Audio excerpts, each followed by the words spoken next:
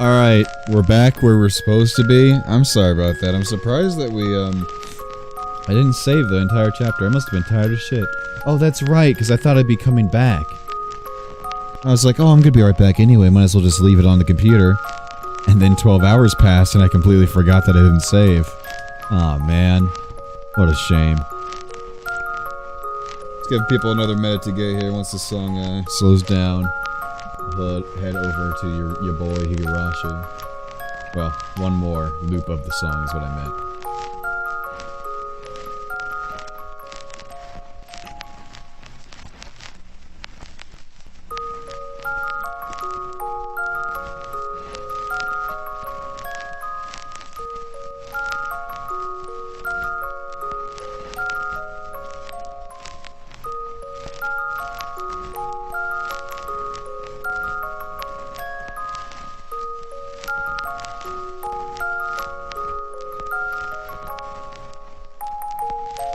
Eat my ass, chat. Down with top chat. Down with top chat. Oh, so down with top chat. We don't need that here.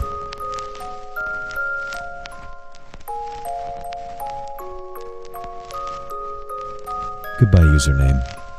Take it easy, my friend.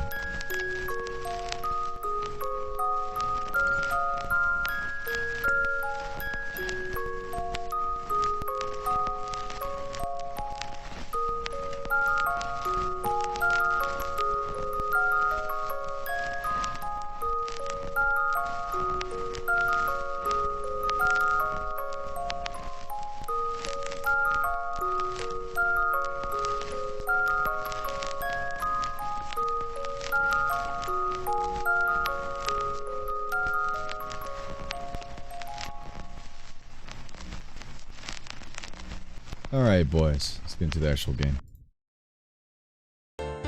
Starting off with Mion. Good morning. Nice job yesterday, Kai-chan. Get into some battle yourself, Mion. Yesterday was fun.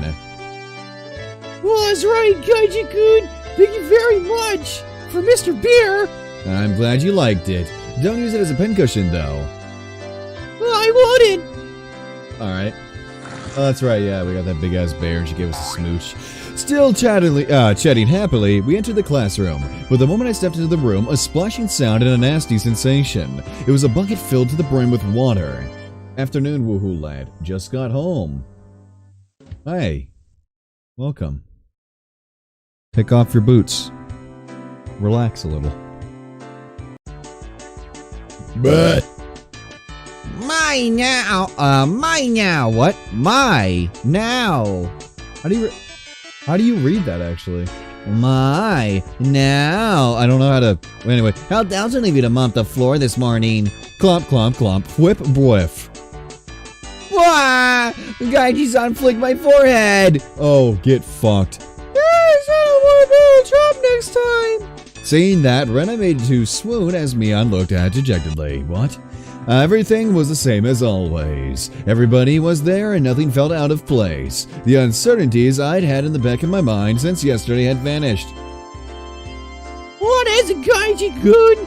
Didn't get enough sleep, maybe? Maybe? I slept like a log, but if you want, I'll do a reenactment during class. You should do that. Mion alerted us and that the teacher was coming, so everyone shuffled off to their seats. Nice bird? Yeah, Lil G, nice bird. Nice bird. Nice bird. Nice bird. Good morning, everyone. So yesterday was the festival. Thank you for all the people who stayed until the very end to clean up. We were all slackers, so none of us actually helped clean up. Actually, I had a feeling that the only thing we did was run around the festival and cause a ruckus. You don't know Nice Bird? Nice Bird. You're not watching Zombieland Saga? Nah, fucking normie. Nice bird. Nice bird. Nice bird. Nice bird. Nice bird. Nice bird. Nice bird. I thought it was the usual stuff, so I was going to tune it out, but then I noticed the different tone in her voice and started paying attention. You may be asking questions. Please don't say anything silly or something that could be taken the wrong way. Do you understand? In unison, everyone replied, yes, ma'am. Oh, it's a ma'am. Okay, well, we gotta put on a female voice then. Oh, that's right, it was a woman. She wasn't that memorable, though.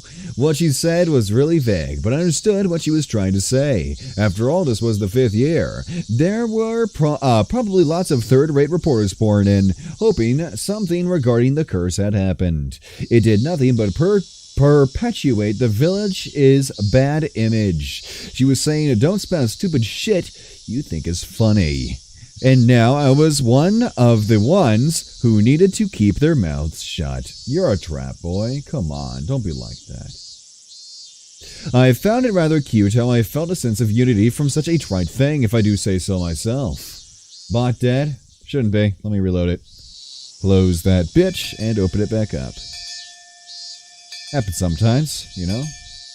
Sometimes the big gay. But whatever.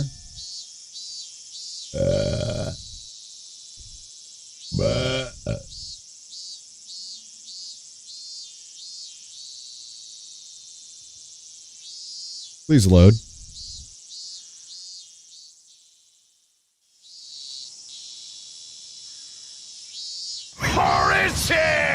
There you go. Dope. I was summoned to club activities after school. Since everybody was pretty tired from yesterday, we just spent the day relaxing. Yeah, that wasn't happening. Alright, so what kind of game are we playing today? Today, let's play a classic game of deduction. What about this one? Oh, a game from overseas. Looks interesting. Objection! The instructions are in English, but the rules don't seem that hard. I won't lose you here. Oh, shit.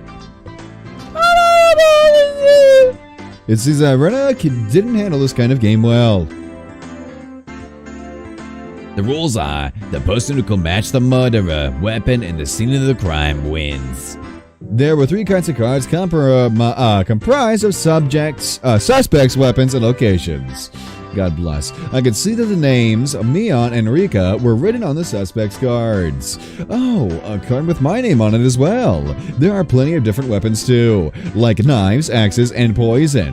The locations are pretty nice too, like the living room, the study, and the courtyard. So basically, you take out one of each of the cards. There are the answer cards. So we shuffle the remaining cards and hand them out. We ask each other about the cards and figure out the right ones.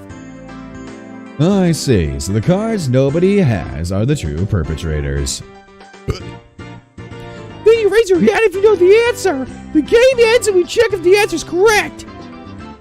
If you're right, then you get a point. If you're wrong, then you lose the point. Since the game ends even if no one gets it right, all the cards are gathered up and redistributed. Oh shit. So this could be endless if everyone sucks ass. You'll learn as you go. You really have to use your brain. You're fast if you don't take notes. Eat my ass. The rest of you can figure out by playing. So, Mion, what's the penalty this time?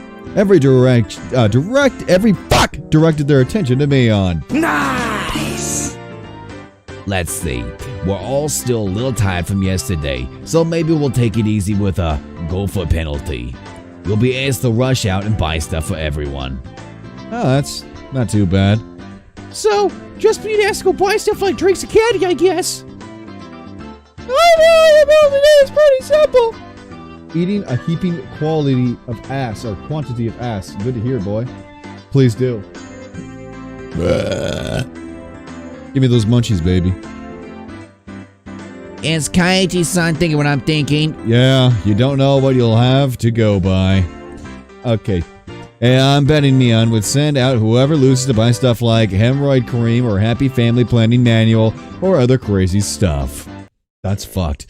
The cards were lightly shuffled and passed out to each player. The real perpetrator, the correct weapon, and the scene of the murder have been taken out, so that means all the cards I have in my hand are incorrect cards. Then I'll go first since I'm the club president, I guess. Well then, Mion, knife study. You pick one suspect, weapon, and murder scene, and ask of each person. If you have any of those cards, then you must say, I have one. However, you don't need to say which one you have. Why that girl dressed like the anime kid who sings the Bean song? Which one? Wait, the Bean song. Ah, that's familiar. Oh, wow. You brought up Dark Past. Oh, I remember it now. I remember it. I don't know. I don't fucking know. Isn't it? I believe it's because it's the, made by the same guy, right? It's Neko? I believe so. Made by the same person. So maybe, you know, made by the same guy, maybe the same character design. There has been hints that both games are tied in some way. And you'll understand that later on as we go on. You'll get it. So,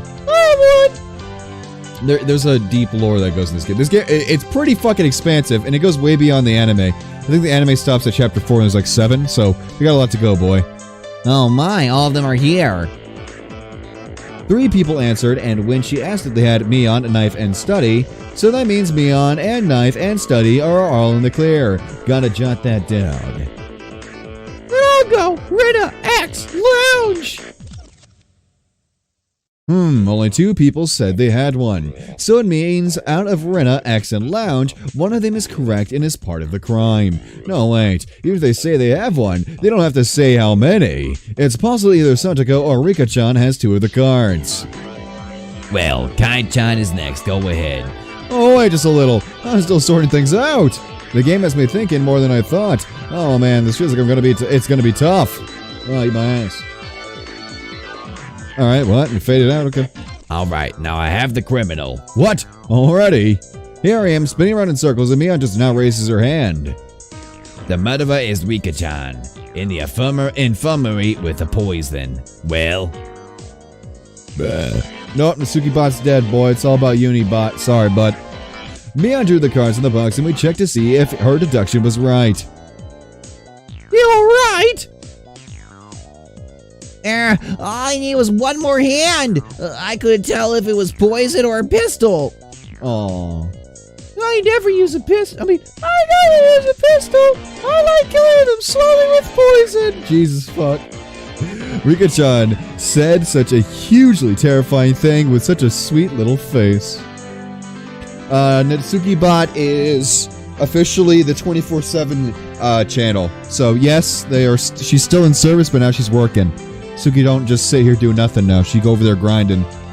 So everyone was making a commotion about how they almost had it. Ren and I were all left out in the cold though. How do you do, Gaiji-kun? I couldn't get it at all. Don't worry, I had no idea either. And how can you both be so unsure? You both end up in last place together at this rate. That's even worse. Going off buying something together as a couple. What if we ended up buying the Happy Family Planning Guide? Oh, they're so adorable though. Rena's best girl. She's a kawaii bitch. Need to protect that smile, let me tell you. Well, not smile, but that embarrassment ugu. You know that shit. Protect that, baby. Protect that any day. Wait a minute. Anyway. I got time for Kaiji, especially that he's not very good in this game. Whoa, that's not true. I'll show you the true power of Sherlock Mybra during the next round. My, that sounds just wonderful. I shall give you quite the thrashing. After that, I managed to get to somewhat grasp the trick behind the game, but I was still always a step or two behind. I saw that Mion had somehow gleaned information from how the others were asking their questions. That level of expertise was just too much. Right, I gotta go. I'll be back. Alright, see you, Mason. The only way I could stage a comeback was if I became ruthless. I tossed out the simple conception of deduction and switched over to the thought process needed to win. The important thing isn't to find out the criminal, it's to win at the game. Eureka! Alright, good shit. Sorry. Need to go to the bathroom. Take your time and squeeze out a nice one. Michan, that's gross! I had them hold off the game and headed down the hall. There was crisp. It showed just how stagnant the air in the classroom was from our body heat. On the school grounds, some of our classmates were still playing around. After spending some time cooling my head, Rena had made her way over towards me. Kaijiku, did you call for me? Yeah, I did. As I got up from my seat, I winked over at Rena. I'm glad it worked out. I don't want to waste much time, so I'll get right to the point. Rena, what's your record at this game we're playing today? She was taken aback. After a moment, she hesitantly opened her mouth. Well, all losses. Why do you ask, I wonder? I could tell from how apprehensively she was playing. The way things are going, I will as well. I can't figure out a way to pull off a last-minute comeback on this one. So, I guess both of us were taking that penalty? Hey, don't accept defeat already. How about we win this? Both of us. But how can we? I brought my lips over to Rena's ear. Whisper, whisper, whisper, whisper. What is that? Penis, penis, penis, penis, penis, penis, penis. Now, where's that from? That's a long time, man. Shit, I don't remember where that's from. Anyway, going on. Well, is that allowed? Did you forget, Rena? The second rule of our society. Do everything in your power to obtain victory.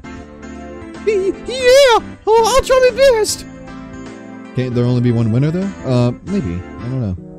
Our plan of attack was quite rudimentary one. At the beginning of the game, everyone would be focused on their own hand for a while, taking notes and whatnot. Since our seats were right next to each other, we'd reveal our hand to each other. If we did it under the desk, then nobody would know. We'd begin the game with twice as many information as everybody else. Having this much information would mean we'd need to investigate less. With this sort of plan of attack, we start off with a big lead over the other guys. Oh, wait, sorry, that was me. Yeah, with this, we could probably win. We both smirked at each other. It was the shady businessman, then Rena was the corrupt senator. Pleasure doing business with you. Let's hurry back. We'll work as a duo to surprise everyone. Hey now, there's no point if we go back together. It would be like flat out telling them we made a little arrangement. Oh, sorry. Then what should we do? Go back ahead of me. I mean, sorry, other way around. Oh, then what should we do? Fuck. Oh, sorry! God damn. What should we do? Go back ahead of me, Rena. I'll take my time coming back after washing my face or something. Okay, got it. There she goes. Rena turned around and headed back to the classroom. I guess I should wait a bit longer before going back.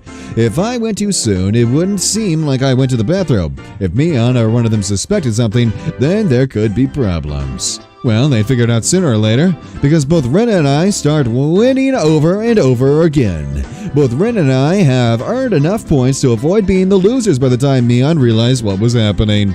Excellent. Not bad at all. Mayabara-kun, may I have a moment? Who is this? It's the teacher, okay. I'll make it sound a little washed out, kind of like this. There you go. A little bit in between of Sakura, not Sakura, of Mion, a little bit of Sadako. Left around there. Yeah, that's a good voice. What is it? I'm a bit... You'll have a guest. Please make your way to the entrance. A guest? It's like I own a hotel. They have been waiting. Please hurry. It was rather unfortunate that I'd have someone waiting for me right before my big match, but I was more interested in the unexpected, I guess. I didn't want to waste my time, so I decided to take care of it quickly. The entryway was a heavy contrast to the hot sunlight and deep shadows. It's your boy! Oh, I love this guy. Forgot his name, but holy shit, I love him. You'll see what I mean. I don't know, maybe you will. But personally, I love this guy. Waiting there looking uncomfortably warm was a middle-aged man, his tie sloppily loosened, and his jacket tucked underneath his arm. You know what time it is. We definitely got to show him the bad. In 3, 2, 1, there's the bad. Oh my god. Holy shit, that belly's massive in this form! Damn! It's straight up like a bee! That foop is Ascension right there. You rub it 3 times, all your wishes will be granted. Holy fuck. Oh, that's the wrong one. What was that? What actually turned off? There you go. That's what I was looking for.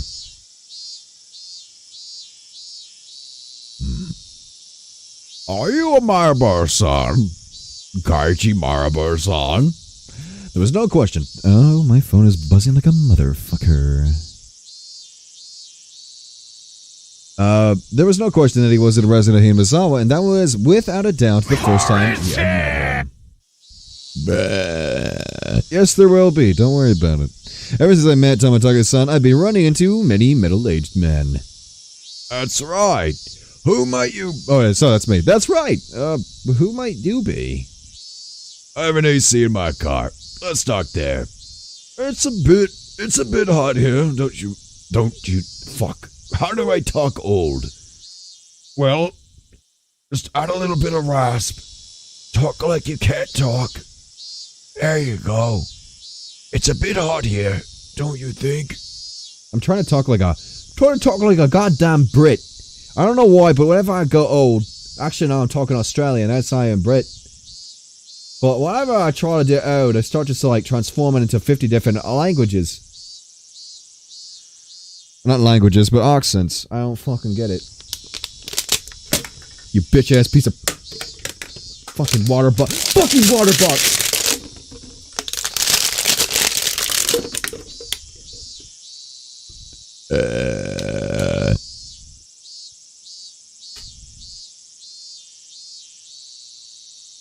The man, completely ignoring my question, pointed over to his car, parked near the gate, and began walking.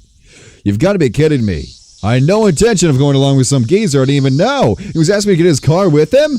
Yeah, now you're realizing the situation. It's hard to say, fucking stranger danger, right? I mean, yes, it's the country.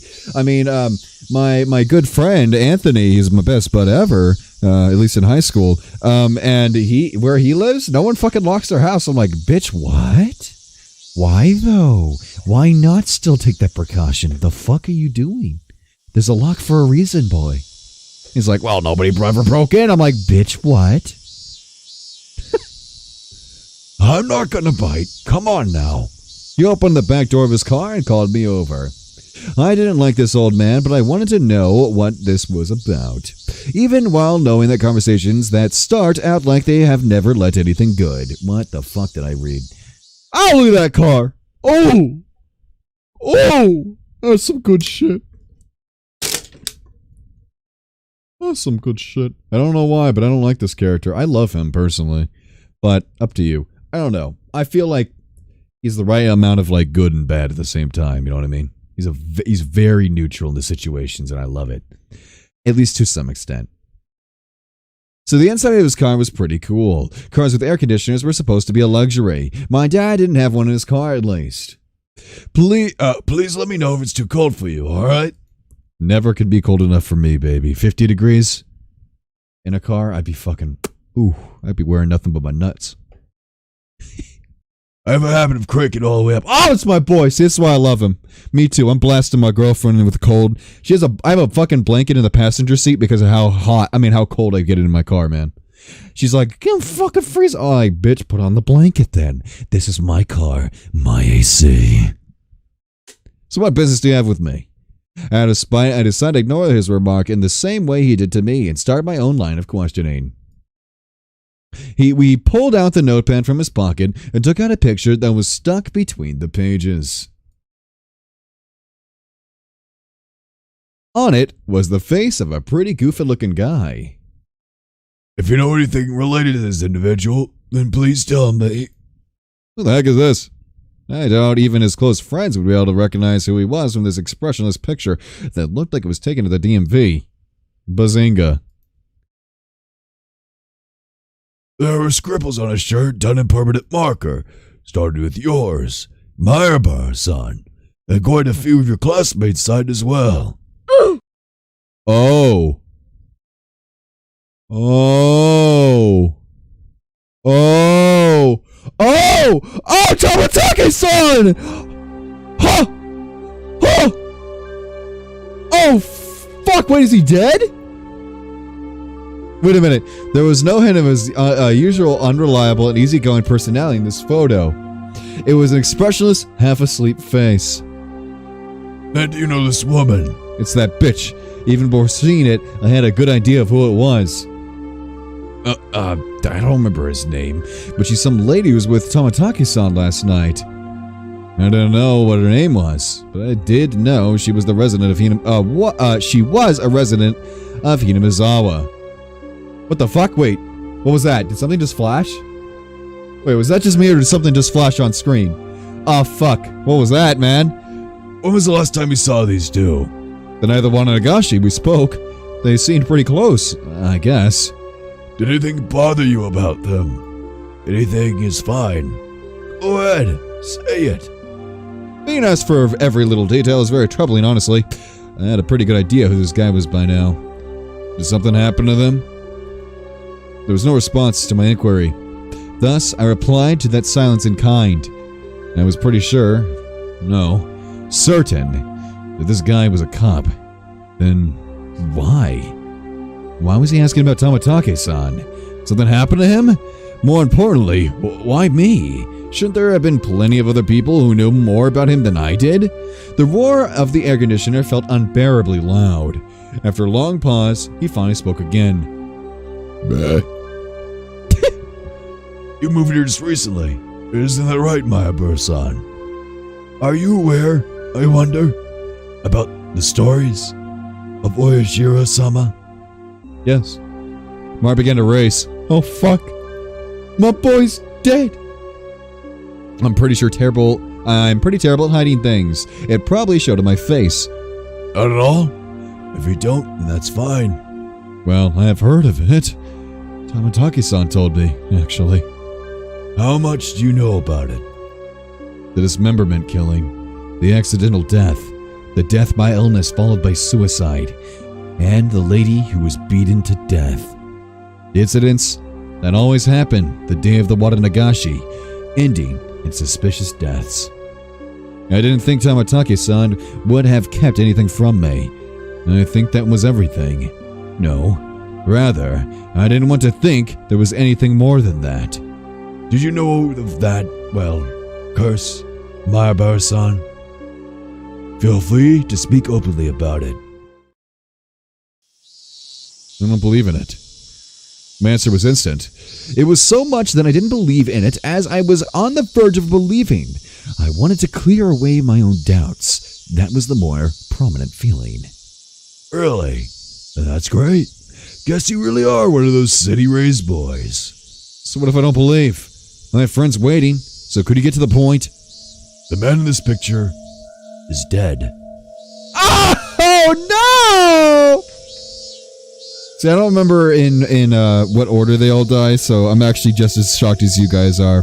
No! Fuck, man! Not Tomatake. So, my mind went blank. Huh? What happened to Tomatake-san? It would seem that he died last night. That was the night of the Watanagashi. Do you understand the implications behind that, Mayabura-san? Implications? Not any of that. Not any. For the cause of his death or for the reasons behind it. The real problem was that he died on the day of the Watanagashi. Meaning this year. The curse of Oyashiro-sama had once again. The death of Jiro Tomatake is still confidential. You can understand why that is, right? I didn't want to understand why. But please tell me. Tell me what happened. It was rather peculiar, this music.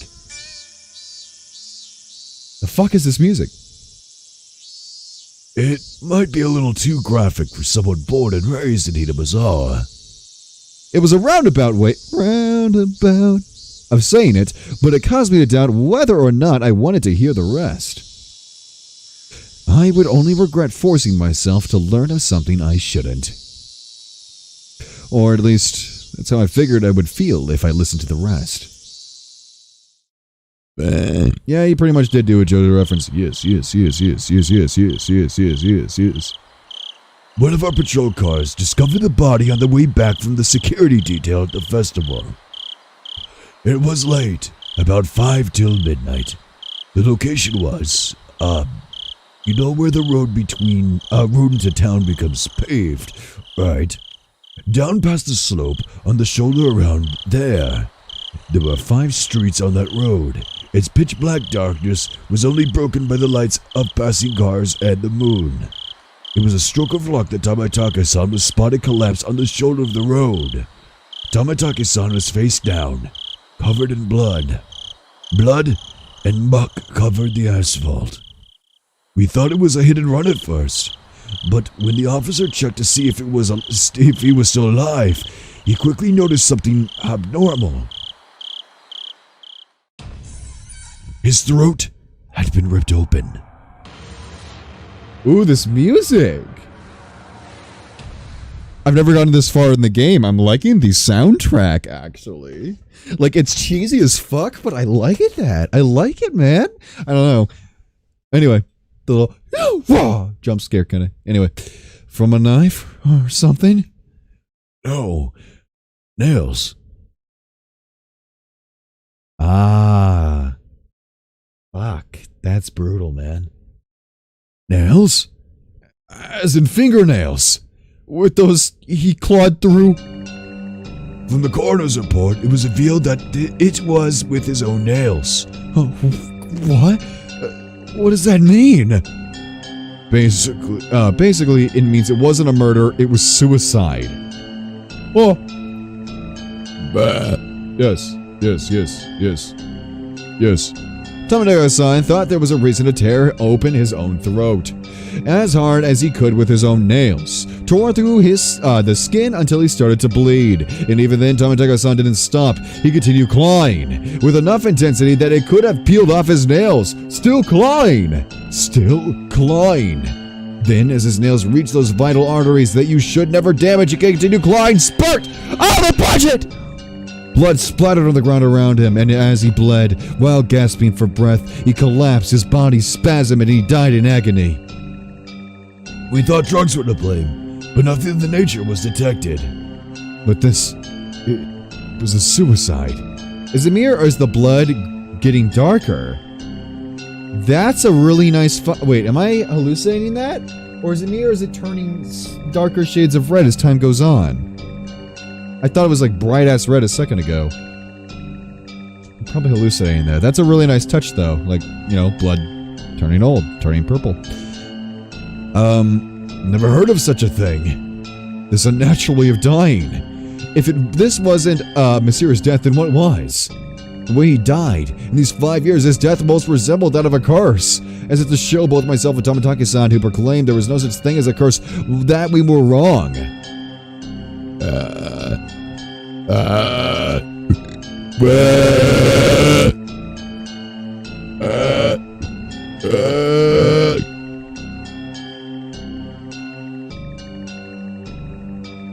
There were a few more suspicious details, from his body chemistry, perspiration, epilation, and so on. We concluded that he was in a state of hysteria right before his death.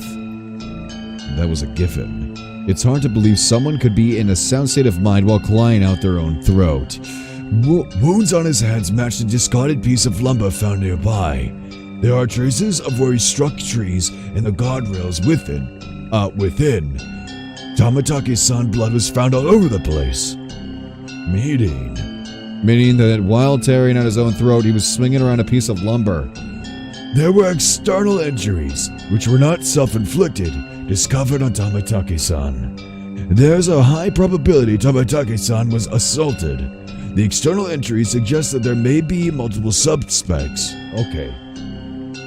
To summarize, Tamatake-san was surrounded and attacked. While wandering the night roads in a state of panic after being cornered, he picked up a piece of lumber and tried fighting back.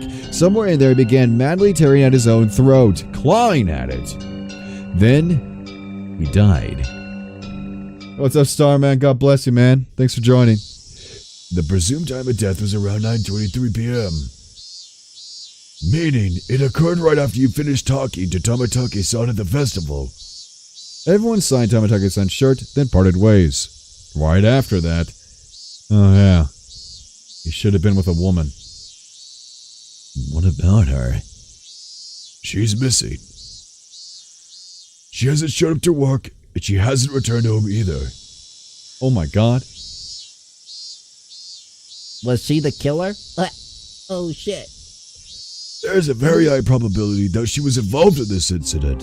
For a while, I could only gaze off into space. I would never have thought that something unfortunate happening to somebody close to me could affect me this deeply. The time I had spent with Tomitaka-san was short, but we went to the same festival, spent time together, and took part in the same competition. He was one of us. A wet yogurt. What the fuck? Is that a Miku Squid? Is that a fucking Miku Squidward in chat? Holy shit! Oh my god! I fucking love you! Marry me! That shit's beautiful! I'm taking a picture of that. Beautiful. Oh, that I knew well. I would have been none the wiser if not for Tomitaka-san, the outsider telling me.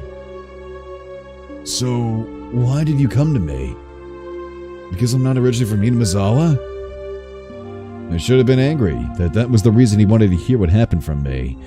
If things go the way they have been, then the conclusion would be that Jiro Tomataki died from Oyashiba-sama's curse. He turned away from me and gazed far off into the distance. The night of the Watanagashi. During that sacred ritual, he callously snapped off photos, angering Oyashiro-sama. That's how it's gonna turn out. I think I'll go to sleep. It's late in my country. Good luck and good evening to all. God bless you. Have a good night, Keegan. Or Keegan. I'm sorry for mispronouncing one of the John. Good night. There's no way Oyashiro-sama would inflict divine punishment on Tomitaka-san. Tomitaka-san had to have been killed by humans, and a cowardly group no less. There's no way I'm going to let this end up being the fault of some curse. To be honest, if an entire place believed in curses like this, you could get away with murder a lot easier just because they might rule it as, you know, the curse. So, it's kind of spooky to think about. So was it humans or was it Oyashiro-sama? Which do you believe in? Is this game real or is this game fiction? We'll find out, won't we? In terms of like, how far gone are we from reality? That's what I like about this game. Anyway, so I think so as well. There's no such thing as divine punishment or curses. The tense mood was cut with the man's hearty laugh. That's how this must be, Maharabar-san. Cooperation from individuals in Imazawa who don't believe in the curse is indispensable. Understand? Thank you. Kiss from France. Oh, you're French. Oh, well, hi. I don't think I've had a French person in chat before, or at least openly French. That's a milestone for us. By the way, did you know the second most common, what's the word? Second most common, fuck, I'm having a stroke. Second most common viewer is from Italy? Interesting, right? Neither Tomitaka-san nor I believe in curses. But with the way things are going, it will just end up with Tomitaka-san's death marking the 5th year. Which would mean that Hinamazawa had rejected Tomitaka-san. That was something I could not allow. Tomitaka-san was one of us. He didn't live in Hinamazawa, but he came every single year. In a sense, he was more of a resident than I was. There was no way that Tomitaka-san could have been cursed by Oyashiro-sama. But there's nothing I could do to help. I have no idea what happened that night either. No. If you see or hear something that draws your attention, then that is enough. If I see or hear, he's talking in the future tense. Okay, so I have a question. If we had Spooktober and it's all spooky games, why aren't we having a No November month where we play sexual games that make us test our will at night? Simply because I am a pussy, and I don't want to take my risks with sexual games. Because YouTube likes to fuck my ass. And while others may get away with sexual things, I know I can't because YouTube hates me. So while I will play sexually a little bit games, I won't be able to play things like Sakura, for example. You know what I mean? If there was a way that there was a streaming service that had absolutely no restrictions on what you could play, we would be playing uncensored Sakura games with the full butthole. But unfortunately, as it stands, the house in which I reside likes to put it in my butthole whenever I try to take a shower. I pull off my little undies, and suddenly, there's a 50-inch cock in my butthole. It ravages my inside and ruins me, taking a little bit of me with it.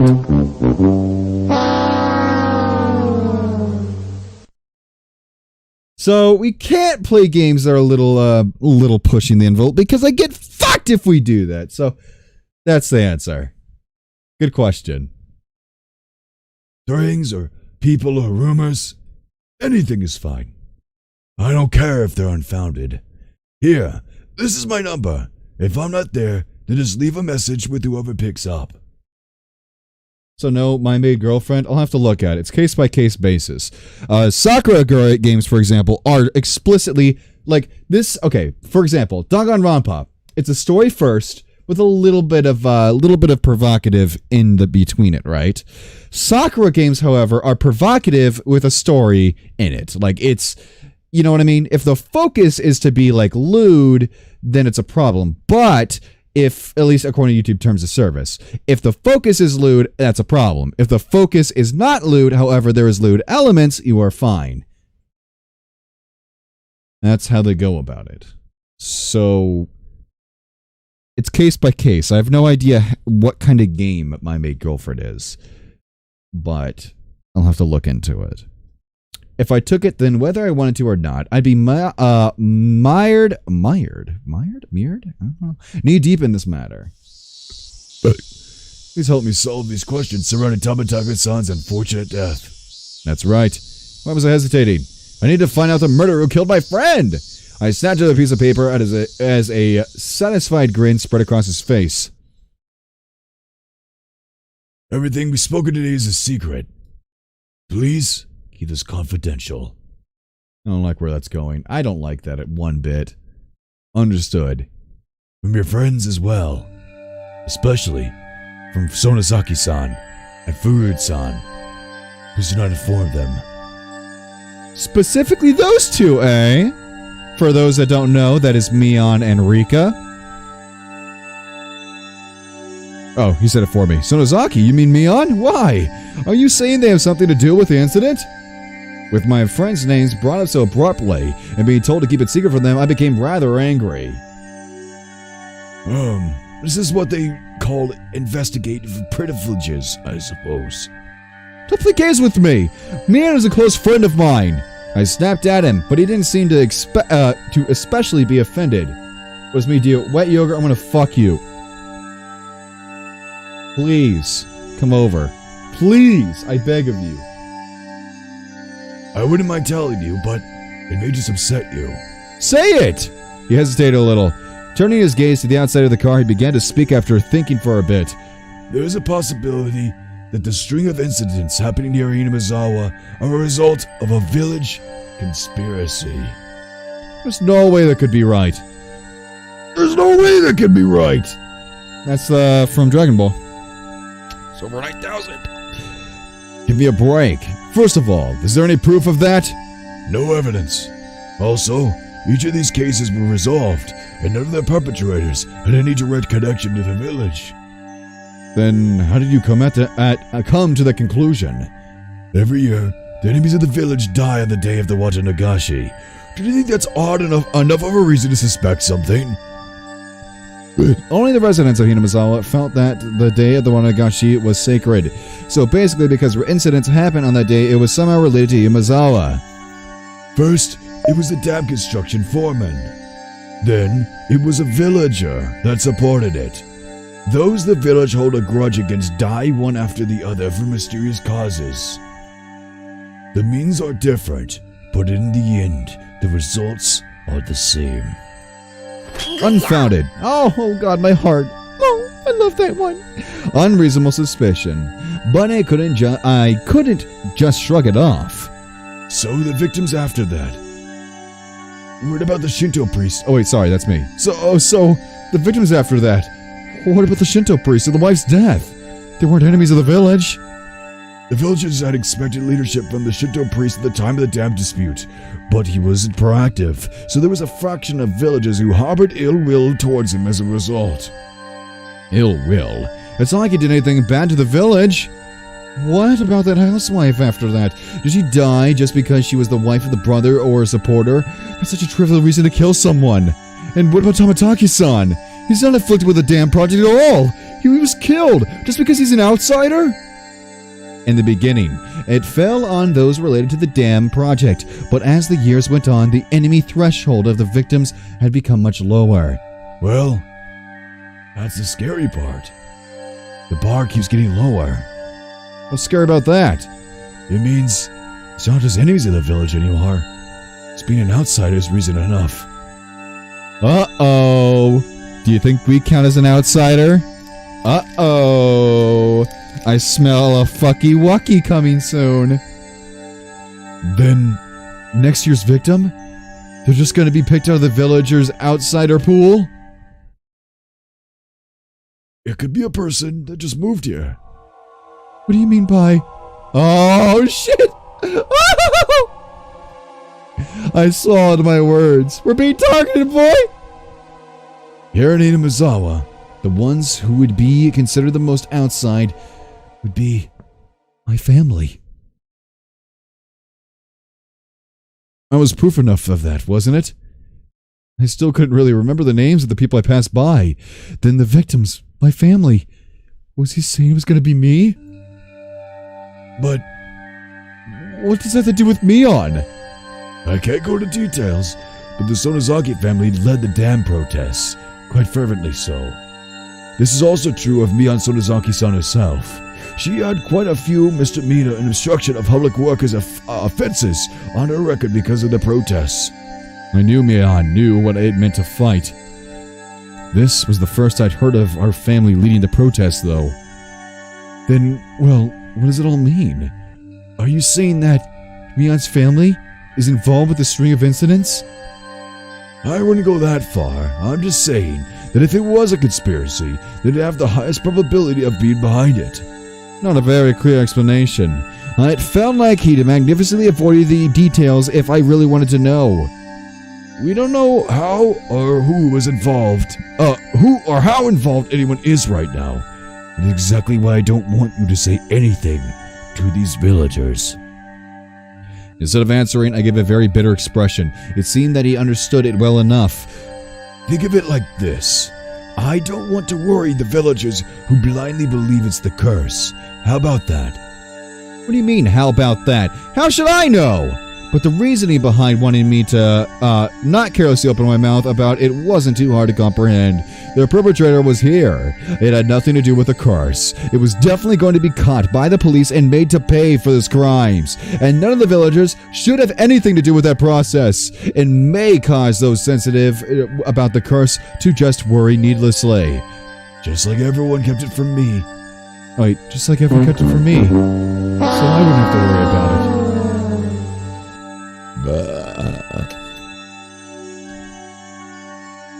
It is now my turn to keep it from them, so they don't have to worry. I was just talking to myself. Unlike me, everyone else who had been worrying over these mysterious incidents yearly, the incident this time probably means a lot more to them.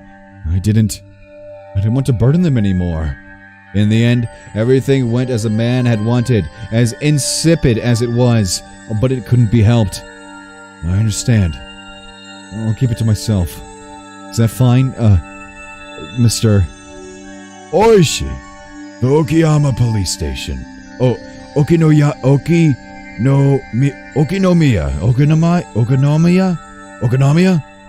I don't fucking know. I'm not really that good at weeb language. You can call me Kuro-chan if you want. Oh no, Oishi-san is fine. The way he said it, it was unpleasant, yet retained hints of lightness. He was a spitting image of a vulgar police officer. Though I'd never seen one this bulky before in the cop shows I watch. I've taken up too much time. Oh wait, sorry. Your friends are waiting, aren't they? They should probably let you go back to them. Ah! The bright light. Bright light. Fuck you. Yeah. The door opened with a click and in streamed the oppressive heat. It was blistering outside of the car. Was it really this hot of a day? It was an almost cruel heat, as opposed to the mechanical coolness inside the car. It was as if the land of Hinamizawa itself suddenly hated me. I felt a little sad as that thought crossed my mind. I didn't mean to suspect your friends. Please don't misunderstand that. I refrained from telling him that it was too late to say something that self-serving. It's fine if you don't want to see or hear anything, Maibara-san. There's enough proof that the village is not involved. I'll contact you if I hear or see anything. But I'm no detective. Please don't expect too much from me. I won't. You don't have to become a detective. Just go on living as you have up until now. What's up, guys? Scarce here. Eat my ass, you fucking beautiful bitch. I love you, wet yogurt.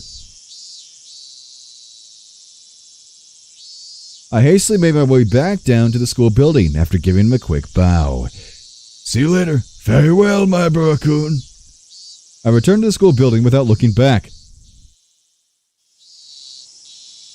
I don't know how much time had passed. I did feel bad for keeping them waiting, but right now there was a lot on my mind. Tomotaga-san's death was hard enough as it was, but to think that there was a possibility of a village conspiracy. Worse still, there was also a chance that Mion was involved? Nonsense. Impossible. Not beyond Rena, Santago, or Rika-chan. It was a group that attacked Tomotaki-san. Who could the perpetrators be? Could it be they were hiding here? Somewhere in Hinamizawa? I don't know. All I could say for certain was that I knew that Mion couldn't be the perpetrator. I'm gonna go grab a soda. I'm having a sugar craving. Plus, I'm getting tired, so I need some caffeine. Be right back.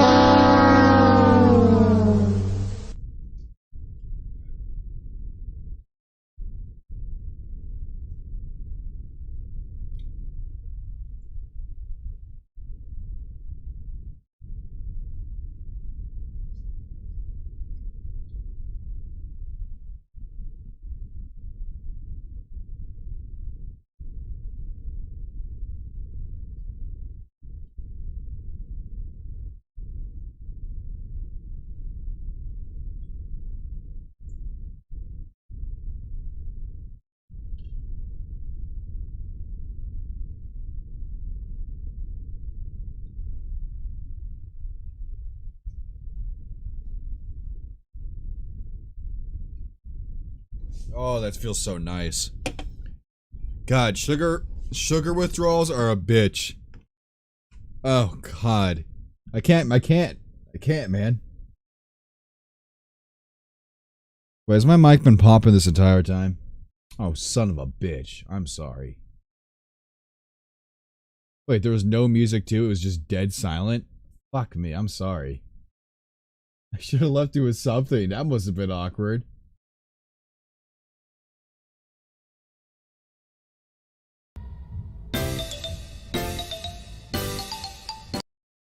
Alright, that's enough of that.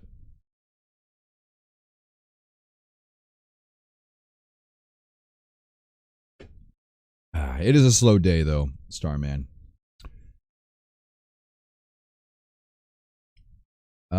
It's me, John, the perpetrator. Huh? I was startled to hear Rena's voice. With the rope in the, lounge. Damn, she's gonna hate us. Wait, shit. Bitches. Fuck. Fuck. Fuck. Fuck.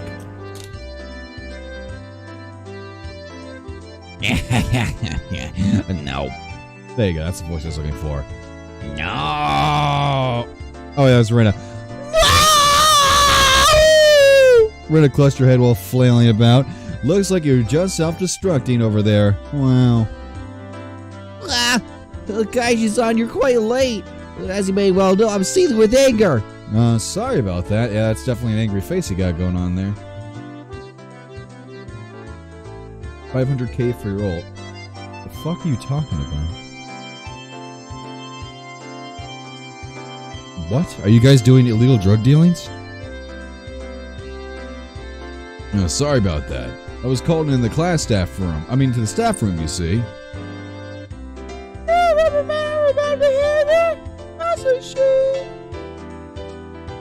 Well, it's been pretty heated over here. Since it's getting pretty late, let's make the next game the last one. If I remember right, I had 0 points. Isn't it pretty much decided that I'm going to be finishing in last place? Don't worry. Don't worry, Kaiji-kun. I'm at -1 points. The heck? Your score is lower than mine. I wasn't even playing.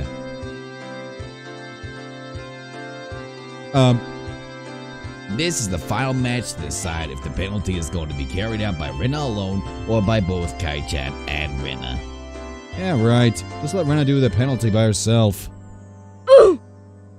We made a promise, Kaiji-kun, that we would both win. I wait all this time, you know. I'm sorry about that. Oh, here comes the burp. Soda does that to me. Oh.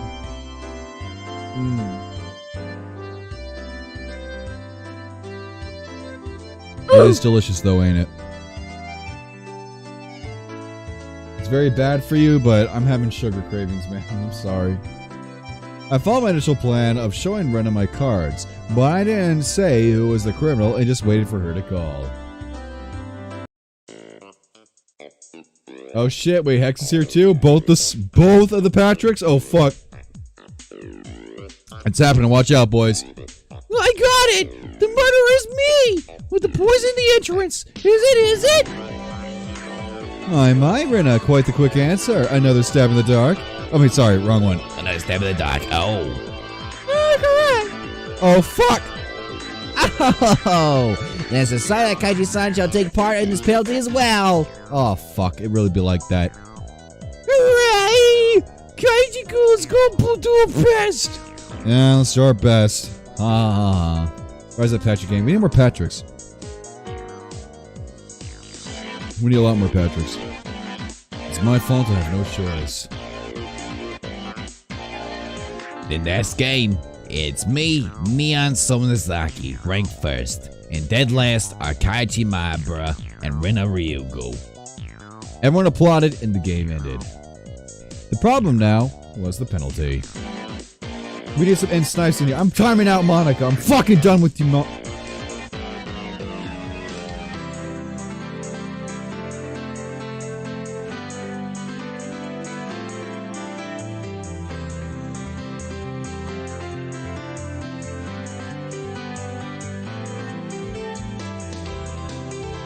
So, now then, I'm ranked first, so I'll decide what should be banned for the goal penalty. Why did she make us buy? I wonder. Let's blacklist the drugstore. That was the aim, wasn't it? oh wait, let's blacklist the drugstore. Ah, gotcha. I don't have any business at the drugstore. This old man's already got a list prepared for you on this piece of paper. Oh shit. Whoa, there's a lot written here. A lot? Damn. What's she making us buy? 2 blocks of tofu, shampoo, conditioner, apple vinegar, fried tofu. The fuck? It looks more like a shopping list than a penalty. Smart bitch. Clever girl. Yeah, yogurt is fucking hot. I want to fuck yogurt so bad. Look at that. Look at the avatar, dude. Like, if that isn't something that makes you lose no November, I don't know what. Like, what you could possibly fucking do. Shit is popping. Yo, Lil G, eat my ass! Shut the fuck up! Go on, question, you little bitch boy!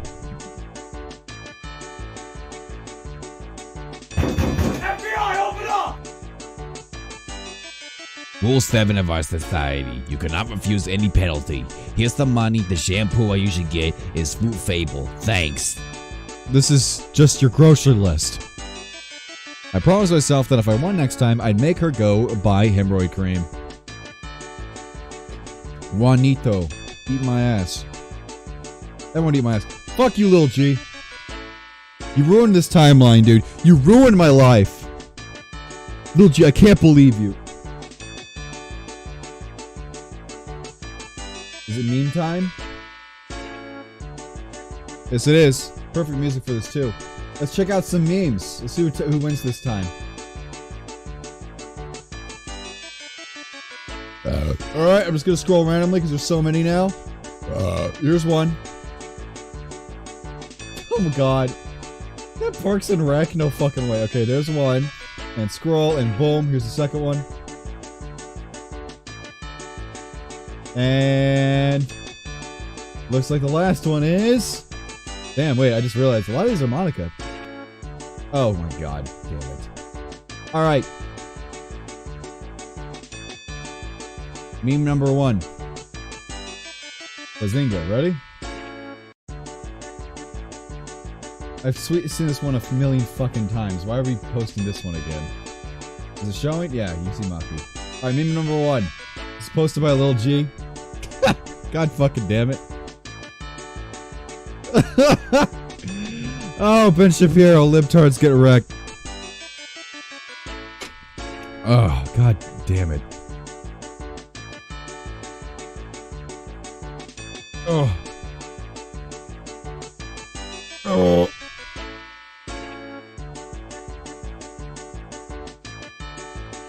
Don't even try, boy. I saw you. Alright, so here's the second one. If you're doing No Nut November, then you're giving up sex because an internet meme told you to. Damn. It really be like that. It really fucking be like that. I mean, true. Your priorities are a little fucked if you believe this. This was posted by, I believe that was... Wait, who was that? Was that Monica? I don't remember this one. Who fucking posted this one? Yeah, that was Monica. Monica posted most of these out here. Here's the second one by Monica. Parks and Rec. I love that show. Do you have any history of mental illness in your family? My sister calls me by my first name instead of Oni-chan.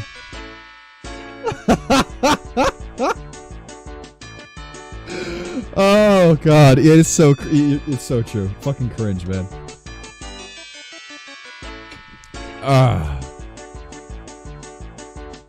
I'm not really into the whole Oni-chan thing. Like, I mean, no, just fucking no.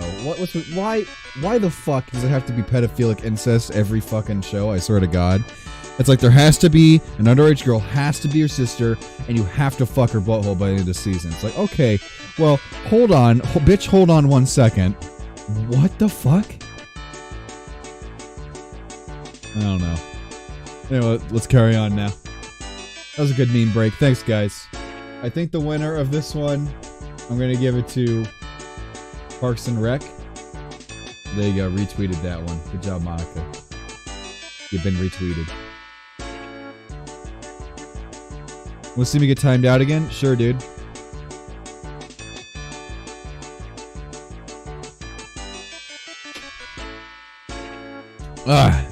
Oh, so you stand on no, like you can have sex but you can't nut? Oh, true. You can masturbate but you just can't nut. Actually, you guys, like, am I the only one that knows the no nut technique? Like, am I the only one that knows that? I don't know if I could do it anymore, but back then, I could. I never, for about a year, I would masturbate frequently because I was in high school, but I never actually physically nutted. Like, no semen came out. However, I had an orgasm every time. It's the no nutting technique. It's actually fucking amazing if you could figure it out. And the way you figure it out is next time you have to go pee, go lay in your shower or bathtub or whatever, and feel where the pee is coming from. Like, you'll be pressing against your taint. So you're gonna feel where it's bulging, and you can feel the flow of the pee. That exact spot. You're gonna press on that. So you're gonna contract your groin area, and you're gonna press on that exact spot mid-orgasm, and nothing will come out. However, you will feel great. Technically, that's a loophole if you could pull it off. And why did I do it? Because I was sick of nutting inside my like shorts and shit, getting it all dirty. I'm dead ass. It's actually a technique. If you guys want to use that loophole, go for it. It technically is, you're not nutting, you're just orgasming. It is a hidden technique, and it was taught to me by a few friends on 4chan.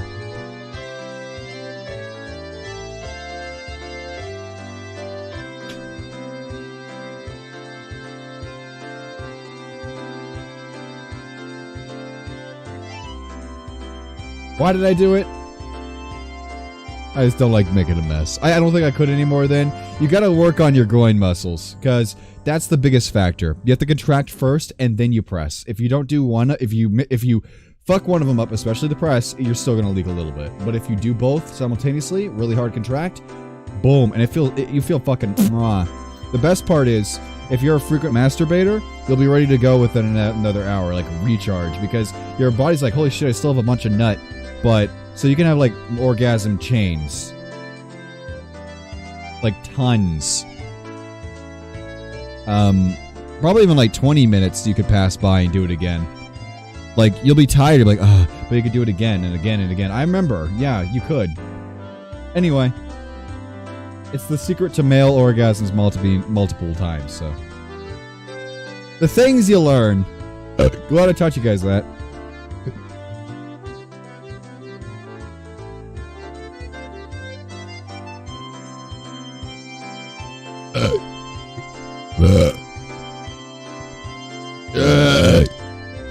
So, Whoa, that was a really big yawn, Kaiji-kun.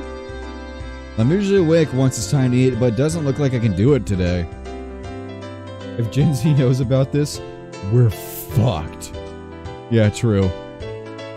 I was watching TV until late last night, so I'm tired right now. Was one of those raunchy TV shows you loved so much on last night. How extremely vile. Don't jump to conclusions. It's perfectly normal for boys, nothing to be ashamed about. God damn, how does Rena fucking know that she's like 10?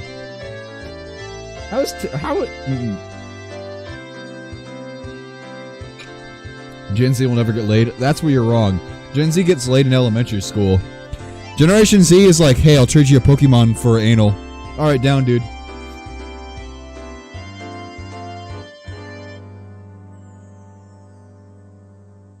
Yeah, you guys can post unlimited amounts you want to. Share everything as long as it's within reason. Don't post anything super fucked. Like, don't post like a dead body, please. But if you have like good old memes, go ahead and shove them in my tweet. Thanks, boys. I want that to be the most commented tweet I'll ever own in my life. So please spam the fuck out of it with any meme you have. Bless you. Thank you for your service. So, could you let me pass out out this lunch break? No, seriously. My, you think I would just sit here and allow that? I'll get really angry if you disturb me. Really angry. A body has been discovered. This was just dreadful. I see you, Yogurt. Yogurt, I want to fuck you. Oh my god!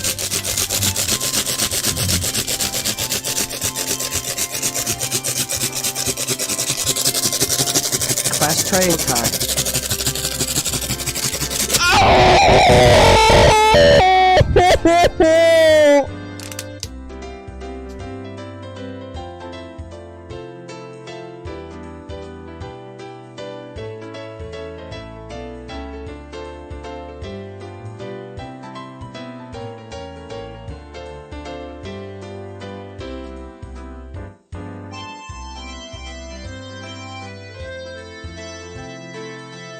Class trial time. I slammed my head onto the desk and drifted off into an afternoon nap. It seemed that Santiago had responded, but I pretended not to hear. Cut it out, Santiago-chan. Kaiji-kun fell asleep. Cut it out, Santiago-chan. Kaiji-kun fell asleep. His sleepy face is so cute. Doki doki, sorry to hear. Hopefully you regain from your mental illness, Miss Mabel. I'm so sorry to hear. You're gonna take him home later. Let him be for now. Let's move over there. I mean, it'd be rude to Kaiichi if we bother them now. Higurashi really is a good girl. Let's not wake him up even when the teacher comes back. I take that back. Oh, that was her again. The excuse that I didn't sleep much last night because I was watching TV was a lie. I was in bed at the usual time, but because of this conversation with Oishi-san that afternoon, I didn't get much sleep. Down with Doki. Doki fucking sucks. Just spending the day like this, it's almost as if the incident with Tomotaki-san didn't happen at all. It made me think, was Oishi-san just trying to deceive me? But it was probably the truth. One thing was certain, I couldn't speak to anyone about it. He wanted my assistance, but I really didn't know anything about it. If I knew I wasn't going to be of any help, I probably wouldn't have listened in the first place. It ended up with me again, regretting learning something I didn't need to know. If I never learned about it, I would, without a doubt, be goofing off with the rest of them right now. I couldn't help but resent Oishi-san for this. Huh? When was that? I heard he wasn't there the next day. It appears he vanished the night of the Wanagashi. Uh-oh. Mion whispered to keep others from listening, but I could hear it clearly. On the other hand, Rena's voice was even harder to pick up. Uh-oh. Uh-oh. Uh-oh. We got some conspiracies going on. It is always okie dokie in my heart. Well, sorry, Starman. I'm going to go ahead and snipe you. That is racist. I don't want that in my chat. Do not say anything about Odoki. That is a racist slur. Unibot, I'm also going to time you out because that is a racist depiction of the PlayStation Portable. It couldn't be. Are they talking about Tomotaki-san? It take. Not sure. That's all I know. I wouldn't have to feign ignorance about this topic because I needed to keep it a secret. Rather than waking up and being forced to lie and to join a conversation, I'm going to time out Wii because he's a cop car. It was much easier just to sit here and pretend I was asleep to listen in on their discussion.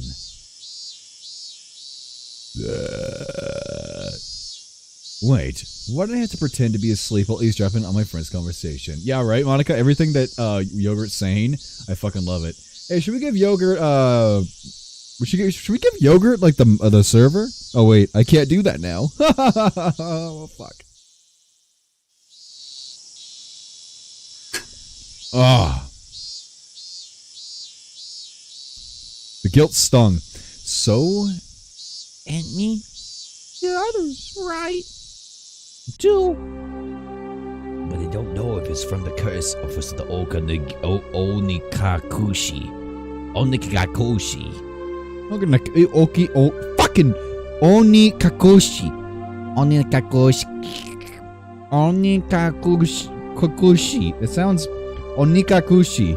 Onikakushi. Fuck. To be hidden away by a demon. I don't know if I'm fucking saying that right at all. Give me that.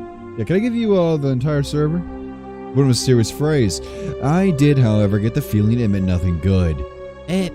Oh, they're another right? Right? If it's OSD or Thomas curse, yeah. But, this bad rule? Grandma and the mayor talked about it. Seems like they wanted to take the police about it beforehand. They said they'd take care of whatever happens this year without causing a commotion. And without us knowing it, someone had them, you mean? Maybe. Next could me, I wonder. Don't worry, you got home safely. But it's not allowed, right? Yeah. I wish I could. I don't have that power. That was a long time ago. Let's stop talking about this. Amidst the uncomfortable mood, both of them went silent. The entirety of the conversation was still a bit unclear, but a few parts caught my attention. First of all, the term Oni Kakushki. That's Kakushki. I keep trying to say it like I'm fucking Russian. Oni. Okay, let's get a full on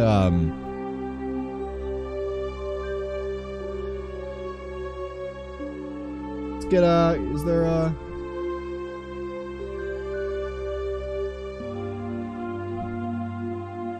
right, hold on. Unikakushien. Unikakushien. Onikakushi. Unikakushien. All right, so I was right. Onikakushi. It just sounds Russian as fuck, doesn't it? Onikakushki. Right? To be demoned away, but the context it was used in, I would guess it's similar to being spirited away. I suspect that that was what it meant because Tomitake-san and that woman, it really bugged me that I didn't know her name, vanished after the Watanagashi. The next thing that struck out when Rena was what Rena said. There was another one, right? Mion also said, If it's Oyashiba-sama's, yeah. oh wait, If it's almost Shiya-sama's, yeah. responded her to something. If it's always Yosama's curse, then there had to be 2 victims. Is that what she meant? Come to think of it, I remember Mion saying at the beginning that they didn't know if it was from the curse or if it was from the case of Onikakushki. God, I want to fucking say it like I'm Russian. Onikakushki. It seems that the curse and being demoned away are different things, and they were phenomena that were paired together. Only babushka. I know, right? Doesn't it just fucking... I don't know. Wait, both of you said at the same time. I want to fucking kill you. Can we time out Wii again? Because, I don't know. Fuck it.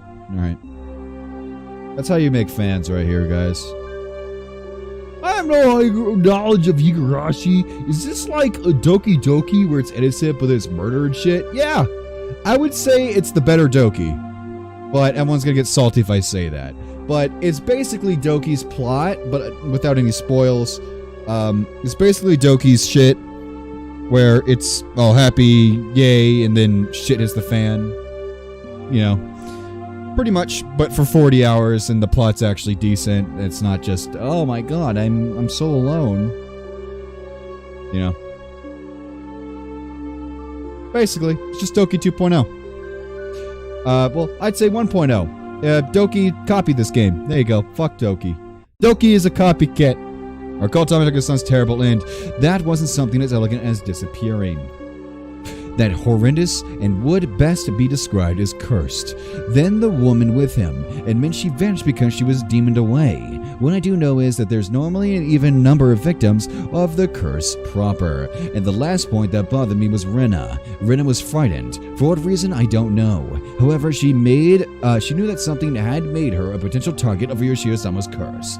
Personally, I think it's a very underrated show and visual novel. It really pains me to see that there's not a lot of love for it. Meanwhile, things like fucking My Hero Academia are like, whoosh! Whatever. If I recall correctly, Yoshio-sama should be the guardian deity of Hinamizawa. Isn't a guardian deity supposed to defend the citizens and drive out invaders? If I recall correctly, yesterday Oishi-san said that originally the targets were enemies of the village, but recently there was no longer any distinction between them or regular outsiders. But if that was the case, then I would think that I'd be the more likely target, having moved here more recently than Rena. From her composure, I could infer that she was grimly certain that she would be next. I should probably relay what I just heard now to Oishi-san, informing the police of what I heard by eavesdropping on my friends while pretending to be asleep. It made me feel terrible. It raised a few questions and left me with a bad taste in my mouth. Would it be better not to seek the answers to those questions? As I continued to learn more and more, I felt like I'd fallen past the point of no return. I would definitely regret this one day. I would definitely regret ever having learned of these events. Hey, happy ass music! Whoa, baby! Whoa, whoa! We're out there getting puss! Gotta love it when games do that. It's like, oh shit, there's a conspiracy going. Oh my god, I just won the lottery! The teacher approaches. Kaichi sound. You must be awakened. In the distance, I could hear the ring of the handbell signaling the start of afternoon classes. Gah, I couldn't sleep at all. I hastily opened my eyes and raised my head up. I was in that moment when I leaned against the back of my... Ah! There was a thumbtack stuck on the back of my chair with tape. Ooh! Got him. Circumstantial evidence was enough. So cool!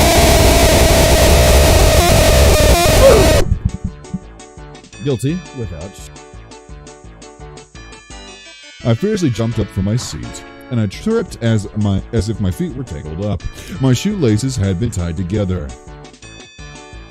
Not bad, Santako. When I was sleeping, you were able to conceal your presence and was able to pull off this fine piece of work. The teacher came in right as I was about to pull off my shoes and tackle Santako. Oh, did you not notice that our teacher had arrived, Kaji-san? Take your seat. Clomp, clomp, swish, whiff. Not caring one bit, I made her eat a flick to the forehead. Ooh! Aw, big cry. Oh, by the way, welcome back. Don't judge me. Yes, someone has died. Tamataka-san is dead. And now we're in a conspiracy to figure out, was it a curse or was it a person? Let's find out. Do you believe in the spirit or do you believe in the physical? I could hear that character model. God fucking damn it. I love this person. Are you? Please don't be an alt. Please be a new person. Yogurt, please. Guys, sauce being made. Hey, don't pick on the younger kids, my barcone. Apologize to her. That sounds like it'll stick out her tongue at me, that little brat. Come on, my raccoon. Yeah, I apologize. Sorry, Sanako-san. In any case, I apologize even if it was in a completely sincere tone of voice. Amnu, I really hope you are. Let me see your account.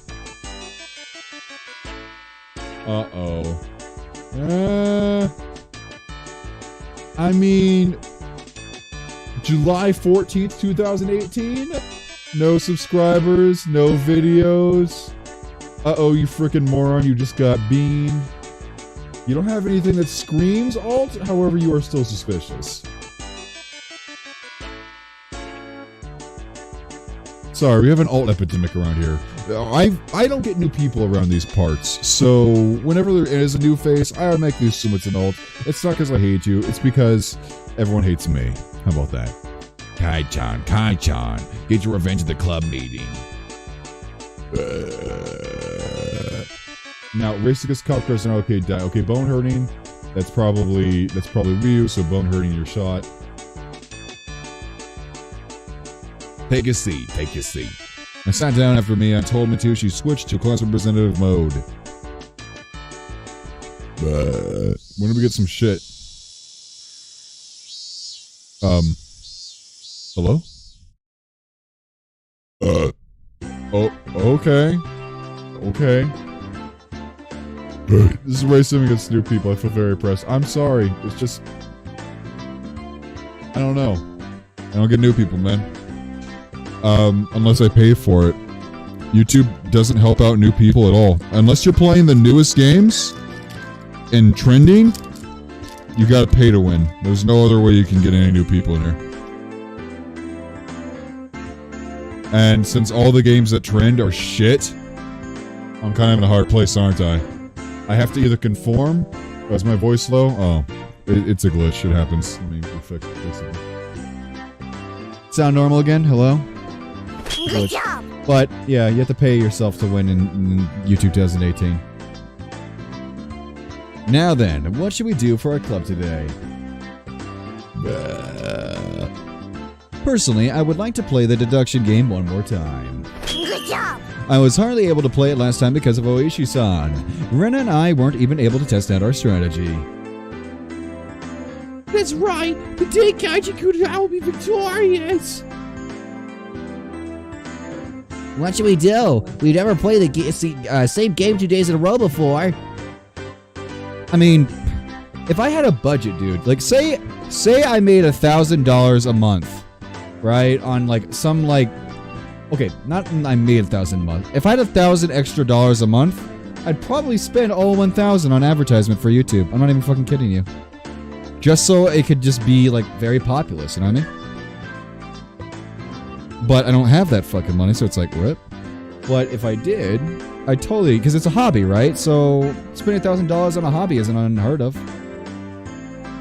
Do not try asking me. I know some people that spend like several thousands a month. Like gun people, for example. You can spend a lot easily. So Mia looked over her shoulder as we made eye contact. She gently tapped her palm with her fist as her face suddenly lit up. Oops, I completely forgot. Need to go help my uncle today. I mean, sorry guys, not today.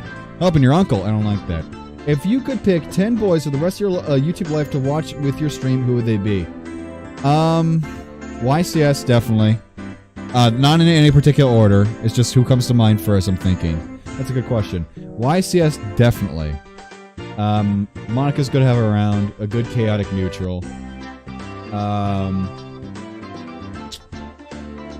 Before Matt's falling out, I loved Matt, but I don't know if he counts anymore.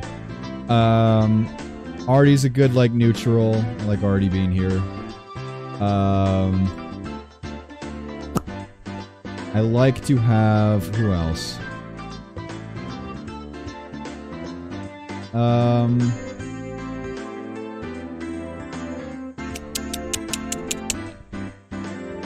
Like... I mean, I want everyone to be here, but if you're going down to 10, it's pretty hard. I can't think of, like, you have to give me time for this, but definitely the ones that come to my mind first is definitely YCS because he's fucking funny. I love Username. I love Username. Here, this would be easier if I pull up a list. Let me pull up my most watched people. Hold on. I can tell you really quick if I pull that up. Currency, highest currency points. So, yeah, YCS, Slow back in the day. I don't know if he counts anymore. Mason's pretty funny to have around. Apollo's fucking AIDS. I like him too. Got 10 Lamau. Who else?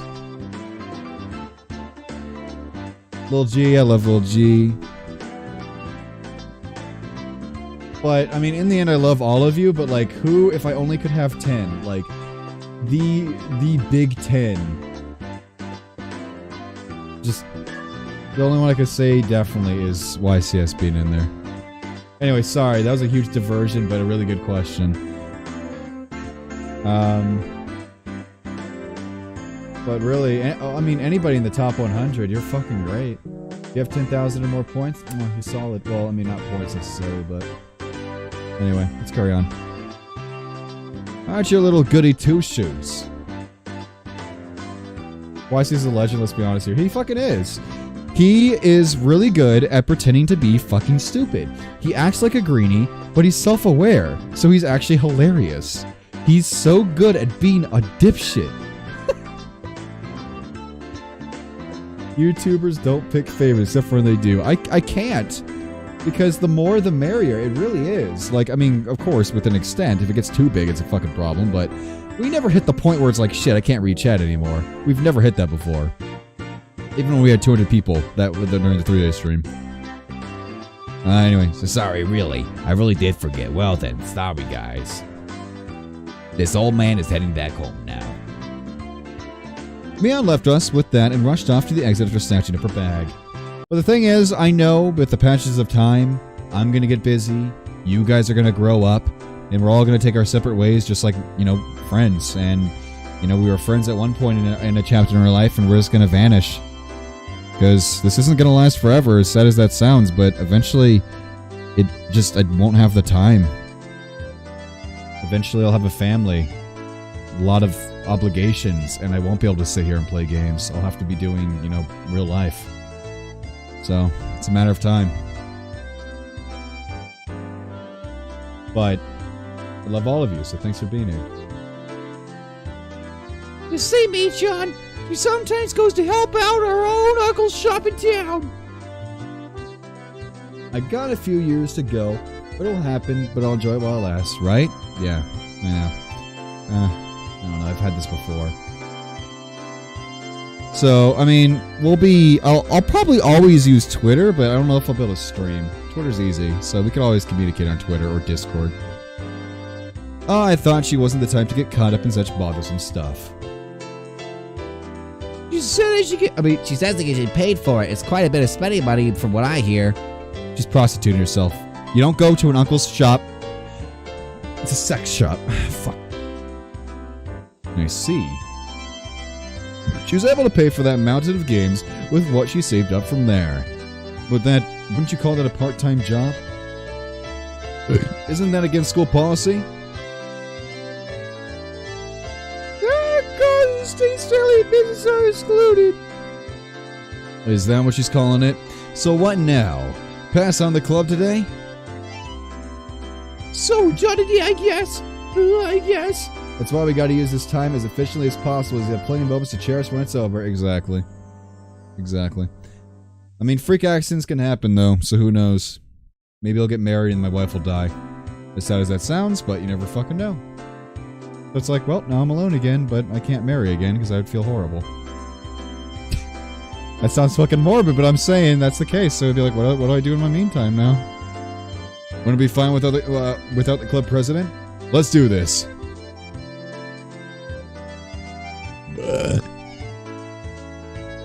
I opened the club locker and began searching for the deduction game for that ever-glowing pile of games. Alright, see ya, X. Ah, here it is. The deduction game from yesterday. Man, I had to stop just when I was getting the hang of it. At the very least, I wanted to repay Santako for what she did during the afternoon break. Eat my little ass. Just use your pink daughters as a backup wife, SMH. I guess. Well, I don't mind, but is that fine for Renaissance and Rika? If Kaiichi-kun wants to do so badly, what am I paying for a bed? It's probably good we have everyone together. When she says it like that, I wanted to go shopping if there wasn't a club meeting today. I'm going to buy soy sauce and other things. Wait a minute, I just realized there's 3 girls on screen. Best timely.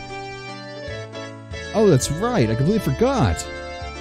Well, I guess since it's been a while, I should go treasure hunting. What's this now? Everyone was no longer in the mood for club activities. Oh shit, well, we all gave up. That's sad as fuck. This is exactly what's gonna happen. I'm gonna be like Mio. I'm gonna be like Mion. I'm gonna be like, guys, I'm sorry, I gotta go work for my uncle. Or I gotta go work for my boss. And you guys are gonna be like, well shit, there's no stream, what do we do now? Well, I'm gonna go dumpster dive in the trash because I play Smash. If I kept on trying to push the matter, it may make them realize I had a trick up my sleeve. Ah well, I'll give up this time. Man, I really was looking forward to playing it. I shuffled through the cards as if I was still caught up on it. And the next opportunity, I shall give you a sound thrashing. Oh. The murderer is Santako! The murder weapon is the pistol! It was you after all! What do you say? Did all just... Santako looked through the cards on the desk and stuck out 3 of them at me. The murderer is Kaiichi, in the lounge, with the rope. I don't need no rope. I want to string you like this. Oh shit! No! God, you started such a beast! Wait, are you actually choking her? Stop! Stop! I'm not okay with this. Well, I guess it's good to know. It's good that I got that out of my system. Holy fuck! Don't choke lollies! Don't choke lollies! God fucking damn it! Oh shit! You made her cry! It really be like that. What? I remember this Kaiichi-san! He is on a plaything for quite a while. How unfortunate. Nah. Oops. Nah. Cute. Would you rather loot or choke the lolly? Choke the lolly, I guess. I mean, I don't know. What lands you in more problems? Domestic abuse or sexual assault? I need to look up the legal term, but if a domestic abuse is less of a crime, then I would domestically abuse before I would become a pedo. In any case, I don't know though. If the question is literally, do I have 2 choices? I'm gonna go for the least prison time. As we got ready to go back home, I already helped gather up the scattered cards. I suddenly paused. They were just the suspect cards, but I noticed something strange. Rena, Satoko, Rika, Kaichi, Mion, Satoshi. Huh. Satoshi?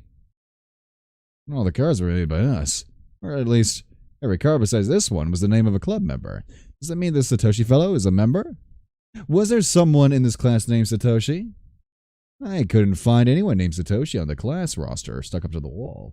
The conspiracy runs deeper? Question mark? Oh, there's Higurashi. That's never a good sound. This is a totally safe conversation the FBI won't worry about at all. You know, if I had to fuck a 5-year-old... Oh, God. You're right. We're just so nonchalant about it because it's like, it's completely just like without the realm of possibility. So I'm just like, well, if I had to, but definitely I would never. Please no.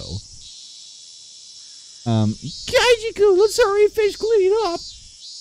Being rushed by Rena, I finished up quickly. Sonic and Rika-chan had already headed merrily for the lockers, so we were the only ones left in the classroom. This game would be 100 times better if you were on acid, to be honest. Okay. Right now, Rena had already gotten her bag and was ready to leave. Rena, there must be quite a few people who transfer to school, right? Actually, I think marijuana would be good, because this game does a lot of paranoia. So if you were to overdose on edible marijuana, I think you would actually love the bad trip in a way. You know what I mean? It would make the paranoia real as fuck. So I tried asking Rena in a bit of a roundabout way. Roundabout. Rena made a troubled face and then answered. Yeah. Minazawa was a rural town, right? Some people transfer out every now and then. Then is Satoshi another one of those transferees? Sorry. I don't really know. Uh-oh. Conspiracy grows deeper.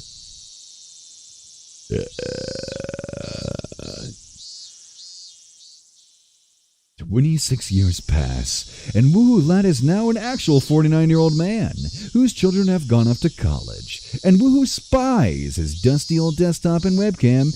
He fires them up. That's pretty fucking cool. If I'm not homeless at that point. But the answer was pretty much immediate. See, I'm such a dreamer that I'm probably going to go homeless one day. If only for a little bit. But I have a feeling one day I'm going to be homeless. I'm not saying to be mean. Just last year, I transferred in, so maybe I just missed him. So I didn't hear much about him. Sorry.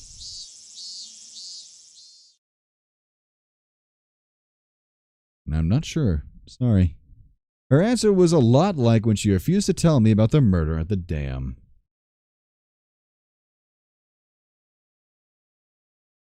Another one by Monica. His subscribers get a notification on their phones, having seen him for 20 years. How have you guys been? He says as a tear rolls down his cheek. That's fucking insane. I probably would cry, to be honest. Good memories. That's why I'm doing this, because I know we're ending. We're hitting the end of our stream life. We're hitting the half-life, if you will. So that's why I'm doing these wall scrolls before it's over. I'm their friend, aren't I? Friends don't keep secrets from friends, do they? Though I do appreciate that they kept that unsettling curse thing from me. But if everyone is worried about it, I'd rather be worried with them. That's what it means to be friends, right? For a moment, I wondered what kind of face I was making then, with these mixed feelings of sadness and annoyance. Kaiji-kun, you're making a scary face. Why is it? Why? It was probably exactly the kind of face Rena said it was. It appeared my grim expression had frightened her. Oh, sorry. I was really looking forward to the club today. I'm just feeling down about it. I rustled Rena's hair. Let's go home. Dragging that awkward move with us, we headed home.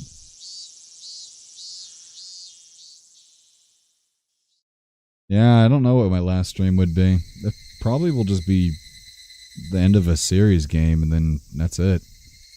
I'll just say, hey guys, last stream.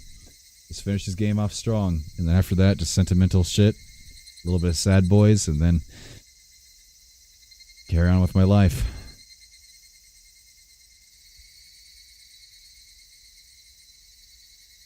I wonder why. Why have I been getting this dumb feeling lately? I don't know anything. I had nothing to worry about. I was just enjoying my everyday life. My long outstretched shadow gave no answers to my naive inquiry. Chaichi-kun, are you tired, maybe? Maybe? Rena timidly questioned the reason behind my mood. I'm sure my expression made the situation even more unsettling. You think so? Yeah. You seem to have been a little out of it ever since this morning. Maybe a cold? Physically, I was pretty sure I was in perfect health. It may not seem like it, but I've had a perfect attendance since elementary school. Rena continued on since I didn't give her an answer. It could be that the fatigue from moving is finally caught up to you. It's completely different from where you used to live, after all. But Of course, you've gotten tired. So there's so much you need to get used to and remember. Maybe that's it. Yeah, it has to be. Rena was also like that at first, too. I can tell, you know. I wondered if Rena also experienced a slight bit of alienation last year that I was feeling right now. Thinking so, I felt that she was the only one who could understand how I felt. I'd like to hear... I'd like to hear about when you first came to Hidemazawa. How was it? Feeling I had been drawn into the conversation, her face suddenly brightened. Oh, wait. That was her? It was the same as Kaichi-kun. No, I didn't know the villager's name at all.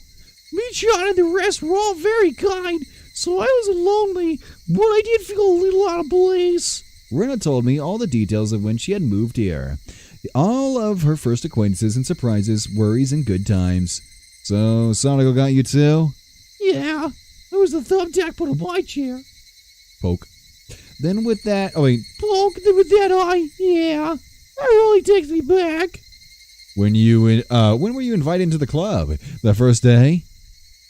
Nah, there wasn't a club at the beginning. It was formed partway through.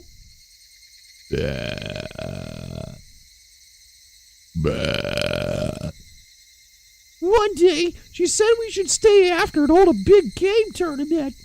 Come to think of it, Mion did say she was the first club president. Now I get it. This is a secret, but Michan used to be really bad at the beginning. She'd never win. Huh? Mion? Really?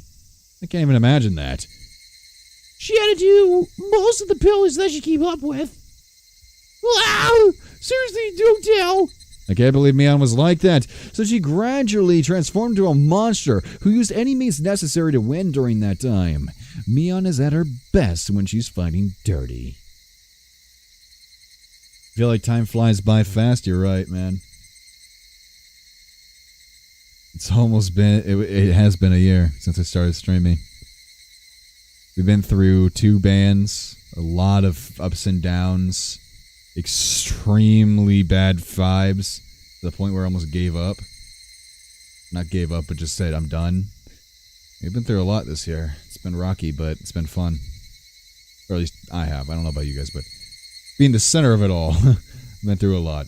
So it might have only been since he moved here that I had finally felt like I had gotten used to it here. Oh wait, sorry, that was her. I got used to it here. I guess Rena, who had also been left in the dark about Oyashio-sama when she had just moved here. I guess when they finally told me about Oyashio-sama, I'd be considered one of them. I wonder when I'll finally be considered one of them. What? You say something? No, sorry. Just talking to myself. God, you're silly. Rena was poking fun and laughing at me, and I couldn't help but laugh as well. But I suddenly stopped. Then, after making up my mind, I spoke. Hey. Oh, there's no music. Hey, Rena. Is there something that everybody's keeping from me? No. Not at all. You're lying, aren't you? Rena suddenly stopped. Her expression was cold and intense. What do you mean by that? Oh, oof. I don't know about you, but that made my skin crawl a little bit. Kaiji-kun, Her tone was still the same cheery and lighthearted one as before. you are. Aren't you? Give me something for me. After understanding what I meant, her expression grew even more intense. Seeing that face, I regretted saying something so rash.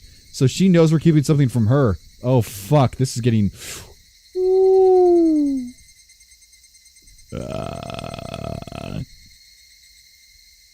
But she came back at me in a way I didn't expect. Oh, shit. Oh, God made me... Oh, look at those eyes, bro. Oh, we hit that point in the game now, baby. Oh, shit. Those are way creepier than in the anime. Well then, Kaiji. Well, how should I voice it? I'll go into like a more serious voice. Well then, Kaiji-kun. Aren't you keeping something from us? Uh-huh. Her tone didn't change, but it was the first time I'd seen this expression from Rena. With how her gaze pierced through me, I couldn't believe this was the same Rena. Aren't you? Lies or secrets? Aren't you? You are. Secrets. She didn't actually say that part, but she looked as if she did. The incident with Tomatake-san and how I felt alienated from the group. Even without having to think about it, there were things I knew that I felt guilty about. Let's quickly peep. This might ruin the mood a little bit, but I'm really curious. Wow, that's shit. They really... Wow. I'm really glad they remade this. Wow, that looks like shit. That does not carry anywhere the same expression as this one. Anyway. But I didn't tell everyone, about what happened with Tomatake-san to be considerate. I was keeping it a secret, just the same way they didn't tell me about Oyashio-sama. Aren't we even? No, I'm not. No lies, nor secrets. Liar. Answer was instant.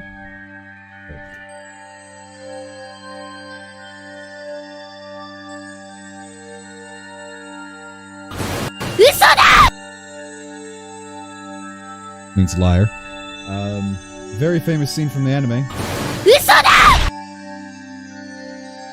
Rena stared as if burrowing through me, watching me like a hawk. Why would you say I'm lying? Didn't you say they were called into the teacher's room yesterday during the club meeting, Kaiji-kun? I know. You didn't go to the teacher's room.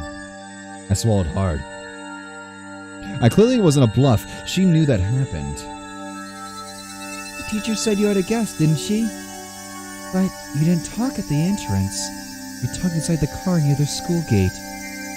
Uh-oh. With some man we didn't know. Rena knew everything. She knew that I was called up by Oyashi-san, and that I heard about the incident with Tomatake-san as well. Did she know all of it? Exactly who was that man? I don't know him. Why did someone you didn't know have business with you? I don't know that myself. Then what did you talk about? It has nothing to do with you guys. It was a lie. Oh! There it is.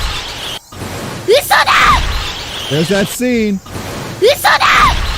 There it is, baby. Fuck yeah, we hit that point of the game. Oh, shit. She gone crazy, bro. And just out of curiosity again, let's check this one. I'm so glad they remade it. Fuck, she looks like a goddamn potato. I can't take that seriously. But that's actually kind of terrifying. There's something about that expression. Rena screamed echo through the trees, sending frightening birds into the air. That's literally the scene. Wow. And now she's a dead expression. I could exhale the deep breath I had just taken. No, it was like I wasn't allowed to exhale. Yeah, it was here I first realized. The person in front of me, she wasn't Rena. Then who was it that was standing before me now? Who had assumed Rena's appearance? I'd held my breath for so long I could feel myself suffocating. Right? And then she made a facial expression that Rena normally would have made. It didn't matter that it was Rena's usual smile. Chilled me to the bone. Also, I love it. I love that, like, noise in the back. Is that supposed to be the Higurashi? Just like... Yeah, I think it's supposed to be the Higurashi just really fucked. Anyway. She drew closer to me. I felt her breath against my face. I fucking love it. By the way, the author describes these as sound novels, not visual novels. So that's why the background music has been pretty on point. It wasn't the least bit exciting. Whoever this was with Rena's face was going to chew my nose right off. I cowered as I imagined that. Then she smirked as if she was able to see right through me. The cicada. Cicada in English, but Higurashi, because we're in Higurashi. We also have secrets just like Karaji-kun has secrets. It was Rena's usual smile, but her eyes were still that of a hawk's. Bringing her face close enough to mine to almost bump into my nose, she kindly persuaded me. I couldn't nod or shake my head. The person standing in front of me, this person who looked like Rena, frightened me to my core. I was terrified knowing that she could hear the sound of me swallowing nervously. After what felt like an eternity, after a long empty silence, she finally spoke. Let's go! It's getting chilly. It was Rena again.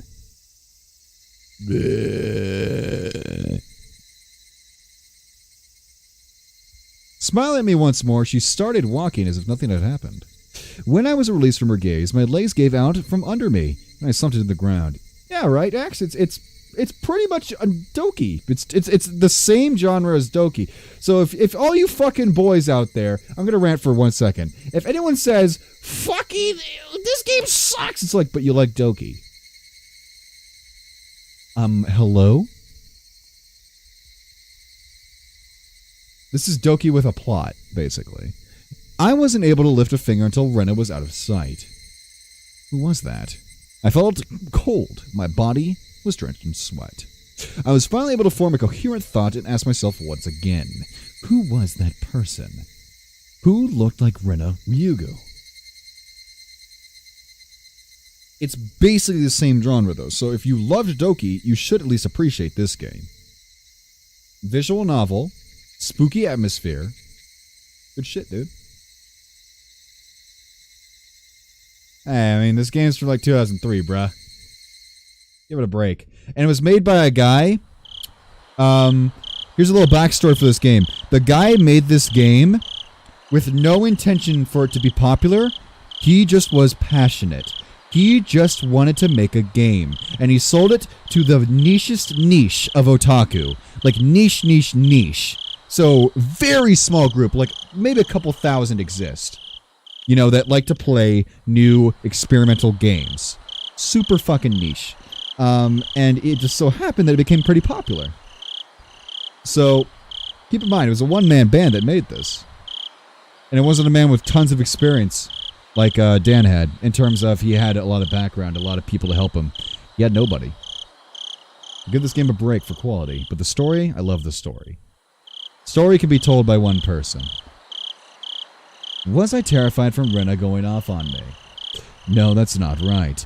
That was someone who had only looked like Rena. So think about like a mod. This is supposed to be treated like a mod.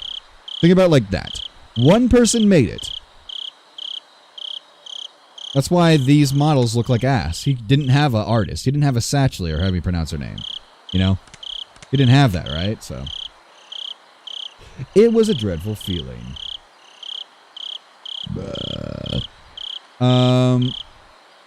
Knowing that was someone else, not Rena, so tomorrow I should have a problem talking to Rena like I usually do. That thought was strangely comforting. I concluded that I should just calm down and clear my head. Though those thoughts continued swirling around in my mind. Finally, I returned to my senses as I heard my mother calling out for me at the bottom of the steps. Gotchas! Kaffa Bookstore! Again, I like the off-putting experience here more than Doki, and it's more authentic. I don't know how to explain it really. It's flushed out. It's like the movie okay, the Doki is a movie. It's short, it's sweet, it gets you everything you need, a starting and an ending. This is more like the book. There's a lot of depth, and if you get into it, you get into it. Like, personally, I'm already invested because I know what's coming, and I can't tell you the amount of, like, very clever writing. Like, there's so many little hints going on around here. But you'll never catch on it unless you see it. Like, you have to be where I'm at, because this shit is crazy, man. I went downstairs and picked up the receiver anyway. My apologies for calling so late at night. Oh, my apologies for calling so late at night. It's me, Oishi, from the Okayama bookshop. Oyashi-san? Oh, it's Oyashi-san. Sorry, since your parents picked up, I sent us to the bookstore. It puts people off when I'm saying I'm a police officer. Oishi-san, in his own way, was rather courteous. Even so, I didn't want my parents hearing me talk to the police. I brought the cordless phone with me as I dashed back up to my room on the second floor. What I'm excited for, Axe, is when we get to the part of the games where I have not seen. Because the anime only goes to, like, chapter 4. There's, like, 7 chapters, man. Because the anime aired in like 2011, 12, and the last chapter finished in 15. So, we got a ways to go, man, and I'm fucking hyped for it. Sorry for calling so late. That phone number on the piece of paper I gave you yesterday was the old number. My apologies. Can you copy down the number I'm about to give you? Oh, yeah. Are you talking about the manga? I don't think so. Is there really 23? No? Is there really? I thought there's only like 7 or 8. He gave me the number for his direct line as I wrote it down. The manga is really confusing. The manga does not have numbers. Actually, I need to stop talking. That's actually spoiling itself to explain why. We'll get to that point, and then you'll figure out why it's really confusing. So I thought there was an end to it, but he began making pointless small talk, and it was pretty hard to hang up. So how's it been, Marbra-san? Anything strange happened recently? I see. This was the real reason. He had beat around the bush there. His adult conversational skills left me slack-jawed. Are you from around here, Oishi-san? Yeah, I am. Born and raised in Okinami. Oh, fuck. If he's from around here, he might know. Oishi-san? Do you know about this Onikakushi thing? What this Onikakushi thing is about? I believe that when somebody suddenly vanishes because they've been abducted by a demon, it's a special saying from around here. It has the same meaning as spirited away, like everyone else says. Whereas my friends would say they didn't know when I asked, this older man gave me a direct answer.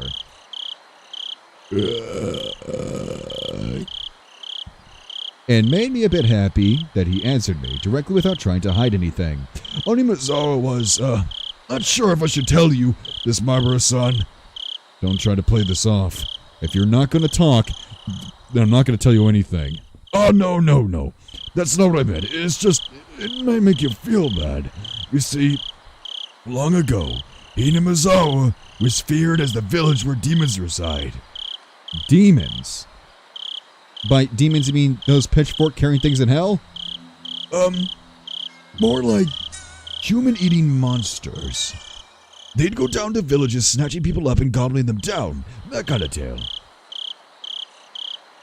Demons snatching up people is what this Onikakushi thing really means. They said that the curses and being demoned away happen together. What does that mean?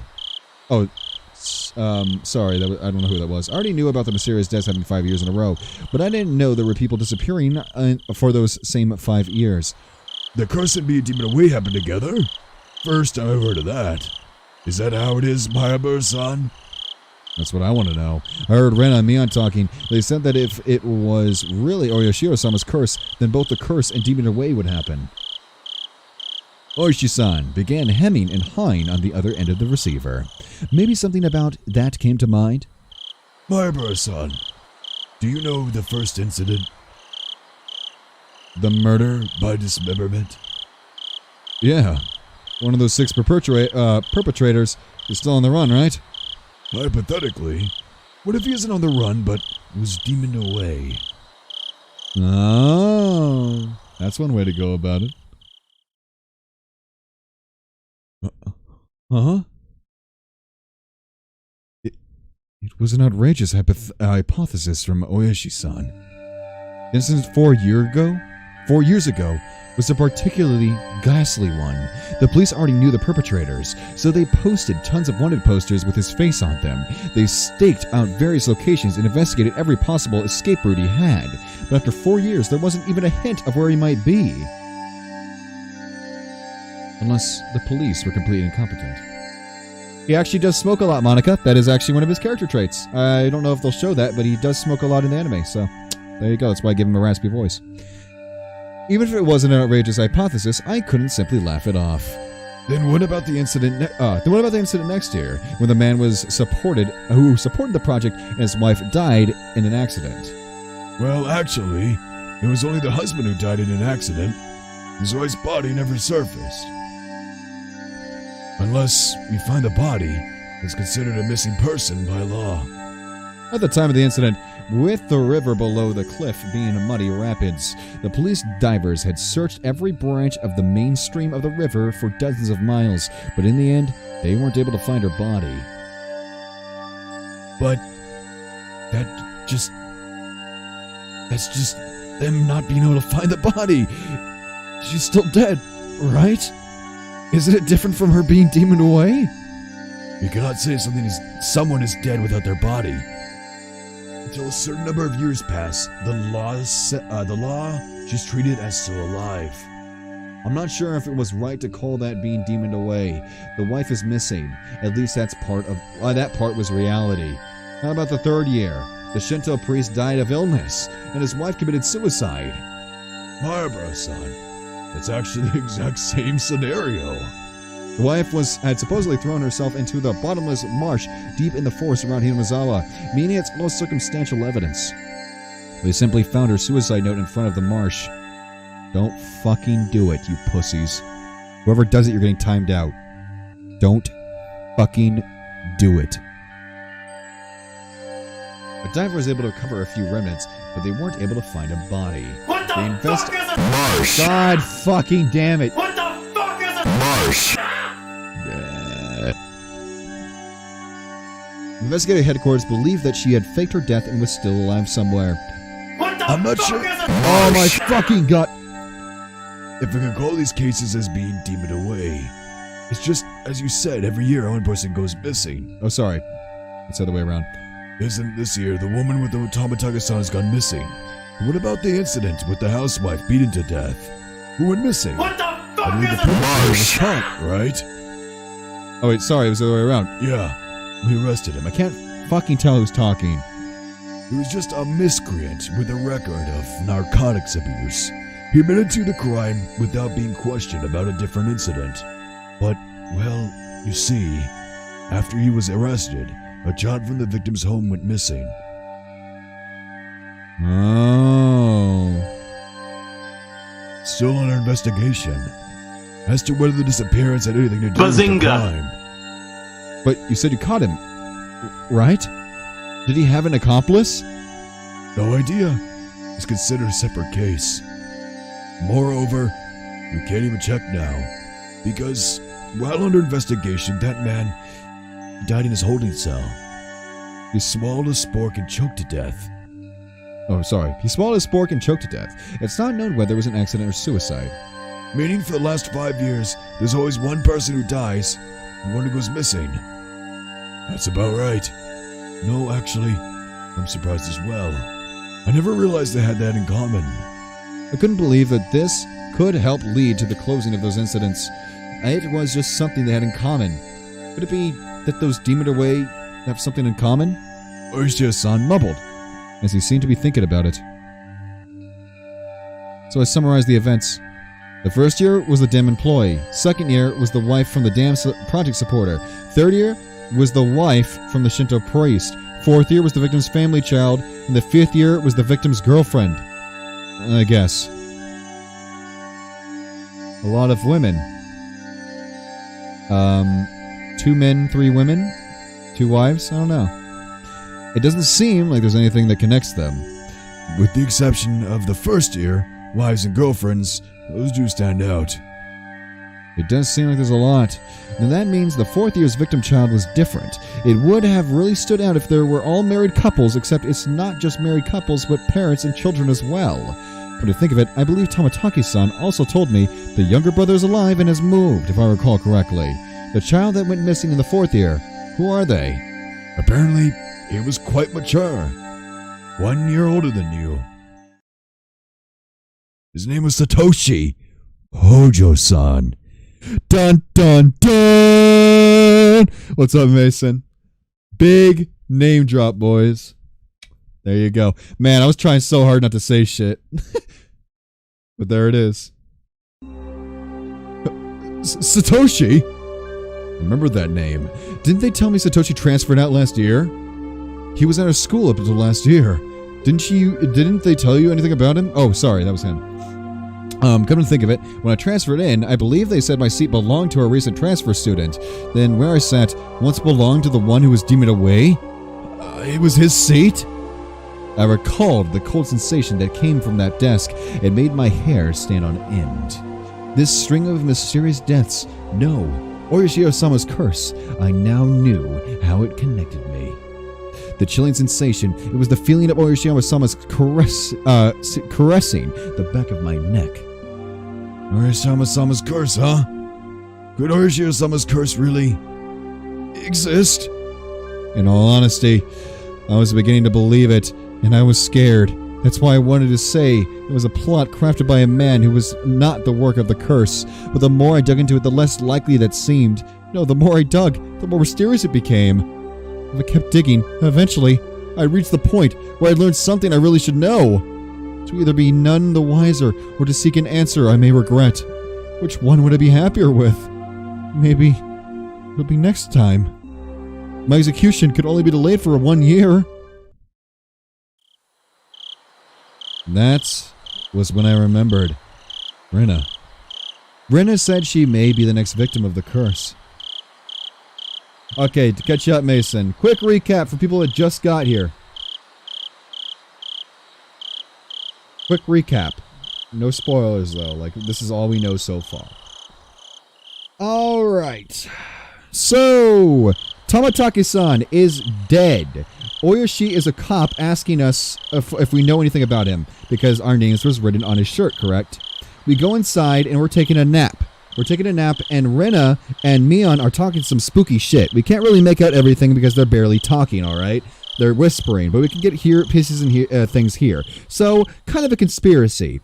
The curse kills people that are also foreigners that come in, transfer people that live there recently. People that were born there, however, are more likely to be safe, but if you ever moved into it, you have a chance of dying. So, that means that we are now a potential victim. Rina is also a transfer, so she is a potential victim. Okay, and Satoshi was also a transfer who became, at least that we understand, a victim. Okay, so now our boy is starting to go crazy because he's realizing that maybe he's up next. But why did Rina say she's up next? Wouldn't it make sense that the boy that just got here would be up next? That's where we're going right now. And also one more thing, Rina had a freak out moment where she called us a sub at this hour. I don't get subs usually. Neon Caddy, thank you. Now, this is epic. Thanks, man. Thanks for the sub. Anyway, Rina had a freak out, called us a liar, got spooky, scary eyes. She obviously knows a lot more. She knows a lot than we lead on. She knew exactly who we were with. She knew exactly what was going on for the most part. So it's kind of spooky. She has that kind of omnipotence. A lot of spooky things going on, a lot of unanswered questions. That's to catch you all up. Sorry, that took a bit. But for anyone that's lost and confused, that's basically the plot. You mean Rina Rigu-san? She transferred in last year, and she's your classmate, isn't she? Oh, only last year. Never mind. So she's also fresh blood. These incidents really might be a bit too disturbing for a girl. She's not just scared, is she? It wasn't that. She said it might be her next. She said that in a way that makes me think she had a concrete reason behind it. It felt like she was convinced. Almost as if, you could say, she was frightened. Okay, makes sense. You got it? Like, I'm trying my best. There's a lot of open questions, so there isn't really... If you're confused, that's normal. I just give a fucking recap. I'm gonna eat your ass, little G. She was frightened, her sudden change in demeanor. That someone who looked like Rena but wasn't Rena. That might be unrelated. All the strange things I felt from Rena today came back to me. I see. Welcome back, username. Welcome back. And then I'll be doing a bit of investigating on this end. Please continue observations of Ryuga-san, my brother-san. Oh, that was the wrong voice. Sorry. Are you asking me to keep Rena under surveillance? That's not what I meant, my brother-san. I just want you to watch out for your friend. She doesn't end up the next victim. Did I miss anything important or nah? Yes, Satoshi-san was a transfer student. That's all you missed, I think, from when you left. We know he's a transfer student. That's all we know about him, though. He was apparently demoned away. That's the reason he doesn't exist, at least in, Hinamizawa anymore. A sudden knock at my door sent my heart racing. In an instant, I had pointlessly covered up the end of the receiver. Hi, Chi, get the door, please. On the other end of the door, I heard my father's oddly upbeat voice. Oh, it was the father. What could it be? It's so late. The way it was phrased, I thought it would be Rena. Sorry, my dad just came in. Can we leave it at this for tonight? Yeah. My apologies again for calling so late.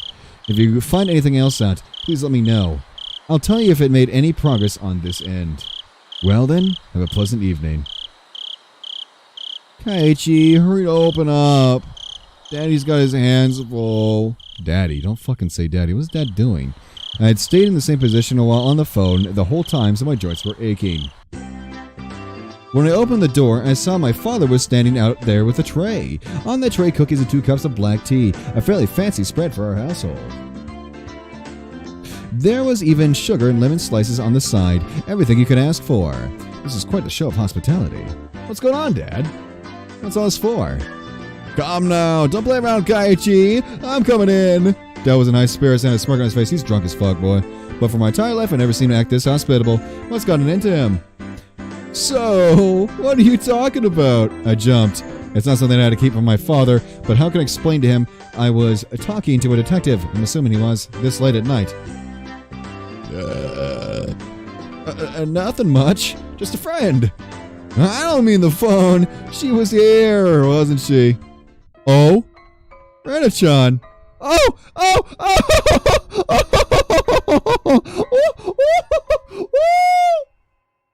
Oh, that's spooky! The music transition, dude! Oh, no! Bazinga! Question mark? She wasn't here. Oh, no, don't try to keep it from me. Just came over to play. You two were chatting away, so I thought I'd bring some tea. But looks like I just missed her. I had no idea what Dad was talking about. But a cold sweat dripped down my back. How long are we talking? I went upstairs about half after. So, it was close to an hour, I guess. Oh my god!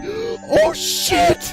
Oh shit! She was listening to her! She was listening to us talk! Oh! No fucking way! You saw her come out to the second floor? Yeah, I did. I also told her the room was the door down the hall up the stairs. Rena came to my house about an hour ago. Dad met her at the door and called out to me on the second floor. I probably didn't hear him because I was so focused on my conversation with Oishi-san. I didn't reply, but he knew I was in my room, so he had come inside. Then, told her my room was on the second floor. She thanked my dad and went upstairs. Then about an hour passed. She passed by my dad just as he was bringing tea up and left. She came upstairs and about an hour passed. Then passed by my dad and returned home. Then, after she came upstairs and until she left, where was Rena? There's only a short hallway between my room and the stairs. Meaning, Rena had, for about an hour, in the hall. No, she couldn't have been standing in front of my door all that time. The door to my room wasn't particularly thick. You could easily hear everything from being said inside. All of the ominous things about all the nonsense I spoke to Oishi-san about began rushing through my head. Honestly, don't tease him. More importantly, You need to clean up your studio. It's a mess again. Mom yelled up from up at Dad from downstairs. Holy shit, though. She was just listening to us for an hour. That's fucking creepy as shit. Oh, Rena's creepy now, man. Dad left the tray with me and went downstairs with a disappointed chortle. I followed my dad out of the room with my eyes. I looked down at the floor around the doorway where Rena might have stood all that time. Just now, as I was talking to Oishi-san, with my back turned, Rena was standing a mere 6 feet away the whole time. All that time, in this dimly lit doorway, what did she see? What did she hear? For what reason? As the steam from the 2 teacups ominously wafted and twisted, the aroma of black tea filled my room.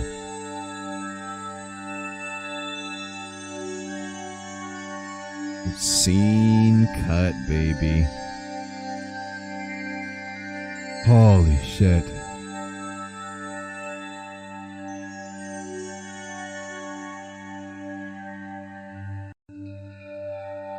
That's the end of that chapter. Alright, meme time, boys. Let's see what we got. One more time for lies. Fucking love that scream, man. One of the best scenes right there. So let's go see some memes. Alright, I'm gonna scroll through. I'm gonna like the things. Alright, we're gonna go with this one. Alright, let's go ahead and nice and good. Oh, what the fuck is this?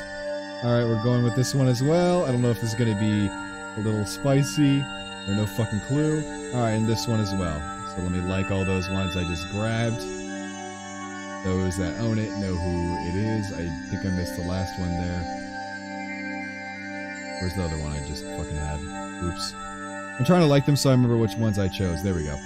Alright, first meme. Here's your first meme.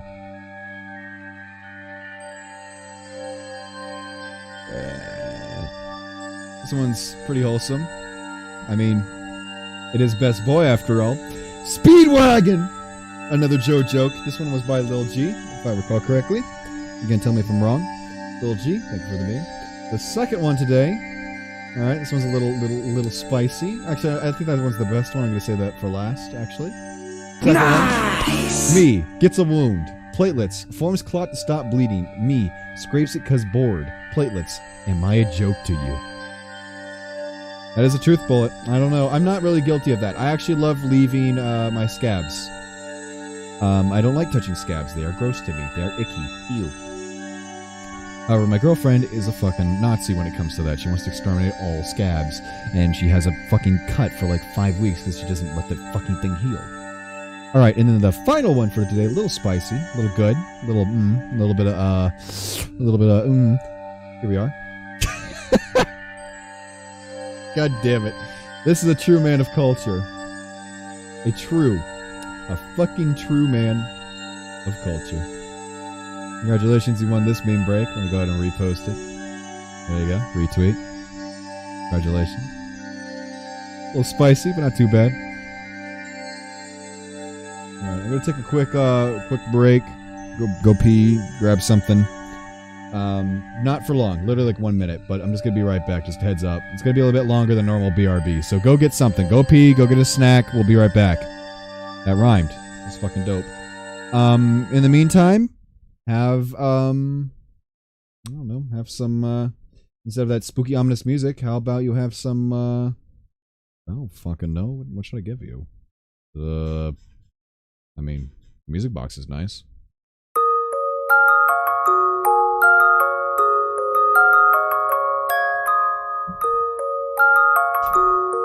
Oh, yes.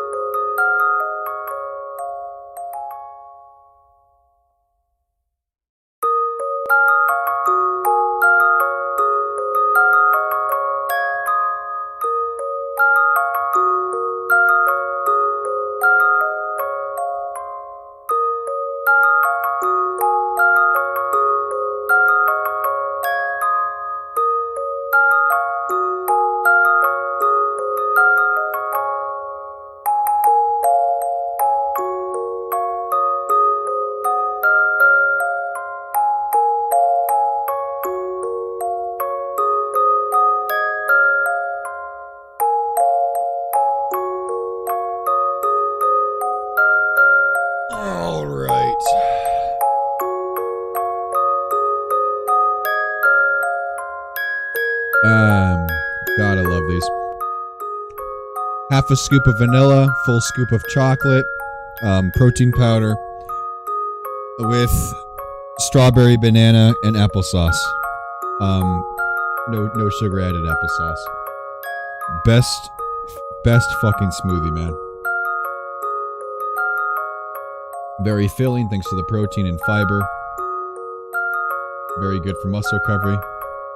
What's this music box song called? You. It's called literally You.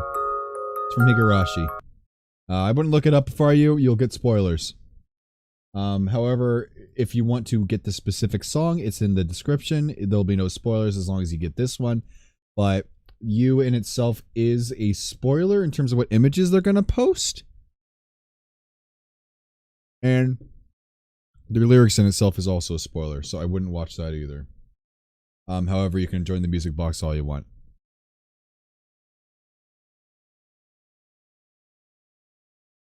Holy shit, this is so delicious.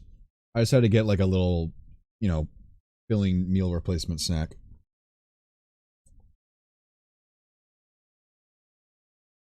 And this shake will do just fine. Good smoothie. All right, let's carry on. Shall we?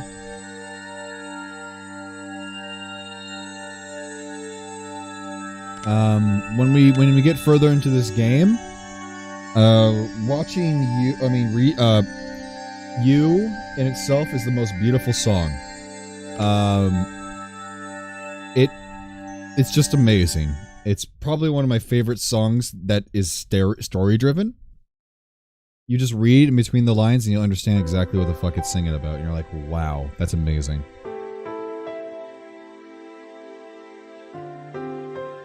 Anyway, weariness and a headache. Not a very nice way to start the day.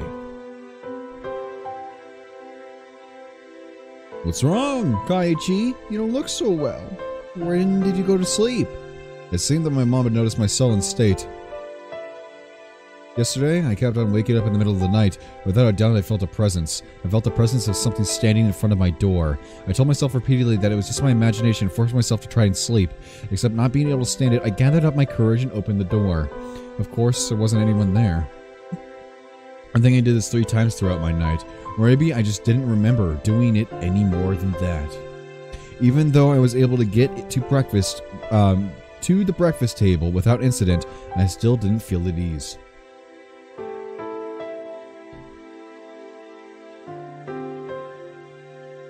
Might be cold. I don't really have an appetite.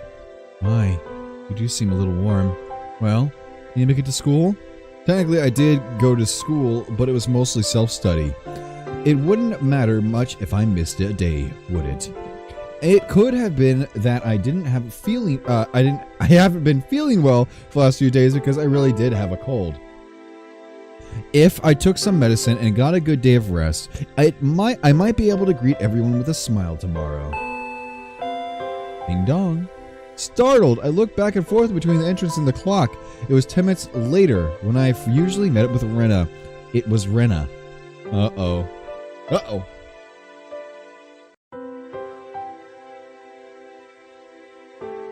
Rena-chan came to get you. What are you going to do? You're going to take this day off? Rena was a good girl. She might be somewhat quirky, but she was certainly cute.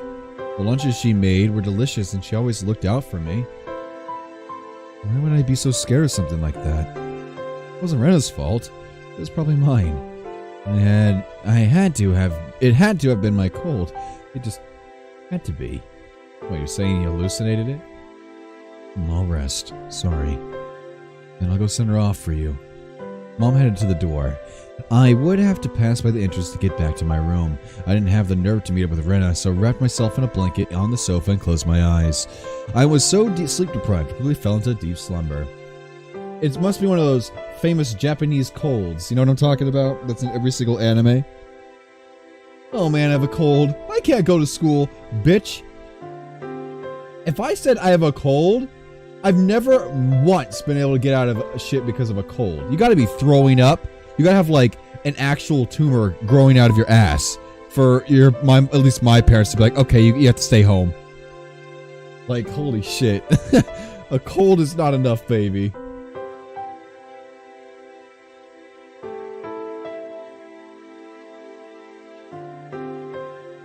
I had only intended to lie down for a bit, but it was almost noon when I woke up. But I feel like, anyway, I didn't even finish the joke there, but I feel like every Japanese show, like not Japanese show, but every animes in particular, they're always like, man, I have the sniffles, I can't go to school. It's like, bitch, what? Just where do I get that shit? I called out to my parents, but they didn't seem to be around. On the table, I found lunch prepared on a note. Mom and Dad had apparently driven off to somewhere far away. It likely had to do with Dad's work. This happens every so often, so it wasn't that unusual. They would probably be back sometime after dinner. On the note, it said, the insurance card is in the cabinet. Take it and go to the hospital. There was also a well-drawn map to the hospital. That's right, I hadn't been there before, so I didn't know exactly where it was. I had a light lunch, although it really was just leftovers from the morning, and just in case, went to the hospital.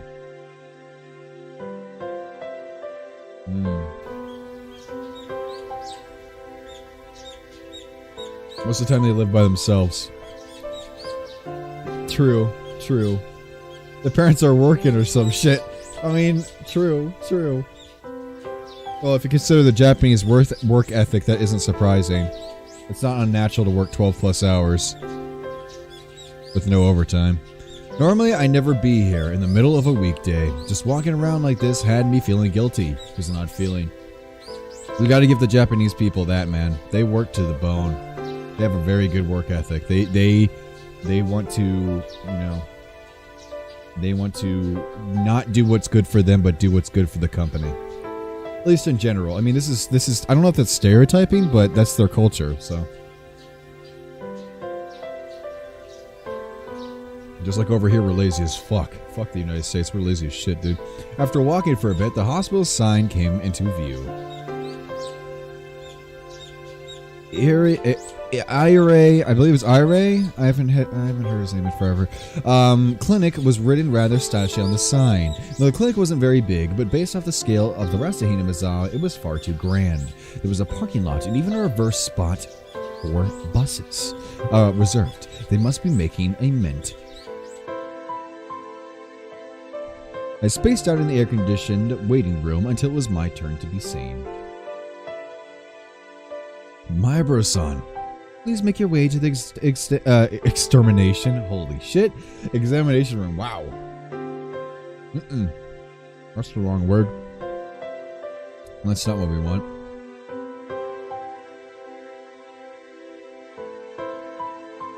After properly answering all of the chatty doctor's question, he responded with the old, "It's probably a cold."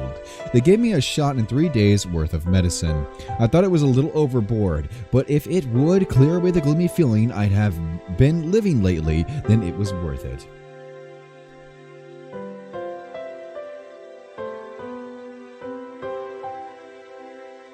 I settled the bill and took a quick trip to the washroom. As I was leaving, I overheard a conversation between some elderly people who seemed to be regulars at the clinic. It's stereotyping, yeah, a little bit. I don't know though. I mean, it's more like understanding their culture. That's just what they do. It's called the Death March for a reason. It's not uncommon for a person to literally work themselves to death. There's been stories again and again of people in just their 30s having heart attacks thanks to stress. Crazy, right? But what can you do? That's how they do things. Of course, I had no intention of eavesdropping. If it was just wasn't for that word, must have been an Onikakushi. I wonder. She was still pretty young. Must have just eloped. With whom? That man from Tokyo who visits every season. That young one with the big camera. Didn't you know they were getting along pretty well? Were they talking about Tamataki-san? I could feel my ears perking up. I didn't know about that. But you have to make preparations before you elope. Leave a note or quit their job or something. It's an elopement because they didn't leave a note or a message. The thought that I'll never see that young nurse's face again makes me rather sad. Oh, she was a nurse. I wonder if that implies that she worked here, because this is the only hospital, right? I wonder. She'll be fine wherever she goes. So her name was Takano-san. Takano, that's right. That woman with Tamataki-san. Double T's. And she worked at this clinic. Horatio-sama's shadow was following me everywhere I went. I started listening more closely, but they began talking about fishing, and it didn't seem like they were going to revisit the topic. I gave up and left. Thus, even though I was separated from the daily monotony of school, I wasn't able to escape from Horatio-sama's shadow. But of course, Horatio-sama was the guardian deity of this place, of Hinamizawa. As long as I was Hinamizawa, I wouldn't be able to escape.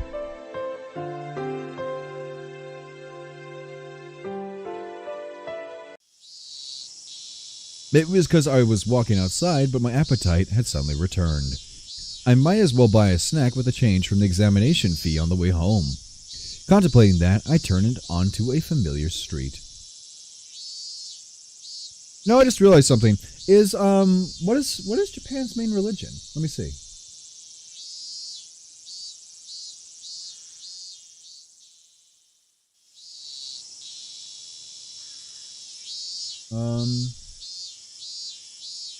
Shinto and Buddhism? Okay. That explains something too. Explains something too about their work ethic. Well, actually, is it? Let me see. Is that just the Japanese? I don't feel like it is. Is Christianity? No, Christianity is nothing. Holy shit. Christianity is 2% of religion. Okay. Okay, understandable. I don't know anything about those religions, but I do know Christianity is very family-based. So that also explains, their work ethic being very career-driven and, work for the greater good of all rather than work for the family. Like, think about the family, go home for the family. You know what I mean? Was I really walking so far into the middle of the road where I'd been a car's way? I moved farther off to the side, but the horn was still honking at me. I turned around peeved. That's the boy. Barbara-san, good day to you. I mean, that's just speculation. Again, I'm not a professional, but I know Christianity as a Christian, or at least ex-Christian, like ex-heavy practicing Christian.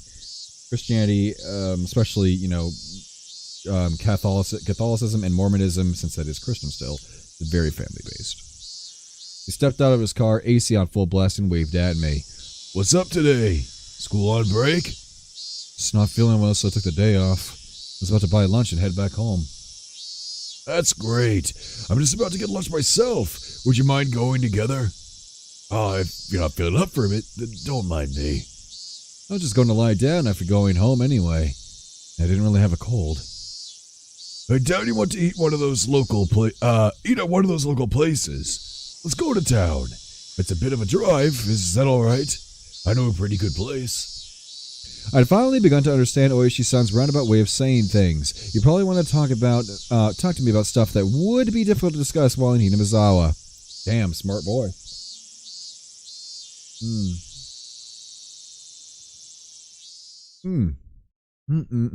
This is good shit. Holy fuck, dude.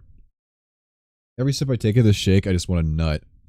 I went with Oishi-san riding in his frigid car. It was almost as if the bright sunlight outside was a lie. Sorry about calling you so late last night. Did your parents get angry at you? No. I recalled Rena, who had been listening to the phone conversation all that time, separated from me just by that door. Even now in the brightness of the sunlight, the thought still creeps me out. With a big bump that jolted the car, the road connected to the city changed from dirt to pavement. I had swilled back with a sudden realization. That's right. This was where Tamatake-san died. Oh, shit. I keep getting texts out the ass, dude. But I'm not ready for this. Oishi-san spoke while peering at me from the corner of his eye. The lead was caused by hallucinogens. Given how he was crawling out... Oh, sorry. They believe it's caused by hallucinogens, given how he was clawing fuck! out his own throat. I'm having a problem now. But a drug that can cause this to happen so suddenly is extremely hard to come by. Bear in mind, of course, the autopsy was done with that premise in mind, but we didn't find any leads. You know that thing you see in comics all the time? Where there's a drug that, if you put it in them, it doesn't leave any traces? It exists. Something or other. Well, it's pretty common. But you see, there doesn't seem to be any kind of drug that would cause Tamatake-san to react like that. Then you're saying the police concluded Tamatake-san just died from the curse? I couldn't help but feel that the police were worthless. I just wanted I wanted the idea of a curse to be disassociated with Tamatake-san's mysterious death. Unfortunately, that's how it looks right now.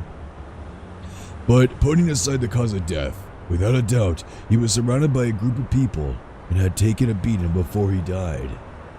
That was no curse, but an incident that unquestionably involved other humans. That made me a bit relieved.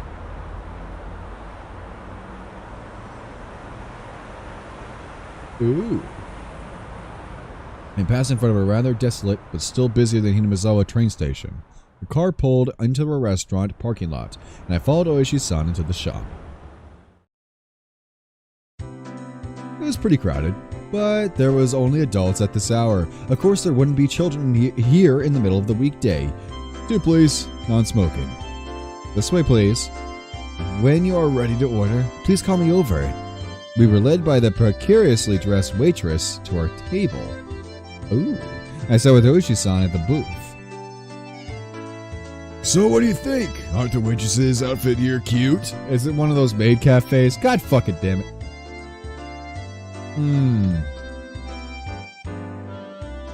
Good theory, Monica. A nurse might have access to said drug. It's a good theory. I like it. Huh? Well, I guess. This shop is always quite busy. It's more about the waitresses than the food, you see. Uh-huh. Oishi-san, you're leering. Huh? Oh, am I really?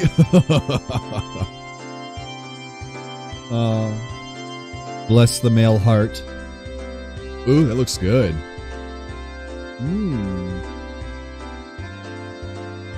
Down. Regardless of how the waitresses looked, the food was decent though.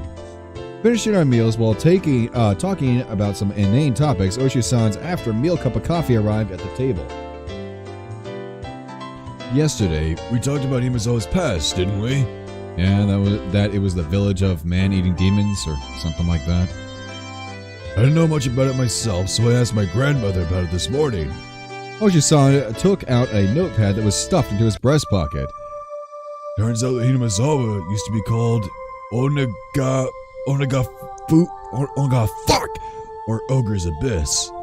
Is that a Made in Abyss reference? Is that a Shrek reference?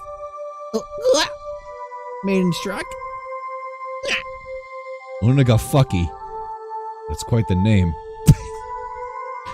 The name is still around. The marsh where the Shinto priest's wife drowned herself is still called Ogre's Abyss.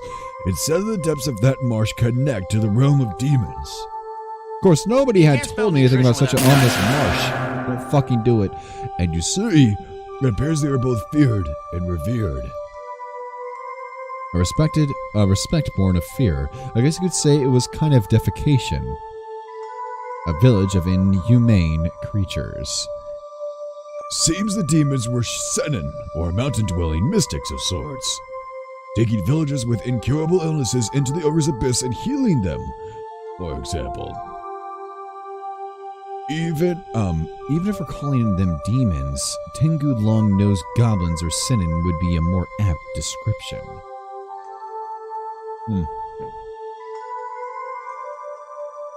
They don't seem like such terrible people, even though they were called demons. But they were still man-eating demons. According to the story my grandma told me, as payment for treating the son's illness, let us eat the mother who brought them here, was apparently how things went. The price of curing her son was herself? That was unsettling. Of course, the mother took her son and ran. Then you see, all the people who lived in Onagafucky, the demons chased them down, rounded them up, and captured them. Made in Abyss X Shrek sounds like the worst and most illegal thing ever.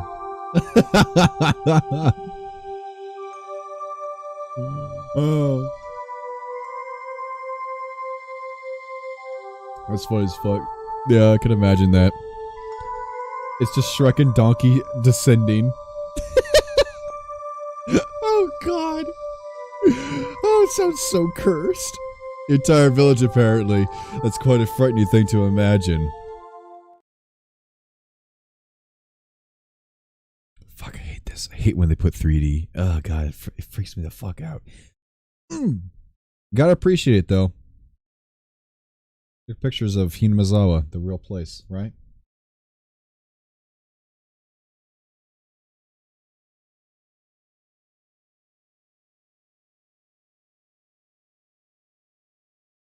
Yeah, it's a real place. Yep, real place. Fucking dope. So, in the end, it seemed both the mother and son were caught in Eden. The end. There's a problem with that story. Both witnesses in this story were Eden, so nobody would be able to tell the tale. Huh? There are plenty of old fables like this. In contrast to the ghastly tale, Oishi-san laughed heartily while sipping his coffee. Gotta appreciate that. I love it when animes do that, where they take real life things and they put it into anime. For example, Your Name did that. Good shit. But, well, there are quite few other tales where the demons from Onagafucky band together to capture their prey. I recall that Mion said all the villagers united and fought against the dam construction. I saw similarities with how that part about unification overlapped. Normally they hunt down a single person, and they chose who it is going to be beforehand. Huh? That caught my attention. Oishi-san also appeared to be pondering what it meant. My grandmother told me that you must never interfere with the demon's hunt. You should just hole up in your house and hide under the covers, she said. So, a band of people would hunt down a single person. Huh. Kinda like what's going on right now, question mark?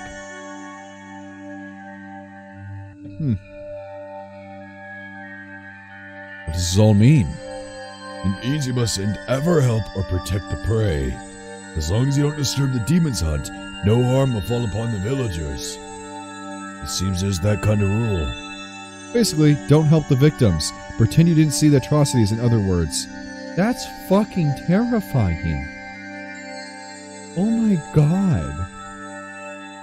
What happens if you break the rule? Well, they're man-eating demons after all.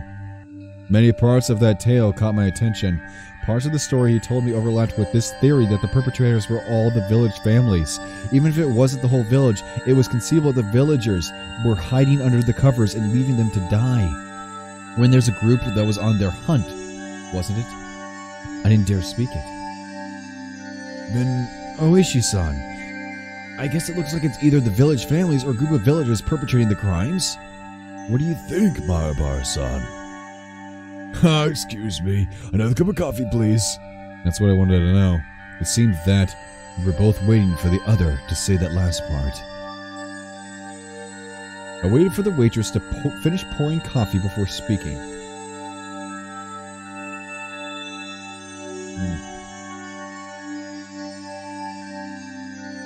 What the fuck? Ew, what the fuck is that?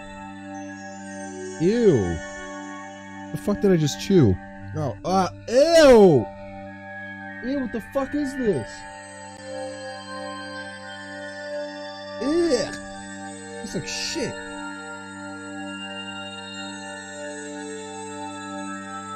The fuck is in my smoothie?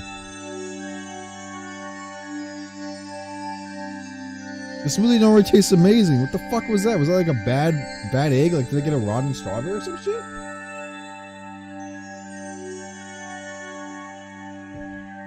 That shit was rancid. Last year, I had the nagging feeling when Satoshi-kun disappeared. Oishi-san muttered as he watched the milk swirl around in his coffee. Sorry, that's not it. So those friends of Satoshi-san, meaning your group of friends, Mahabar-san, I had a bit, really, just a little bit, okay, of background checking done on them. Yeah. The fuck was that? If Oishi-san had said this to me before, it was crunchy. It would have been furious, since they told me earlier not to suspect my friends. But as I was now, I couldn't. This might sound pretty stupid, Mahabar-san. If you feel this is stupid, please say so. I'll just stop. Oishi-san was wearing the most serious expression I've ever seen from him. It was as if he was telling me to prepare myself and listen. There were quite a few things I regretted hearing from Oishi-san, but none of them were as threatening as this. A little voice inside me was screaming like an alarm. Stop, Kaiichi. This is probably the last one. I took a deep breath and silenced that voice. I would not run from the truth. Please. That's all I could utter. Oishi-san stared into his eyes. Silently for a few moments after he was certain I was ready, he began. The victim of the incident in the first year was the overseer. A few weeks prior, he had an altercation with Mion Sonozaki-san. Oh?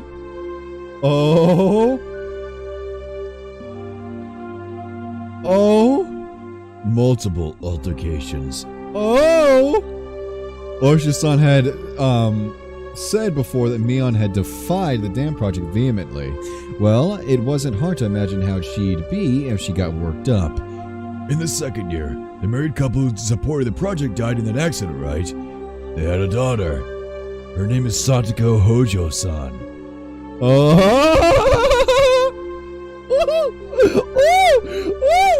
I like where this is going, baby. Huh? Satoko, meaning Satoko? Oishi-san's look told me that my voice was too loud. I realized it was as well and quickly quieted down. The Shido priest and his wife who died in the third year, you see. Their daughter is Rika Furuta-san. Oh, fuck!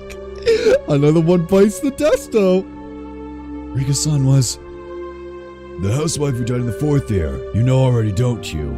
It was a step-aunt. With Satoko Hojo-san. 2? Wait, Satoko had 2 deaths? Oh, fuck. She was in her aunt and uncle's custody, and she had lost both of her parents in the incident. She lived in the victim's house. I could tell my lips were getting dry. I didn't even have the wits to keep my mouth from hanging agape. I thought it was nothing but a bizarre incident, one that I could easily distance myself from, but clicking and clacking, and it snuck all the way to my feet. The one who disappeared the fourth year, by the way, he was Satoko-san's older brother. Holy shit! it got even deeper. It all seems to revolve around Satoko, doesn't it? That's 3 incidences now. The brother, the aunt, the parents. Kind of spooky, huh? What? Wait a second. I took everything I had to finally say that. I gulped down a glass of water and once again wiped my face with a napkin. Calm down, Kaiji Maibara. But Ueshiu-san was relentless. Instead of waiting for me to finish sorting out my feelings, he started speaking again. The last of the things I should have heard. All of the victims seem to be connected to your group of friends. That has to just be a coincidence. Maibara-san, keep it down. Everyone's looking. Mion? Satoko? Rika-chan? So what if they're connected? You're telling me all my friends... It couldn't be.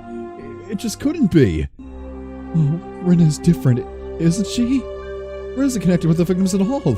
Rena Ryugu-san was living in the suburb of Ibaraki Prefecture up until last year.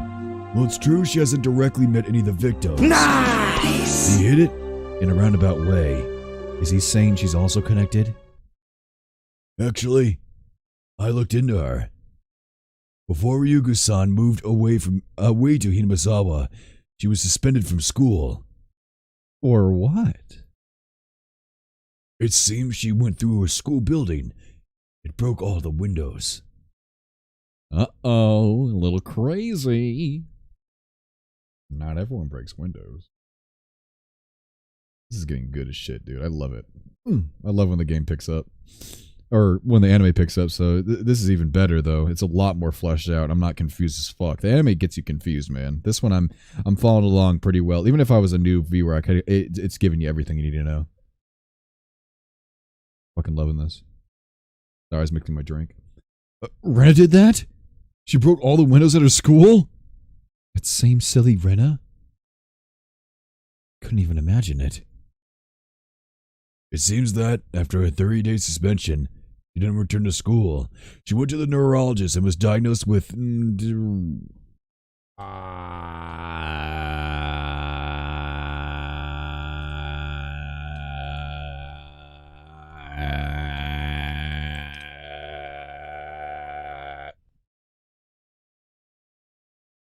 are you, bitch? Dysautonomia. Dysautonomia, which is... a disorder of nervous system function that generally involves failure of the sympathetic or parasympathetic components of the ANS. The fuck? That didn't describe anything. I'm more confused now. They include fainting, cardiovascular issues, breathing problems is linked to conditions such as Parkinson's disease, diabetes. Because of many forms, they all involve your nervous system taking a shit. Okay. So there you go.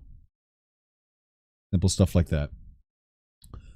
I wonder if it was something like a nervous breakdown. I'd heard that it happened to people who are really methodical or overly sensitive. Neither of those matched Rena's easygoing personality. And in the counselor's medical report, it recorded all of the conversations he had with Rena-san. It shows up. And quite a bit after that. What did? I pressed forward carelessly. There couldn't be anything more for me to regret.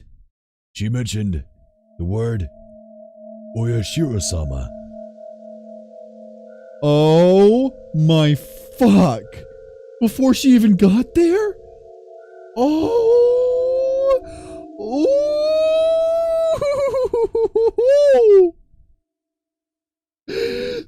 She's omnipotent, bitch! Damn! It felt like someone's stone cold hand was caressing my back. Why? Why had Rena spoken of Oyashiro-sama before she even came to Hinamizawa?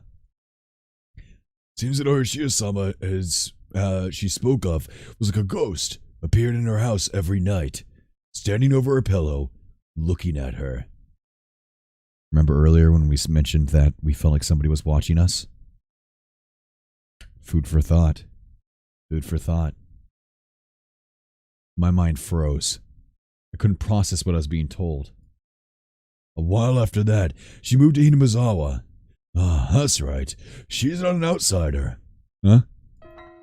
According to her residency register, the Uyghur family used to reside in Hinamizawa.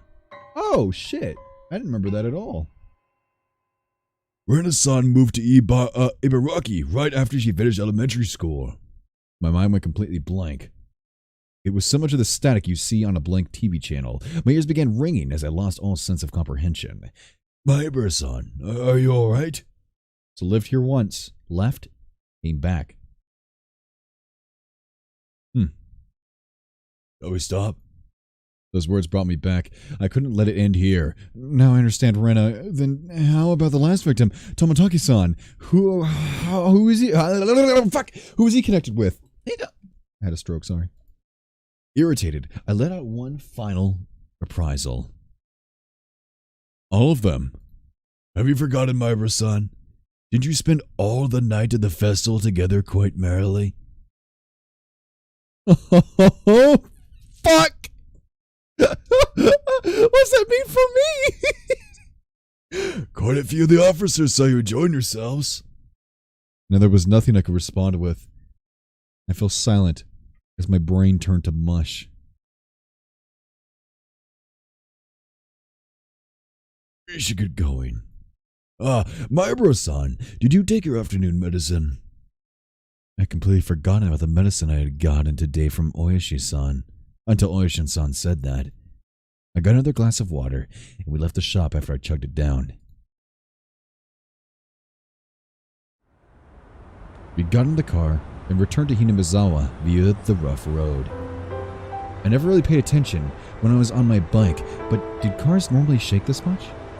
It was almost as if the road was desperately trying to tell me something. Ba-dump!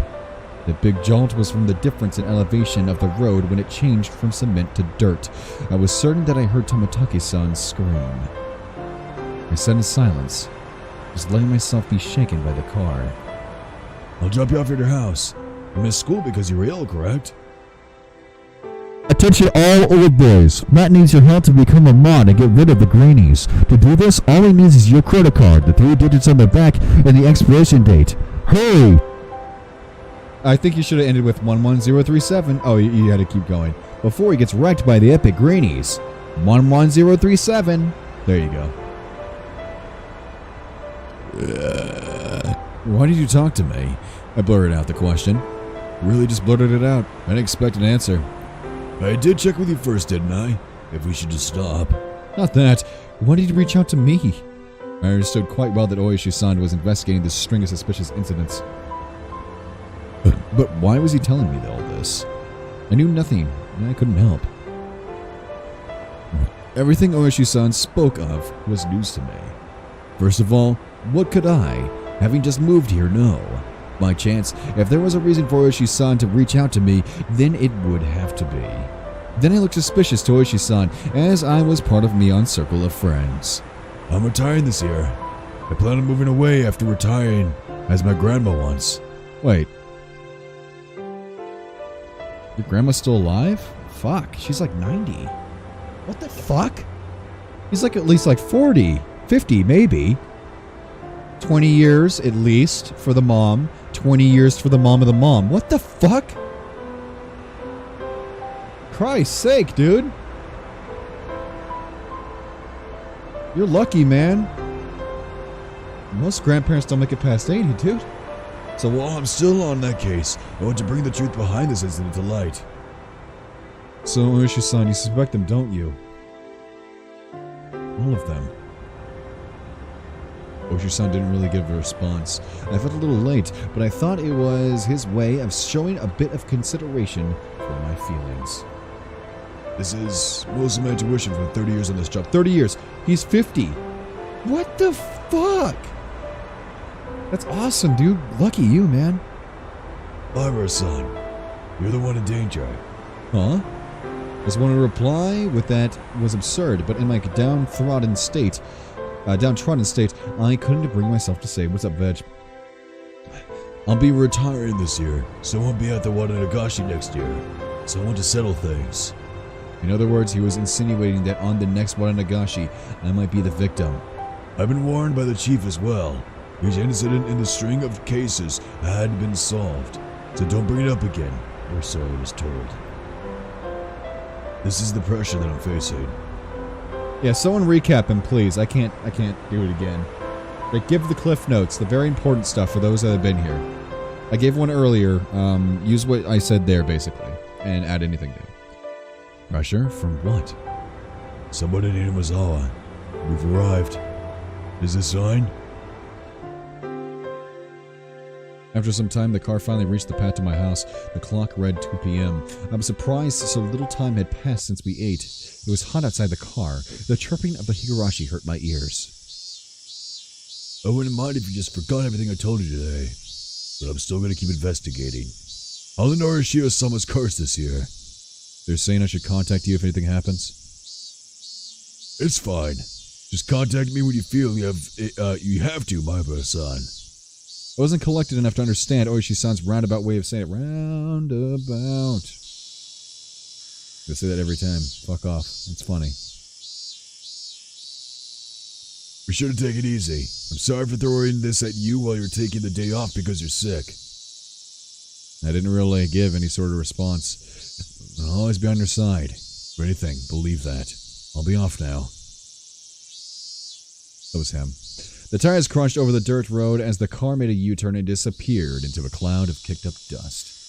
I felt like I was watching a boat only throw me a lifesaver in shark-infested waters before disappearing into the distance. That was the first time I thought Oishi-san was being unfair, telling me I was going to be the next victim, then saying to contact him if something happened. This wasn't a criminal investigation. He was fishing, and I was just the bait, dangling off the line. So now he doesn't even trust him.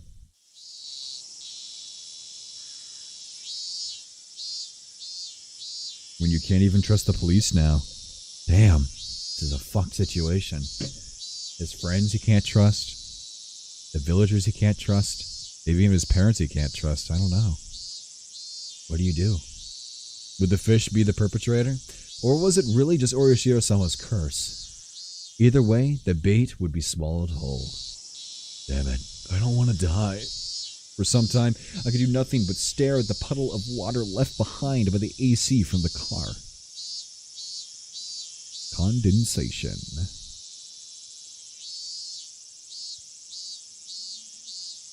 This is a really good visual novel, though, right? Like, is it me, or does it just... It reads beautifully.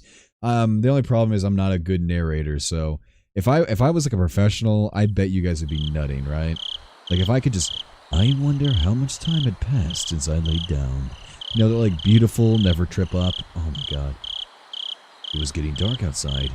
My body was soaked in sweat. It would probably be a good idea to change my sheets. Oh, that's a fancy name. Oh, fuck, my burger boy tongue can't say that shit. But what's up, dude? I probably even said Jari wrong, or Hari, or however the fuck. But whatever, welcome regardless. Appreciate you. That's a new name. Thanks for being here. And yes, Higurashi, one of my favorite animes of all time. Now put into a game. Well, other way around. Anyway, at that moment, the phone downstairs rang. It was probably Mom. Mom was quite the worrywart. Maybe she had called many times, but I just didn't notice it. Hello. This is the Marlborough residence. Oh, he's alive. Hello. This is Mion. Oh, wait. Oh, he's alive. Hello. This is Mion. How you doing? Just one of Kaiichi's friends. Kaiichi is resting now, but shall I put him on? Is this his dad? Sorry. Idiot. Oh, that's me. Idiot, you fell for it. Oh, god damn it. How many people are dead at the moment? 1. Kamataki-san is dead. It's my favorite. It was actually my first ever non-normie anime, so I really love it. It has a very special place in my heart. It started the Weemdom. It started the body pillows. It started the anime collecting. It started the 4,000 fucking wallpapers of anime waifus and ass and titties and goddamn butthole sniffing. Wait a minute. Wait, scratch that last one out. Huh? Guys! After our exchange, we both had a good laugh together. Except I was suspicious of her even as we were laughing. Yeah. Was everybody really involved in the incidents? The fact that I couldn't say no saddened me. I'm relieved that you seem well. I mean, I'm relieved that you seem well. Rena was really worried, you know. Sadako-chan was happy and said you got what you deserved. Rika-chan said how unfortunate he's sick. Wait. Did I hear something weird? Was I the only one that heard that? That was a weird sound. Oh, that was my watch. It was a coincidence that right when I read that shit, it just went. Anyway. It looks like everyone's making a big deal out of it. Well, you know, so Kai-chan, is now a bad time to come pay you a visit? Visit? No, that's alright. It's not like I'm dying. My grandma made a ton of mochi, you see. By the way, I know this game, but please no spoilers for the new anybody new that came in. Thanks. Love you. My grandma made a ton of mochi, you see, because a lot of people here have never seen this. I'm trying to bring light to it with my small little audience. My grandma made a ton of mochi, you see. I was told to share them, so I'll bring you some. Hey now, you'll catch my cold. Not to worry, both Ren and I are too stupid to catch a cold. See ya. Be there in a bit. Be there in a bit. She hung up cheerfully. Rena's coming too? That's what it sounded like. I was still concerned about meeting Rena, but I guess if she was with me on. Like, I can't tell you how hard it is not to give, like, not to be like, oh shit, every time they, like, say something. You know, I'm trying so hard to be, like, a new person. I heard the doorbell 10 minutes later. No. I'm just in case. We've had spoilers before. We were playing Danganronpa and people were like, this person's the killer. I'm like, are you fucking serious? It's just precaution, you know. No one said anything wrong. Just heads up. This isn't a spoiler playthrough. This is a new playthrough. You know what I mean? Not a revisit, but rather a first-time playthrough. You know? How you feeling? You taking medicine and rest? I did just that. I don't like seeing her now. Spooky. Thank goodness you look well. I was worried. Sorry, I'll be fine by tomorrow. Mia showed a complete lack of concern for someone who was recovering, and Rena looked like she was worried about me from the bottom of her heart. It didn't look like there was anything behind those expressions. I thought we'd hang out for a bit, but it looks like you're not quite in the condition for it. Huh? You don't say. It seemed my face appeared a bit sullen. And here, Kaiji-kun, these are the mochi Mies-chan grandma's made. Rena held out the package wrapped in a newspaper. There might be about 5 in here. It was quite hefty. Well, thanks. Some regards to your grandma, Mion. And by the way, the best way to treat this is act like you've never seen this before, and if we have yet to see it, don't say anything. Like, stream courtesy. That's all I'm asking for. Like, trust me, it's not that I don't trust anybody, it's that we've had it in the past, so I have to try my best to prevent it before it happens again. Yep. Oh, there's one I made there as well. I wonder if Kaiji guess which one. I have a good meme to share with you guys after this if you want to see it. I'll post it on Discord. It's very relevant to what's happened today. I have old videos on my first channel from 2009 or whenever the fuck this thing was out, 2008, 10, 11, I don't know. This guy John's homework for when he missed the club meeting of the day. There are letters on each mochi, so I'll ask you tomorrow. Are you checking if I was feeling better, or did you just come here for the club activities? Yep, looking fine. Guess I'll be able to make it tomorrow. Man, what are you gonna do if my fever comes back because of your shenanigans? Mei-chan, we shouldn't make such a racket. Let's go. Your people here will get angry. Both of them thought my parents were home. It was because the entranceway was a mess. You're right.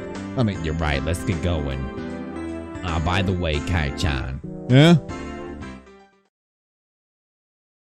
What the fuck was that sound? Why the fuck did I just do that? I sound like fucking Goofy. Oh man. No. The eyes are back, baby. Alright, as always, let's check it out. turned to fucking Goofy for a second. Oh no! Oh shit. It's happening. Here we go, baby. What did you eat for lunch? The sudden question startled me, and I went wide-eyed when I saw Mion. I'd never seen her like that. It was a highly unsettling visage. But why is she asking me about what I ate for lunch? What she said was so inane, it was almost meaningless. The way she said it was almost like she didn't even care at all about what I ate. I ate out.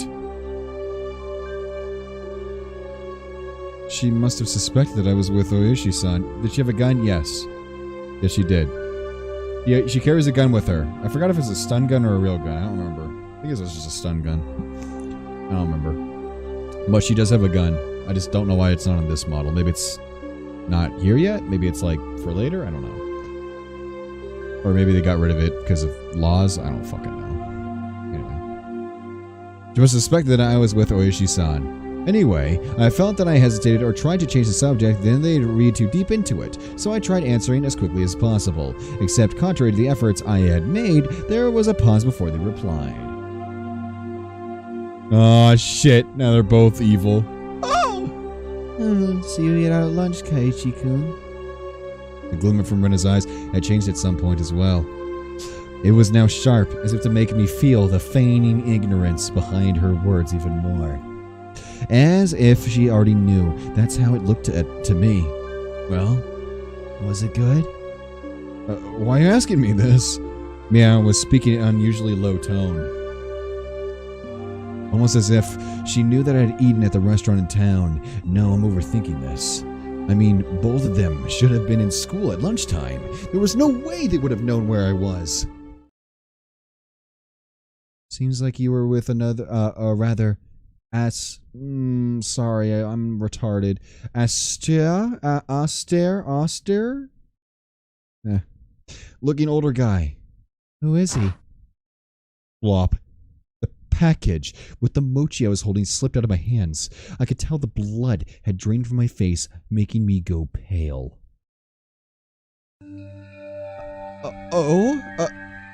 Kaiichi-kun.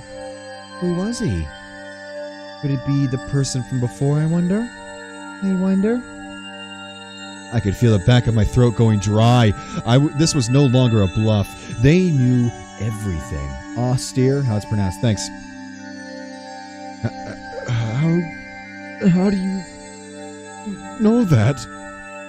Took everything I had to finally force those words from my throat. My knees were shaking. Because there's nothing this old man doesn't know. Mion sneered knowingly, and her laugh seemed to carry on forever. Not supposed to be scary, Spring. What the fuck?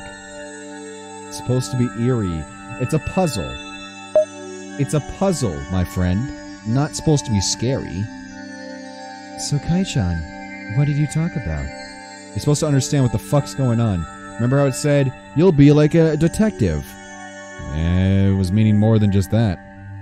It wasn't just in-game. We're the detective. What the fuck's going on in Himazawa? We weren't talking about you guys. It didn't have anything to do with you or Rena. MC thoughts right now. Fuck. Yeah, right? Oh, she's doing the smile now. Huh? Isn't it a bit strange to hear our names come up even though nobody asked about that? Huh? Oh, wait, no. They didn't even... Oh, fuck! We fucked up so bad! Oh, fuck! Rena's unwavering gaze pierced through my eyes and peered further inside me. I dug my own grave. My heart was throbbing so much it felt like I was going to explode. Whatever you're trying to hide, this old man already sees through it all. Remember that. Oh, Mamma Mia. I couldn't even shake my head. It took everything I had to stop my teeth from chattering. She never let her gaze break from mine, even as she tilted her head slightly. Kaiichi-kun, you don't look so good. I think you should lie down. That's true. We should both head back home. Whoa. As if nothing had happened, they both giggled at each other and started making their way out.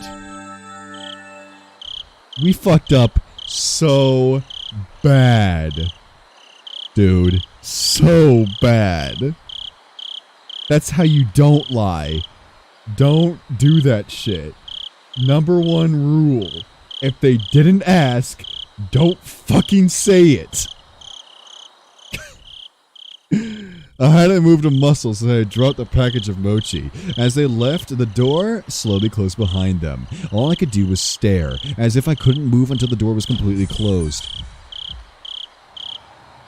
What was that? Just as the door was about closed, it opened again slightly, with a sudden creak sending my heart racing once again. A single eye peered in through that narrow slit, and Mion's hawkish gaze peered at me once again. See you, Kai-chan? Yeah. I hate it if you miss school tomorrow. Alright? Thud. The door closed. I wasn't able to move a muscle, even after their low laughter died off into the distance and silence once again enveloped the room. Coming back to my senses, the first thing I did was lock the door. You better. They knew that Oyoshi-san and I talked? Why? How? No. Oh, they knew what? Sorry. No, that wasn't important. Thinking about it now, all I could have been overheard from the beginning when Oyoshi-san met me. Just as Mion said, I couldn't hide anything. Then what are they trying to tell me? That part was obvious. They were warning me not to say anything unnecessary. Oh, that freaked me out. What did they deem unnecessary? I only talked with Oyoshi-san about one thing, and they were warning me that that was unnecessary. What was it that Oyoshi-san had talked to me about? The incidents involving Oyoshi-sama's curse that occurred every year weren't individual cases, but were connected as a whole. As well as the fact that there may be multiple perpetrators hidden within Hinamizawa. No, more precisely, that Mion, Rena, Satoko, and Rika-chan were all suspicious. Is that what they were warning me against? What kind of nonsense am I thinking about? I hit my own face hard enough that it let out a loud slap. If only that would wake me up from this nightmare, but for some reason it felt like I was punching a blanket. It was almost laughably painless. Calm down, Kaichi Maebara. When did I become such a pessimist? Calm down. Settle down and sort things out. The reason Mion knew I was eating lunch with Oyoshi-sama was probably because somebody from Hinamizawa just happened to be there at the time. They must have told Mion that I was there. That makes the most sense. Plus, come to think of it, she didn't ask me where I ate lunch, did she? She only asked, was it good?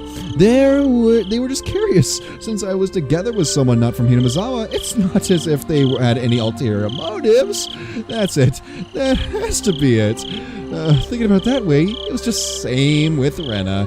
I was just being strangely ambiguous about when I met with Oishi-san, and Rena was just correcting me on that. That's when I was bewildered by the change in character from the usual mild-mannered Rena, and was just startled by it. That's the most natural way of thinking about it. It felt like my mind was mixed up like a tangled mess of spaghetti. Deep red marinara sauce would have poured out of my nose and ears if you squeezed my head. Thinking about that, I suddenly felt like vomiting. I really didn't want that to happen, so I stopped holding my head. Lately, I had no idea what anyone was saying. Spending time with them was fun. It didn't feel like there was any sort of hidden agenda. I really do think that they're a good bunch of people. When I just moved there and couldn't make heads or tails of anything, they were really kind to me. Rena was really kind and always looked after me. As long as that strange affliction didn't rear its ugly head, she was already pretty cute. Mion is really a good person. She didn't care about anyone's age or gender. Was optimistic about and outgoing. Oh yeah, there is an eye. Yeah, that's Nanachi. We'll remove her, maybe. Nanachi from Made in Abyss. It's a joke. When we were playing a game that didn't have any anime in it, and someone's like, finally, a game without hentai titty. I'm like, I'm a smart ass, so I'm gonna put some anime in the background at like 2 opacity. Fuck you, I'm funny. Anyway, I was never bored when I was with her. And talking of not getting bored, rambunctious Satoko was a good person for that too. She was pretty bratty, but that was just the way she interacted with others. Rika-chan was the same way. She didn't speak often, but that didn't mean she was always silent. They're my friends. But after oh, that's not a good sound. That's the Higurashi. After hearing of the better untold secrets of Hinamizawa from Oishi-san and Tamataki-san, when I was told about Oishi-sama's curse, things started going crazy. Then hearing from Oishi-san that Neon, Rena, Satoko, and Rika-chan were all suspicious. After that, everyone changed. That's right. It all started getting weird after Oishi-san told me all that strange stuff. At that time, I really should have not listened to those weird stories. And I even shouldn't have heard about the past incidents from Tamatake-san the night of the Wadanagashi. If I just hadn't gotten a strange sense of curiosity. If I just hadn't... That's right. So that's why they fucked Tamataki-san, that impudent outsider, speaking to the likes of me after everybody went out of their way to keep it a secret from me.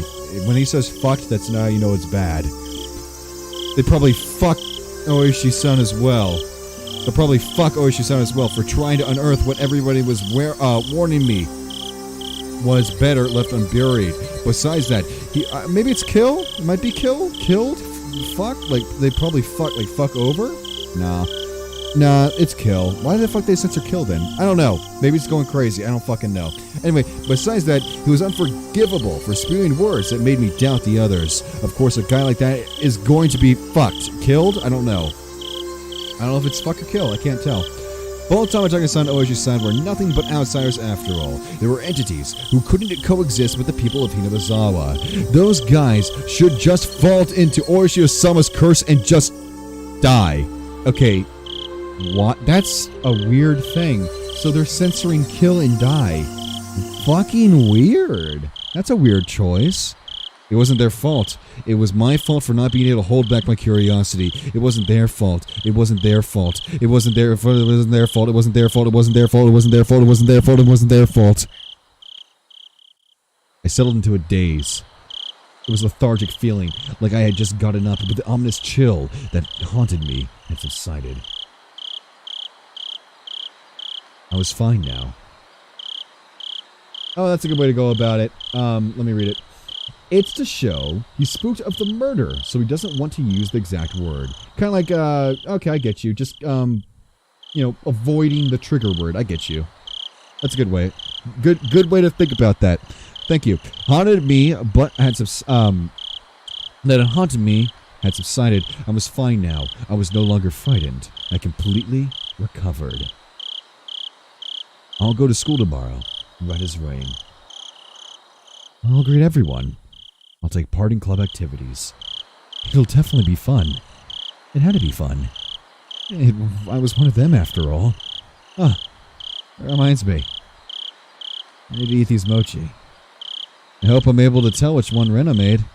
Remember the homework that you brought with them when they visited me. But wow, our club did delivery. That was something else. I picked up the package I dropped on the floor and headed into the living room. It would be nice, I guess, to have some tea with it, to fill my mouth with mochi while drinking tea. Oh, this is quite a delectable situation I was in. Opening up the newspaper wrapping, there were 5 plump red bean paste mochi fit snugly inside. There were letters written from left to right on the newspaper.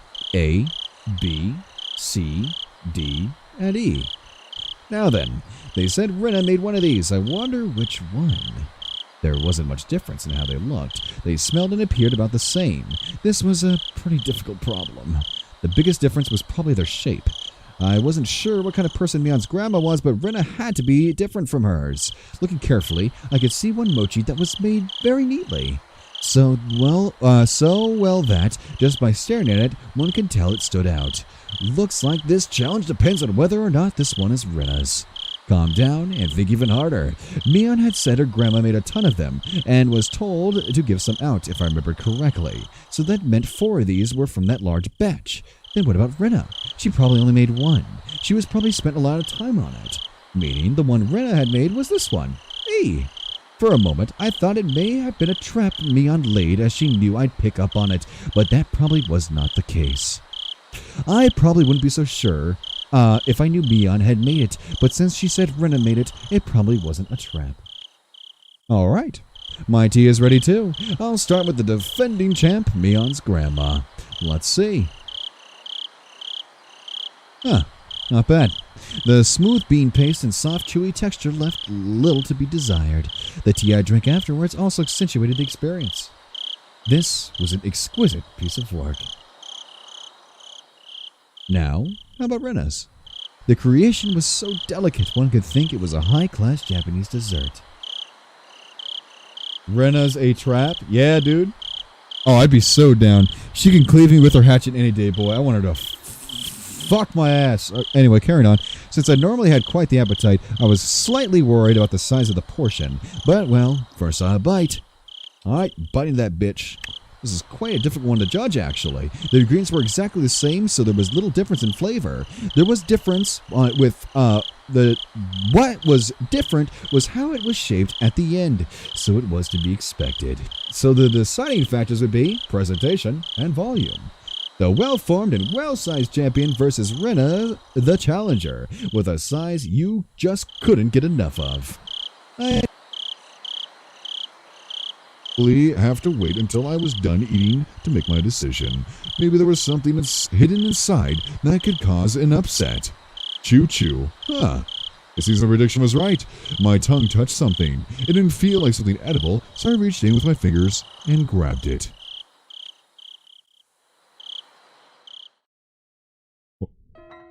What?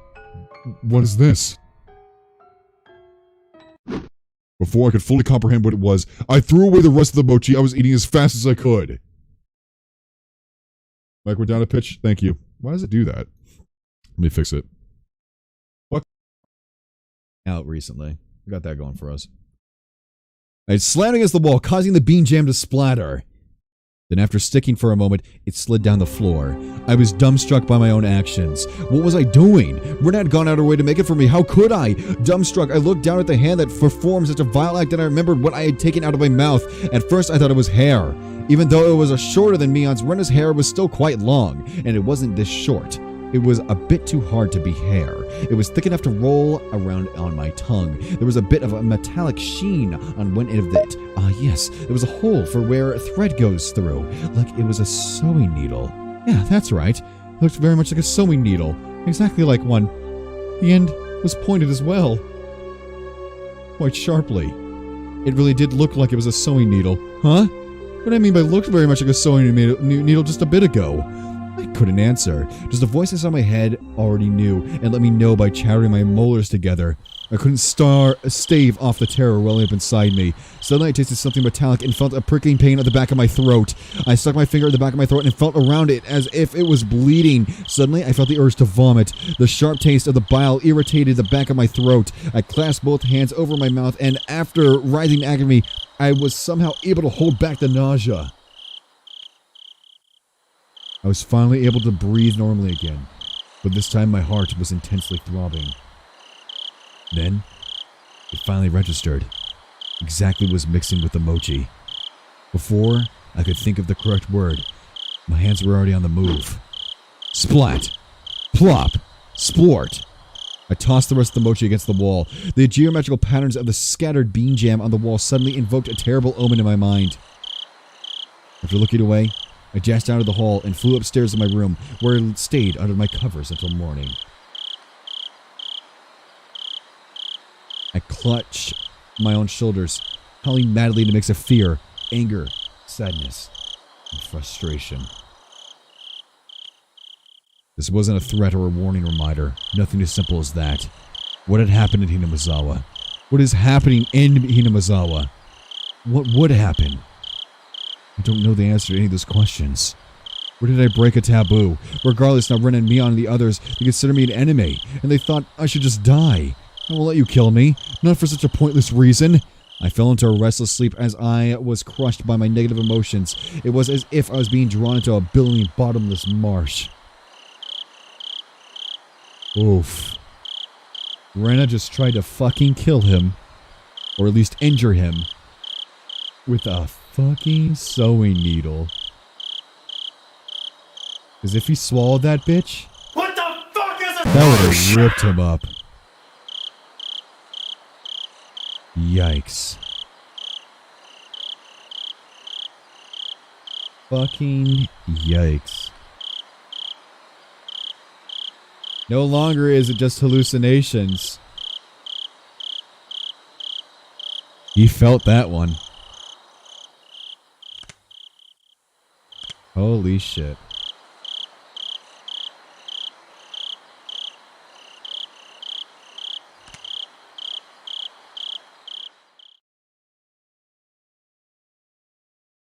Tap, tap, tap. The sound of muffled footsteps stopped in front of the door to my room.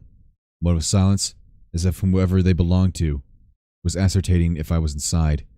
Of all the things I should have been doing, I continued on with my restless slumber. I was very much conscious, but my body hadn't caught up yet. Even with danger bearing down on me from just beyond the door, it was as if I was completely paralyzed, unable to move. Without a doubt, this was sheer terror. Please, just leave. Hey, why isn't my body awake yet? If they came into my room right now, then... Uh-oh.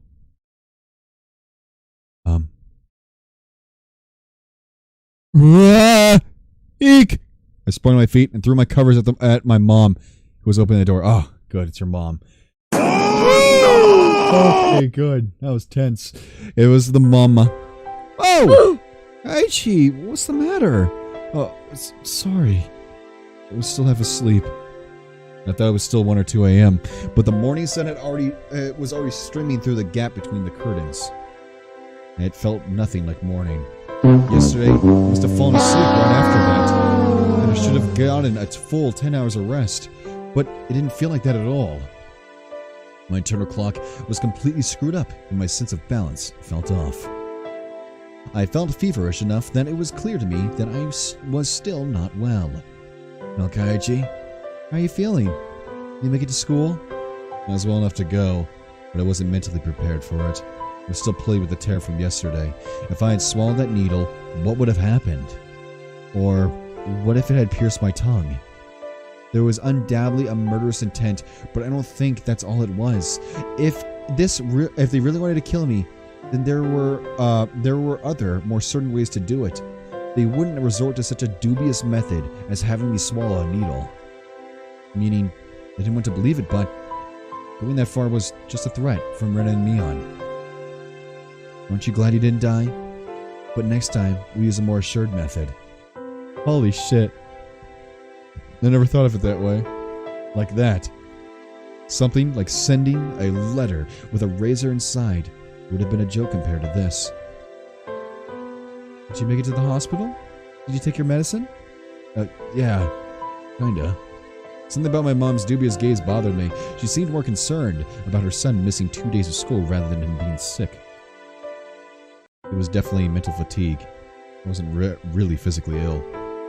It'd be hard for you to get back on track once your daily routine is thrown off. Come on, get on up. They say wellness is a state of mind. I'd heard that line many times before. I was given an award in elementary school for having perfect attendance, but it wasn't like I was healthier than everyone. Come on, go wash your face. Breakfast is already ready. There isn't much time before Rena-chan comes and gets you. Mom's tone meant I couldn't argue about it, so I had to give up on skipping a second day. By the way, were you the one who got bean paste all over the living room wall, Kaiichi? You shouldn't do something like that. Your father was quite angry. I didn't feel particularly guilty for doing it, so I didn't have much of a reaction. Imagine being the mom in that situation. What the fuck is my son doing? Throwing bean paste at the damn wall. Ah, shit, I think he's retarded. Also, Mom didn't question me any further about it. Yeah, like, what the fuck? Imagine being that, like, what the hell? She headed back downstairs after she was certain I was getting up. What Mion said as she left yesterday, I'd hate it if you missed school tomorrow. came back as I dwelled in the back of my head. What did she mean by that? I didn't even have to really think about it. She was saying, don't be absent. Taking that a bit further, it was the same as her saying I shouldn't just go about living my life as if nothing happened. God damn it, my son has autism. That's fucked. If I showed any signs of acting unusual, it would probably result in them making their move. For example, maybe I shouldn't pay attention to something to someone like Oishi-san enticing me with something unusual. Meaning if I didn't watch my mouth or do anything differently from the norm, in effect it would end up flagging myself as someone who was not wanted. And it seems that that was something that the girls didn't intend to forgive. So, if I just went along with things as normal, no harm would come to me. Was that how it was going to be? All that misery I experienced up until yesterday would almost creepily just fade away if it was an enticing deal? Just by forgetting everything I'd seen or heard these last few days, I'd be able to keep living like normal? And there's no way that such a selfish thing could. I swallowed hard. I once again deliberated on the idea that I had just rejected. Mion was probably a good person who had her friends at heart. She was giving me, who had mistakenly broken a rule of theirs, a chance. Was what I did really something so unforgivable? But Mion had already given me a chance. She was saying if I just forgot everything and kept living on like I had been, I'd be forgiven. Kaichi, your food is going to get cold. Hurry up and get down here. Rena will be here if you don't hurry. I'm coming. I crammed my textbooks into my bag and hastily made my way downstairs. I picked at a somewhat bland breakfast. It seemed that I didn't have much time. It was already past when I usually met up with Rena. Given yesterday's events, she'd probably be here in the next 5 minutes. I needed to get ready to head to school by then. I had to forget everything that had happened in the past 2 days. Forget it all and return to my normal life. For this to be normal, I'll have to be where I normally meet up with Rena. There was an assassination attempt on MC. Yeah, basically.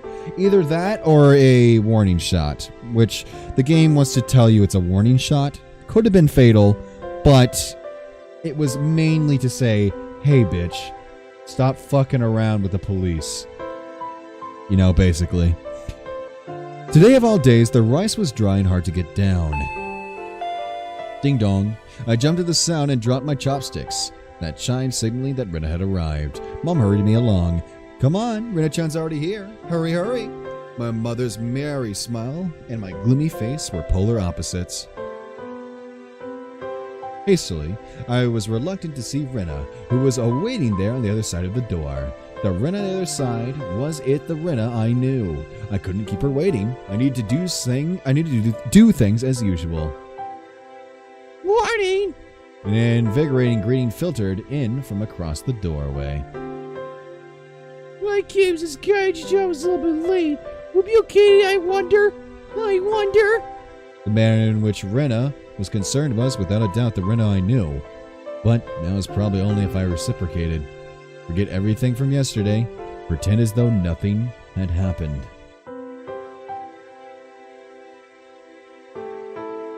Forget about the gruesome dismemberment. Forget about the mysterious deaths that happened the following years. Forget about the people falling to their death and the terminal illness and suicide and the lynching and the disappearances. Forget it. Forget all of it. Forget that Ren and Mion were scary. Of course. Forget it all. Forget about everyone. Forget about the mochi too. Forget. Rena once again asked to make sure. Can you make it to school? Yeah. I'm fine. Right! Let's go! Michan is waiting! Rena showed me her usual bright smile. I couldn't find any hint of deceit in her expression. Yeah, the first guy got lynched. The first one, mob of people went, killed, left. Bye-bye.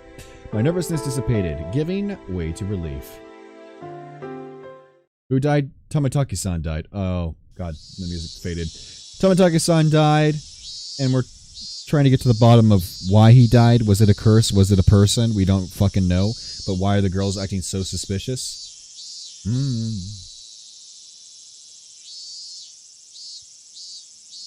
Yeah, that's still lynching.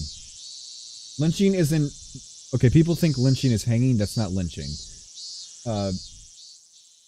It usually is, but lynching is just a mob of people killing another person. Usually via rope, but it could be anything.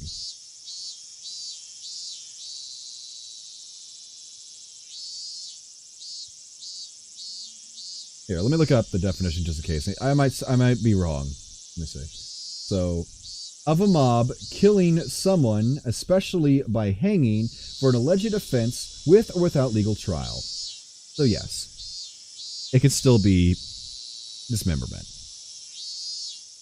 Well then, Psycho Child's club, she feel no matter how many times she tried. Oh, she was so cute. Everything Rena talked about was just silly nonsense, so I replied every so often and laughed from time to time. It was a rather laid-back conversation.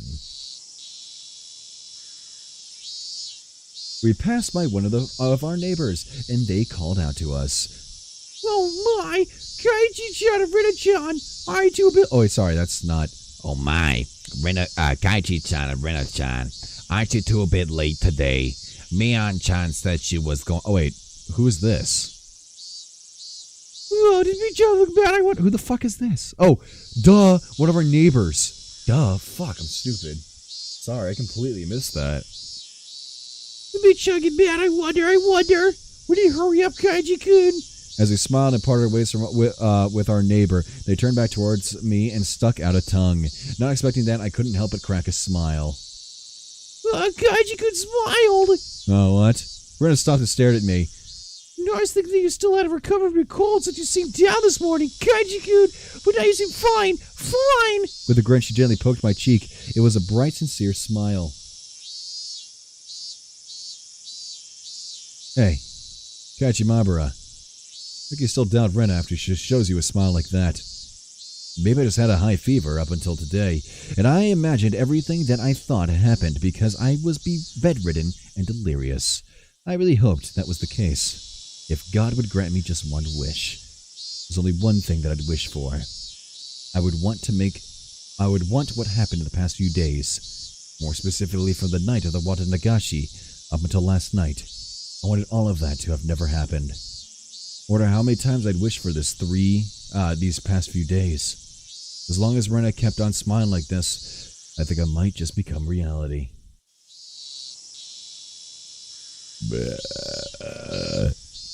So, I wanted Rena to keep on smiling. Keep on smiling. So, Kaiji-kun. Uh-oh. Was mochi yesterday. Did you eat them all? The vain wish of mine was instantly shattered. My heart began palpitating. The relaxed morning mood suddenly became frigid. Rena's smile was the same as usual. Her eyes were gentle as usual. It was mochi yesterday. Did you eat them all? Of course she wasn't asking the question at face value. In other words, Rena was asking, did you get the message? This is some fucking mafia shit. Oh my god. You don't fuck with the great Hinamazawa. I got a fucking problem with you. You've been disrespecting me in my culture. Kachimabara. It's really some mafia shit.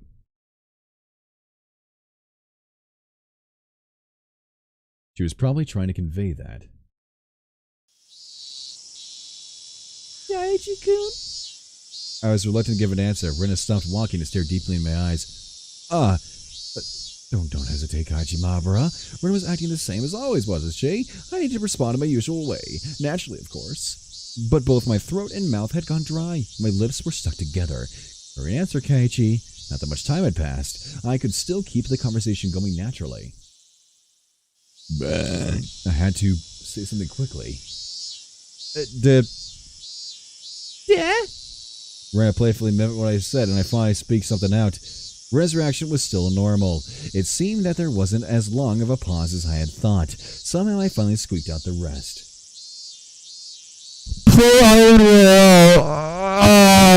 Fuck you for trying to do something. Bend to my will. Woohoo! You're playing a video game already?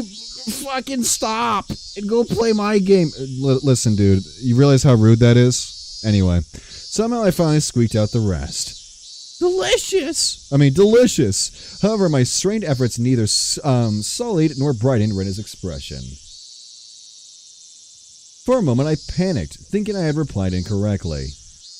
But after a few minutes, Rena broke into her usual soft smile and giggled with a joyful voice that seemed to echo through the morning air. Being strung along by that laugh, I couldn't help but laugh as well. I see. Uh-oh. So did eat all of them, I wonder. My timid Frile's smile froze again. Did you make it without swallowing the sewing needle? Was that what she was asking? If I had swallowed it, then I wouldn't be here. No, I couldn't finish all of them. There's still some left. I was scared of my wits, but that's how I played it. Oh, what about the homework to see if you can tell which one Rita made? That homework. Was it due today? Yeah, it's due today. Each child will get angry. There's probably a penalty game ready for you.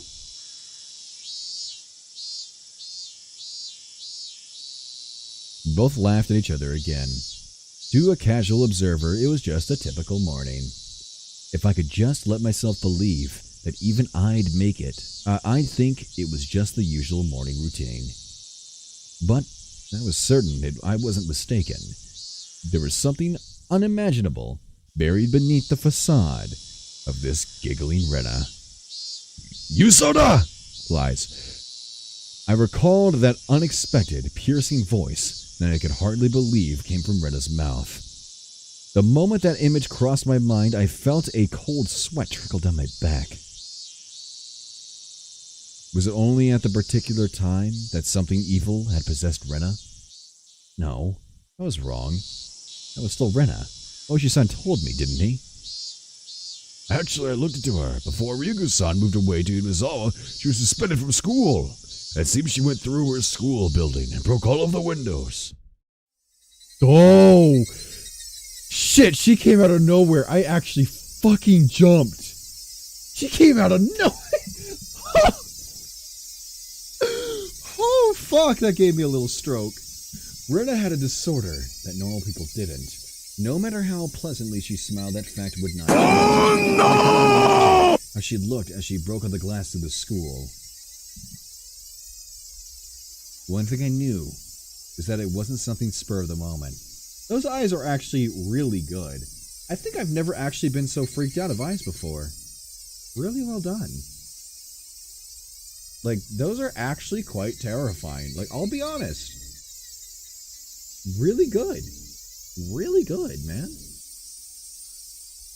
If it was some sudden outburst of anger, then maybe she'd break a pane or two. But she broke all of the windows all throughout her school.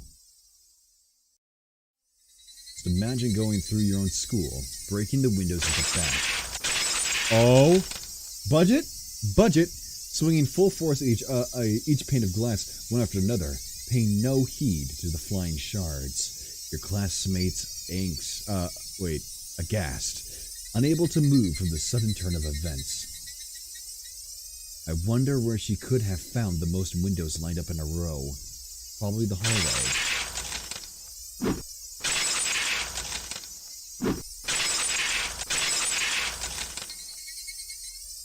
Holy fuck. It was difficult for me to connect that horrifying image with the Rena smiling at me now. But I just had to imagine it. Impossible, because it was unimaginable. That naive way of thinking no longer worked. The unpleasant, piercing sound of shattered glass, the crunching noise as Rena threads across the broken shards, walking towards me. Rena's classmates going pale, as if forget to even breathe. I wonder what they did as Rena came closer, breaking windows along her path. So she's like a softcore school shooter then. Okay, basically. She's like the PC school shooter. Doesn't quite exactly kill, but fucks things up regardless. I don't know if that was too edgy, but regardless. I mean, that's the way I think about it. Like, to be terrified of that situation, wouldn't you? If someone's going around with a fucking bat, you'd be like, shit, I'm gonna die, dude. I don't know. They did earnestly try to bring her to her senses by saying something, or did they jump at her, trying to stop her savagery, or did they run into the staff room after being directed there by the teachers? Probably none of those. God fucking damn it. In her face of that blood-curdling sight of Rena bursting through her window, undoubtedly, all they could do was silently clear a path for her. Dumbfounded, just clearing the path for Rena to continue. It was far too violent an act for them to seek refuge by looking the other way. That's not to say they were looking the other way. They were doing the only thing they could to protect themselves. If they had done something differently from the rest, they may have suddenly found themselves as Rena's new target. What would Rena have done to whoever attracted her attention? The answer was obvious. She would have undoubtedly acted according to her whims. Oh, fuck, man. Meaning I would, be the next window. Rena staring into my eyes, shards of glass crunching and crackling underfoot as she drew closer. I was also drawn into her eyes, paralyzed.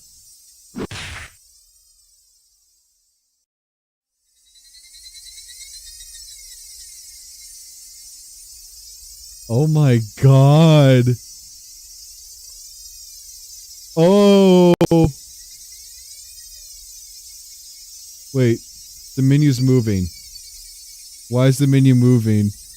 Oh, this is fucking creepy. Stop. Oh.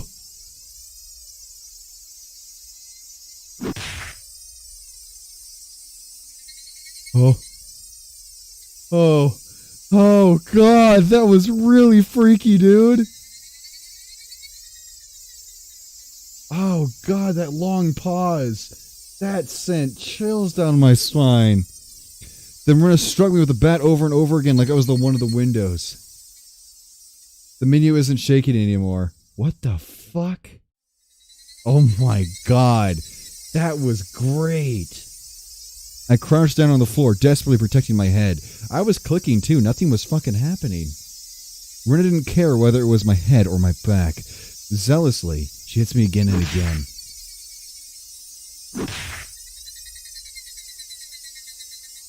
What kind of expression was she making as she was doing this over and over again? I peered up to see. Oh, her expression was so indifferent, it was completely unnerving. It was because no matter how many times she struck me, I didn't make as pleasant a sound as the other windows. Oh my God.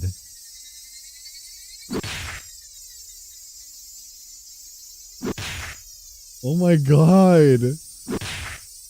Oh my God. She struck me continuously, over and over again. The sound Rena wanted didn't come out. Our classmates, standing around, didn't try to stop her. They didn't want to be the next window. Somebody save me. Turning a blind eye unless we're hanging out. But of course, everyone in the class scrambled to obtain the highest standardized test scores. They'd gained nothing from saving a cram school tryhard like me. Oh! Eventually, there would be a faint sound, similar to when you crack open a walnut, and some sort of reddish-black spray would shoot out. Anyway, it wasn't that Rena momentarily lost herself in anger. Oh, hey, Thickie. After forcing myself to breathe and calming down my heart, I recalled what Oyoshi-san told me. And in the counselor's medical report, he reported all the conversations he had with Rena-san. It shows up, and quite a bit at that. What does? She mentioned the word Oyoshi-sama. That made me jump. That chime that came in, oh fuck. I'm on edge. I have not felt this since Doki, the original playthrough. Damn, I'm actually on edge. And I already know what happens in this game. Fucking nice. Following that, Rena was suspended and had regular examinations at the hospital. Then, as Rena was undergoing counseling, she said it over and over. Oyoshi-sama.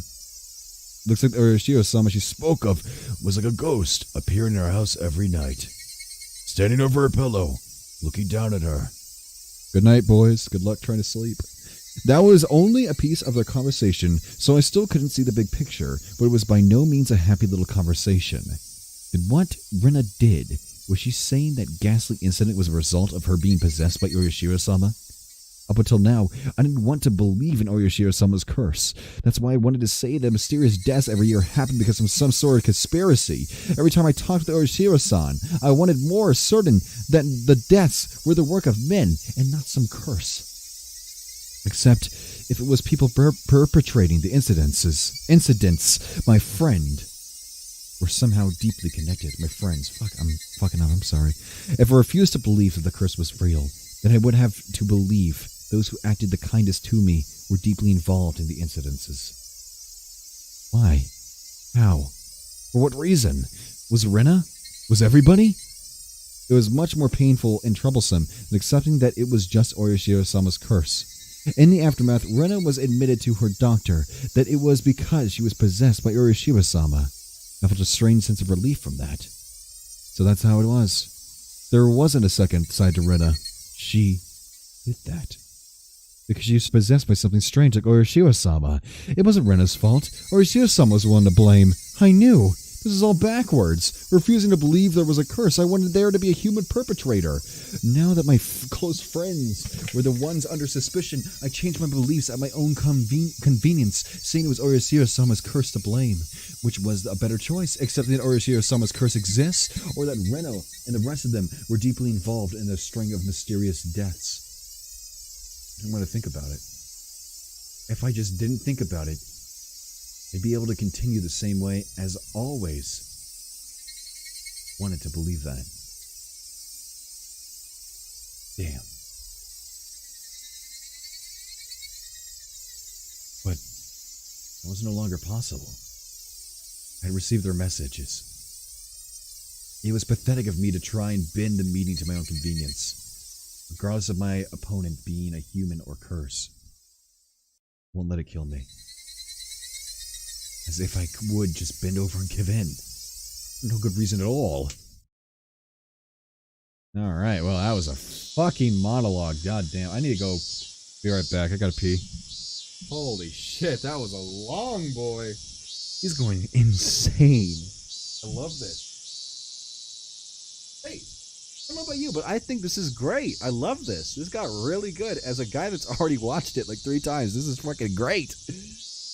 Never seen it go into such detail.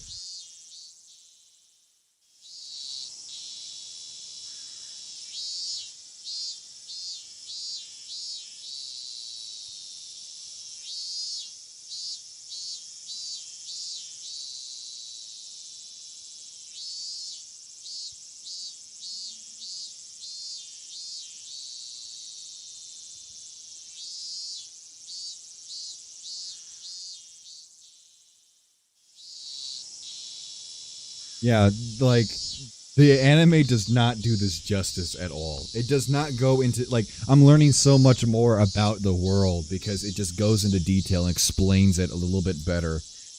A lot is up to interpretation of the anime, but this one really lets you know. Like, really, like, not, it doesn't, like, spoon feed it to you, but it'll give you the idea to choose 2 paths rather than just give you, like, a super vague, like, 50 path, you know? You can say, maybe it is that, maybe it's that, and I love that. You never know what the fuck's going on. I love this, man. Anyway, but you have guesses, so it's really fun. Yeah. Kaiji-kun, you've been making a really weird face. Why, I wonder?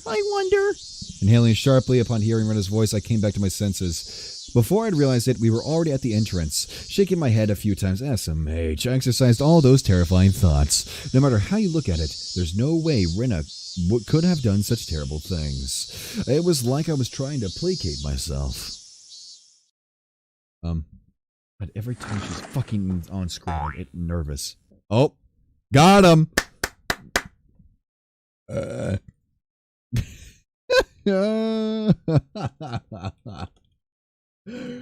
Oh, god damn it. As I slid the door open, a blackboard eraser loaded with chalk dropped down on my head the moment I stepped into the classroom. The chalk just went into my eyes, inducing a brief moment of agony. Got him. How about fetting for a Trillium Kaiichi-san? Got him.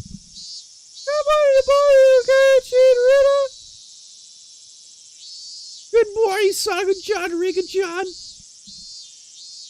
That's why you always read the books and not just watch the films. You miss out on so much. Yeah, really, man. This is the first time I've ever done that, though. I never read, and if I watch an anime, I usually don't do the visual novel, which makes me wonder, how good is Steins Gate then? Holy shit. Well, then again, Steins Gate is a really good anime, so... But how more detailed and how fucking amazing could it be? I can't even imagine. If it is, I don't know. Maybe the anime is better than a visual novel. I have no fucking clue. But right now, definitely, this is amazing. Anyway, I didn't really react to Satoko's trap. Satoko braced herself as I passed by, expecting me to attack her. She seemed a bit disappointed as I simply walked by silently. What's this? How discouraging indeed.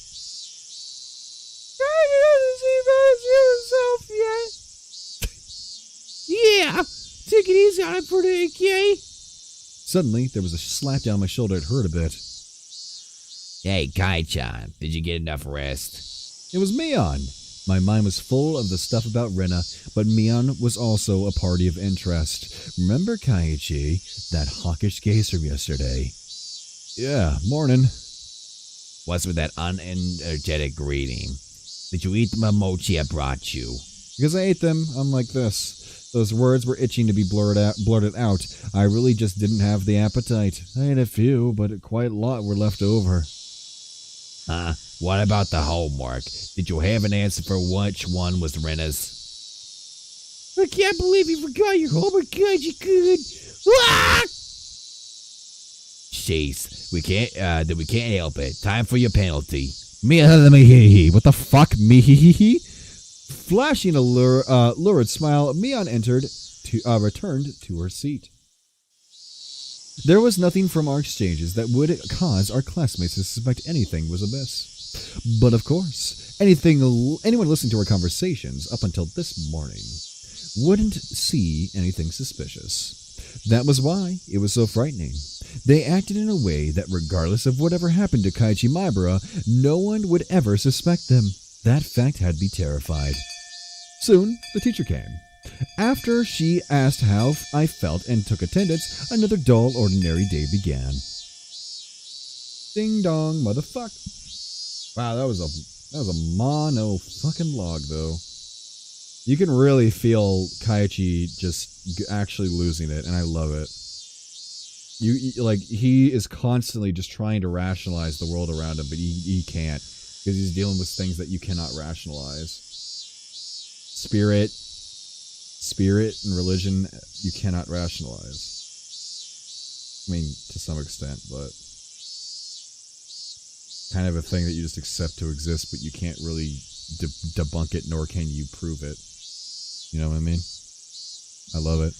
This free study period was a convenient time to consider where I stood. I gently closed my eyes and pondered the ridiculous position I was in right now. First of all, what I shouldn't forget was how dangerous of a situation I was in. I had fallen out of favor with them. After interacting with Oyoshi-san multiple times, I could see it, and as I was getting closer to the heart of the matter, the warning yesterday with the mochi was a good indicator of that. No, calling it a warning was just a habit of understanding things. It probably had no meaning beyond stunting my progress and buying themselves some time. Until they had a method of completely erasing me, they were just bidding their time. Even though they were keeping me under their thumb and with threats, it didn't change the fact that I knew too much. The chilling sensation of my desk made me recall Satoshi Hojo, the boy who was using this seat until last year when he disappeared. Was he also similar to me? Did he learn something he shouldn't have and was erased? Damn. I wouldn't let them get rid of me so easily. Never. Really be like that. But were they really trying to kill me? I've had these contradictory feelings for a while now. Even though I suspected them, I felt I had to cover for them. Where the fuck is my controller, by the way? Oh, there. With all of their suspicious behavior, a morning like this just made it all seem like an elaborate hoax. No, that's just what they want me to believe. Doubting my friends? Covering for them? My life was in danger. Or was it? Actually, I was debating the wrong point. Given my current situation, those points were something that should have been deliberated on a long time ago. But really, Rena and the rest of them, were they actually aiming to kill me? The little voice inside made me continue to torment me with these unresolvable trains of thought. You an idiot, Kaichimabara. The answer should be obvious. But maybe that sewing needle might have been just an accident. Right? How could you screw up and drop a sewing needle to a piece of mochi? The benefit of the doubt can only go so far. It actually sounds like there's two people in this. I love it. God damn it. This is fucking written well. Both Rena and Mion acted and behaved suspiciously, but maybe it was all some sort of misunderstanding. What kind of misunderstanding? It wasn't just suspicious, it was outright ludicrous, right? It's literally two people, I love it! Rena just corrected me for lying, and Mion only asked me about what I had for lunch. Rena was standing outside of the door eavesdropping for a good hour, you know? She was probably just waiting for my phone call to end. For a whole hour outside her room, and it was normal to go home afterwards without saying anything. Wow. You heard from Oishi-san, didn't you? About what Rena did at her former school?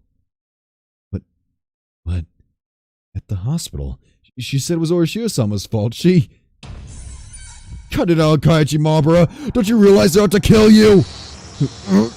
I inadvertently blurted out those words out loud. Hearing myself say that so directly left me dumbfounded for a few minutes. Afterwards, I had to look around to check if anyone else had heard it. My little soliloquy cut a little too close to the truth. Even though I could feel the murderous intent from Rena and the others, part of me somewhere was still trying to deny that. This late in the game, such hesitation could be fatal. I knew that. But I was just your average student, a man living his normal, ordinary life. Do you think I could suddenly believe that my friends, who I had happily laughed together with up until Sunday, now intended to kill me? Right? You're too soft, Kaiichi. This time I remembered to keep my voice down so only I could hear it. There was one thing I now understood. I was too soft. I didn't completely understand how dangerous Rena and the rest of them were. No, I wasn't trying to understand. I was too soft for not listening to Oishi-san when he was earnestly showing me the heart of the matter. I didn't listen, because I was too busy pretending to be dejected. I didn't comprehend it. I was just running away. I didn't comprehend it, so nobody had any notion to try and kill me? I need to get rid of such naive thoughts. As I made that resolution, I heard the bell signaling the end of class. God, this fucking sound design? Or is it sound design? I don't know. God, it's so good! Ooh! So soon. It's just... God fucking damn! There's no stupid OST. It's just the sound of the cicadas, man. And then when the bell comes in, because you've been listening to cicadas for 20 minutes, it wakes you up out of the coma that is the monologue. I fucking love it. The day was already over. I didn't recall eating lunch or doing anything in class. I guess what I'm looking for is that you're just so deprived of any sound that suddenly when you hear it, you're just like, oh! My friend were putting their desks together in preparation for club activities. Not long ago, I would probably have happily jumped into that circle. And time for some kooky shit. Oh? Sudden emotion. Okay. What? Kaiichi-san? How rude of you to even think about leaving. The way Sadago spoke was so typical and familiar, it almost physically hurt. Kaiichi-kun, is today not a good day, I wonder? And we were going to win big together.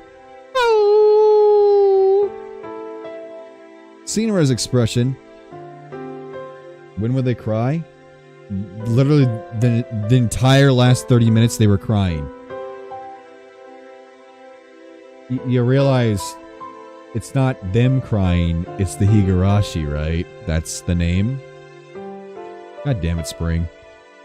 Seeing Rera's expression when she said it was really looking forward to today was hard to make. Hey, Kaiichi, Maybe Oshi-san is just some enormous jerk trying to separate me from the others by lying to me. Slap! Trying to expunge such weak-minded thinking, I slapped myself in the face. What Higurashi? Cicadas. Oh my fucking god, we already went over this. The chirping, all that chirping you heard, the cricket kind of thing, those are called cicadas, aka Higurashi. And in the countryside of Japan, those are commonly found. And in this game, it's used as a way to kind of show that there's always some sort of presence everywhere you go. The sound of the cicadas will always be there. Just like how Oyoshio-sama is, you know? Food for thought. That's completely theory, by the way. That's not me knowing anything. That's just theory. Yeah, was Rena really trying to kill me? I wish someone would tell me it was just a hoax. I didn't care if it actually was one or not. I just wanted someone to say it was. Oh, another weak-willed thought. How did I ever become this naive? Are you alright? Does your head hurt? Apparently, that was how my inner dilemma appeared to Rena. You're pale. Can you make it home by yourself? I should accompany you home, I wonder. No, it's okay. Sorry. I can get home by myself. Just have the meeting without me. Oh, god damn it. We just broke the rules, man. We didn't carry on with how we're supposed to. Fuck. Upon hearing that I wasn't going to participate in the club meeting, Mion pouted unhappily. Since Kai-chan was so bent on a revenge match, so we were going to play the deduction game from before too. Kaiji-san doesn't have the burning desire for a rematch? How pathetic. Let the fucking boy go home, cunts. If he's sick, he's sick. I won't fall for some dumb taunt. Without even a real retort, I just grabbed my bag and was about to get up. Someone's hand perched itself gently on my head. Kaiji doesn't seem to be well. How very unfortunate. It was Rika-chan. She was stretched up as far as she could, doing her best to pat my head with her petite hand. It felt so nice, which made things even harder. Sorry, everybody. I'll see ya. That's all I said as I quickly left the classroom. Damn. Oh. Oh, God. Why do I feel guilty? They said something to me as I was leaving, but I couldn't make it out. I managed to make it all the way to the entrance in that state of mind, took out my shoes, put them on, and went forward. Harden that heart, Kaiji Maibara. They were, for some unfathomable reason, trying to kill me. They were plotting something dubious, watching my every move. But I couldn't hate them, because weren't they my friends? Part of me lamented my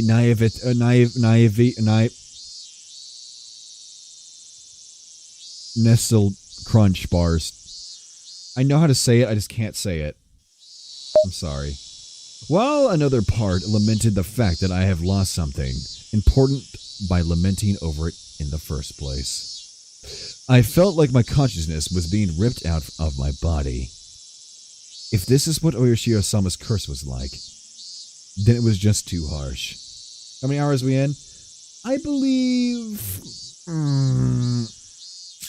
I want to say 10? So about 70% of the game? Maybe? Let me see. Actually, no. We only have 50% of the achievements. Or, wait. Is this refreshed? Hold up. Yeah, we only have 7 out of 14. We still have quite a ways to go. Long games, bro. But I believe in it now. Completely. Your curse does exist. So seriously, give me a break. I beg you, come on.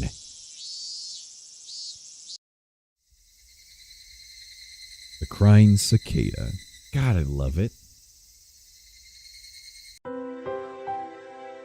Dinner was unusually bland. I had no flavor or aroma. The miso soup that normally tantalized my appetite instead tasted like nothing but boiled water. Oh my God! Dan was eating with us that night. It was a rare occurrence in this household. When he got into his work, he ate and slept on his own schedule. My dad never cared about the time. Since my dad was at the dinner table, it either meant he had just reached a good point to take a break or he was in a slump. So, yeah, he just doesn't understand the motivation creators have. Your partnership was just a verbal agreement, wasn't it? If it's so hard to agree on things, why not just end it? I feel like it was just it's an industry with a lot of back scratching when it gets in the way of business. I wasn't able to pick out much of my mom and dad's conversation, but I could tell it wasn't a very pleasant topic. Oof. That, of course, made the disgusting food even less appealing. Staring listlessly at the exchange between my parents, my mind wandered off to the same thought process I had going all day long. Friends close to me? No. They used to be friends, but I could no longer trust them. Right now, I was greatly lacking in allies. People I trusted, people I could depend on. When push came to shove, they were something I just didn't have. Having just one ally would have been incredibly reassuring in the currently hopeless situation I was in. I put down my chopsticks and looked over at my parents, who were still talking about work. Alright, see ya, Mason. Wait, it's only 4 p.m.? What the fuck? It's only 4? I just realized, I was like, Mason, you stayed up till like 8. Wait a minute. Holy shit. Time is going slow as fuck for me, but that's a good thing, I guess. Whoa, we've been streaming for 4 hours? Holy shit. Regardless, awesome. Anyway. Currently, there wasn't a single person from Higurashi I could trust 100%. It meant the only people I could trust were my parents. But if I told them everything that had happened up until now, would they understand? Rena, for example. The neighborly Rena, who was so diligent in looking after me, came to get me every day and sometimes brought over a share of what she made. How can I explain that she wanted to kill me? No matter how I explained it, it would probably be difficult for anyone to comprehend. My somewhat eccentric dad wouldn't understand, and my high-strung mom would probably drag me off to a psychiatrist in the blink of an eye. Sadly, that was the amount of trust that existed in our relationship. Even if they did come to understand, what could they possibly do? Hit him with a got him. See ya, Mason. Take it easy, dude. Unless they could uncover the truth, they wouldn't be able to protect me. No, by informing them of these unnecessary things, I'd be putting my parents in danger as well. Considering that the victims in past incidences were often married couples, I couldn't even joke about it. For the entire Mabra family to have an accident, or to just vanish into thin air, it was easily possible in Higurashi. Holy shit! It's literally like a mafia, man. Like, you don't agree with the customs, you get fucking just expunged. The gang comes up and just fucks you, dude. Mamma mia. What was important here was that knowing something unnecessary put you in danger. The most unsettling question was, how did they know that I knew? As long as they didn't know, my parents might not fall victim. That was the one way I'd think about it, I guess. At least, it was in my case. After I found out, things started becoming odd. In other words, it meant the following. As long as my parents didn't know anything, nothing would happen to them. As long as my parents were here, this house would be safe, a safe haven for them. I knew these were just assumptions based on conjecture on the top of conjecture. Wanting this house to be a safe haven, that was the pinnacle of my weak-willed method of thinking. I had to concede that it was not completely safe. It was only safer than the outside. I knew that I couldn't rely on my parents. No, I couldn't risk getting my parents involved. Then, the only person who could be my ally would be Oishi-san. Him and him alone. He was the only person who understood the situation I was in. He didn't care so much about my safety, but he was without a doubt passionate about solving this case. I don't know, man. It was a bit frustrating. Oishi-san was basically the whole reason I was in this mess. I had to get out of it. I had to rely on him. Meaning it was all going according to his devices. It was just my job to look appetizing while bobbing in the waves of bait. Wave as bait. Then, when the fish started gathering around, Oishi-san would pull up the big haul. It was slightly infuriating, but even I thought that was the best course of action. So then, what should I do? Patience was the first rule of fishing. Just keep waiting until the fish actually bites. But I wasn't simply bait. There were lots of ways for me to struggle before being devoured. When they struck, I needed to somehow dodge just enough to tag out to Oishi-san. No question, it was going to be hard. The timing to bring Oishi-san in would be difficult. He was in the city, not Hinamizawa, so if I phoned him in my moment of need, it would take him about 30 minutes to reach me. So we needed to run away for those 30 minutes. For example, we set up the rendezvous point for dire situations or something, and set to hide out there until Oishi-san arrived. Okay, I can almost see it now. I was still being chased around in the dark by boogeymen, but now I knew which way to go. I would never have imagined this would be so reassuring. Oh yeah. It would probably be best if I had concealed weapon when things got rough. Typically, that would call for a switchblade, but that wasn't too reassuring for combat. Also, since it was recognized as a weapon by the public, that also wasn't good. Really, when the time comes, a long weapon like a bat would work in my favor. I remembered there was also a metal bat at school. I would be confident with that when push came to shove. If I pretended I was practicing my swing, then I wouldn't be suspicious for me to always carry it around. I could go to school early tomorrow and secure it. Just possessing a weapon may be enough to deter them. Aye, that's my little proactive boy. Get it, little Kaiji. Get it, little K-chan. Also, one more thing, insurance. It could be something like a note or a memo. I could write down everything that's happened as a sort of journal. In case I suddenly vanished, the journal would be left behind. Hey, he's actually, for once, an MC that isn't completely stupid. With my journal in his possession, Oishi-san would be able to avenge my death. I left my parents engrossed in their conversation about work and went back to my room. For once, he's not dumb. He's actually thinking ahead of time, being proactive. The journal's a great idea. I like this guy. Kaichi, you're a good boy. You get head pats from me. I tore out a piece of paper from a notebook and made my way to the desk. Last time I wrote a journal was for summer homework in elementary school. In the off chance something bad happened, the police could use my diary as a lead. So I should only write down the facts. How should I start? I jotted down my thoughts as they came. I, Kaichi Mabara, am in fear of my life. For my life. Maybe I laughed nervously. It was a line that showed up often in detective stories. I never even dreamed I would be in the type of situation where I'd write it myself. Exactly. Protagonist uses his brain. I love it. I know, right? I do not know why they were after my life. Rena and the others were suspicious, but I have no proof, and that's why I couldn't write anything more. I laughed wryly at myself for writing such a passage draped in mystery. Would the police be able to get the hint from reading this enigmatic passage? Oh, yeah! I could only pray that they would. What I prayed for the most, though, was that this journal never needed to play its part.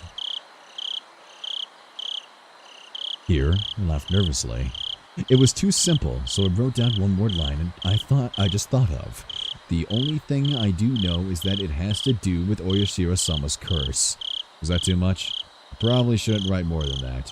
If I wrote any more, it would seem like I was just delusional. In order to appear to the reader that the person who had written this was of sound mind, I chose not to write anything else at that point.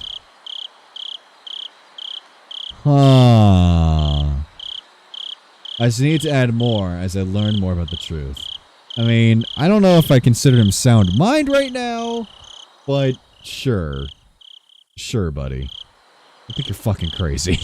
I folded the paper and thought about a place to hide it. By hiding it somewhere obvious, there was the chance that they would uncover it instead.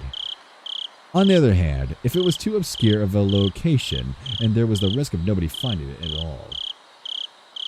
In the end, I decided to take the clock off my wall and stick my folded note on the back of it with Scotch tape. After that, I put the clock back into its normal position. Yeah, it didn't look like anything was hidden behind it. Now I need to set it up such that, if anything happens to me, my parents could find it. 8 people? Of course. Not a lot of people know Higurashi, and I'm also guilty of this, but I don't like to watch new things.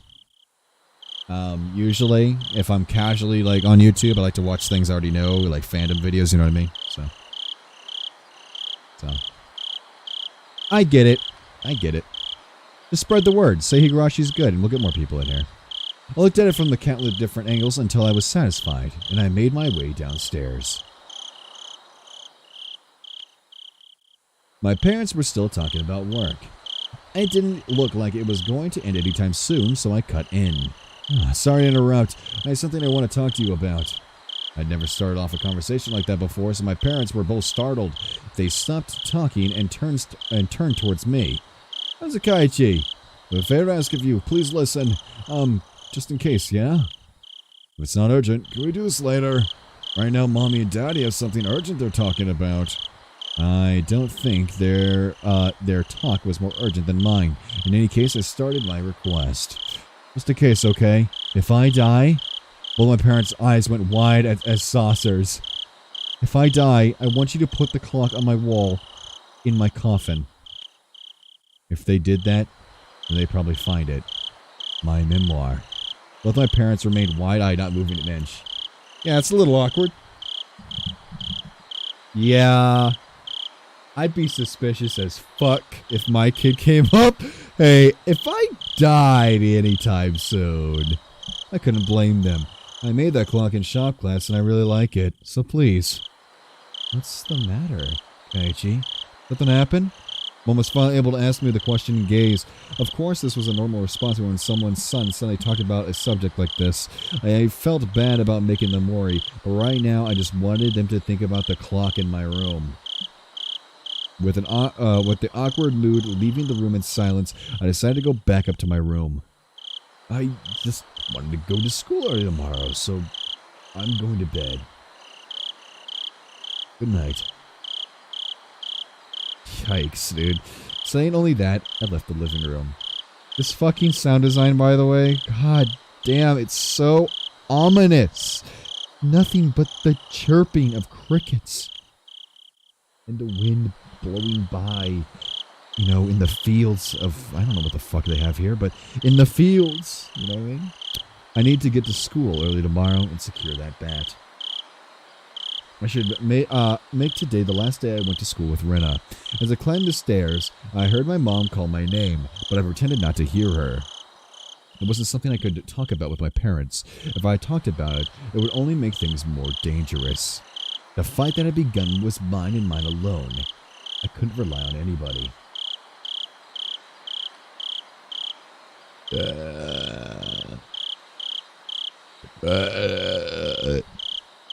I wouldn't be killed. Not when I knew something. Fade? Fade? Fade. Alright, I'm gonna go grab a snack. It's a quick snack. It's salty good. Not anymore. I have almost no groceries.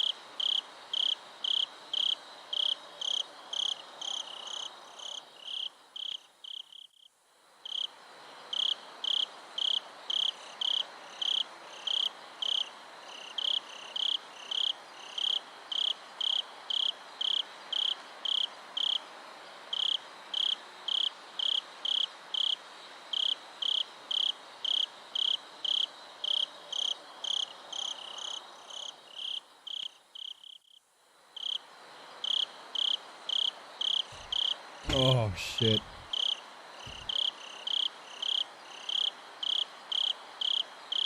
Oh, cheese and cheddar, eh? I don't know, this is getting me in such a popcorn mood. I don't know about you guys. I don't have any popcorn though, but I'm like craving popcorn right now.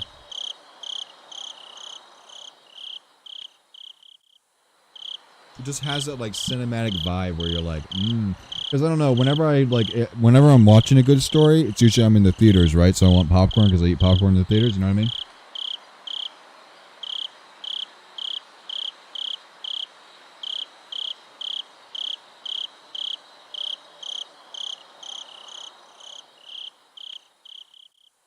I just thrown some cheddar and cheese crackers. They'll do. They're salty.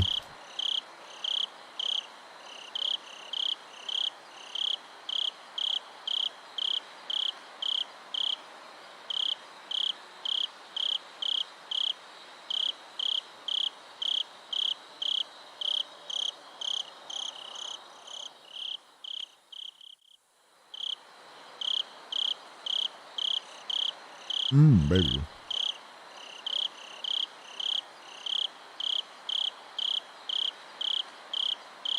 Alright.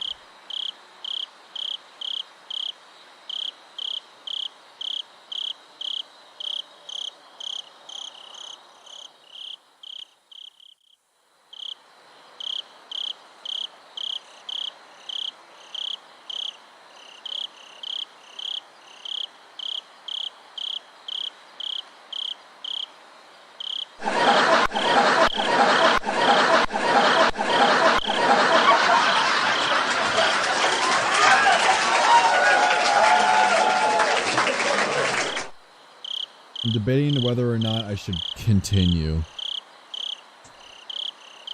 It has been 4.5 hours.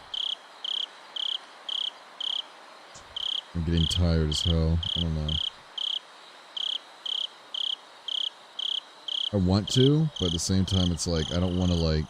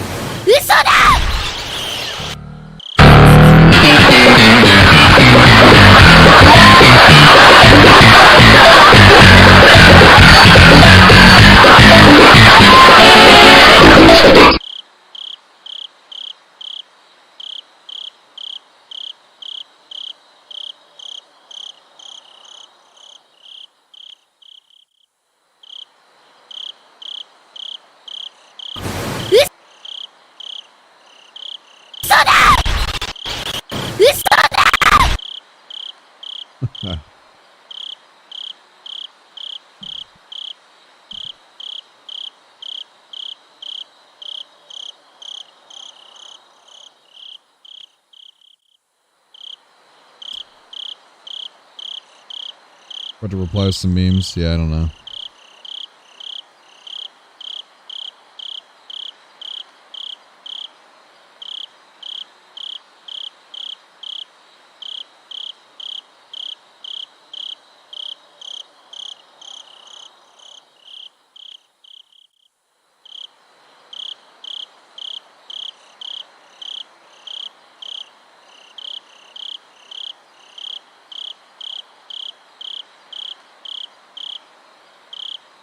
You gonna change your profile picture?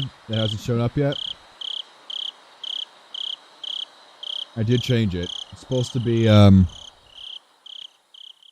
white, full white. I guess it just hasn't gone through yet. I set it up 2 days ago. Maybe I put it in the wrong spot. Yeah, I don't know. Yeah, I think I'm gonna call it maybe. I don't wanna push it. I feel like that's a good spot to stop. Like, if we go on, we might hit, like, a point where it's gonna be, like, really bad cliffhanger. But I feel like this is just fine. Like, we're in the turnaround arc now. Like, we went through the paranoid arc, and now he's like, okay, I can fix this shit. You know what I mean? So, like, this is the beginning of a new chapter, basically. Like, literally and, like, storytelling-wise. Probably a good spot to just, like, kick off without, like, killing us. Because I want to be 100% energized and enthusiastic. I don't have to be, like, getting through it. My throat's getting a little sore, I'm a little tired, I'm a little hungry, so... Might be in our best interest to delay it. I wish I could stream forever, but... Yeah. Well, let's do some memes before we go.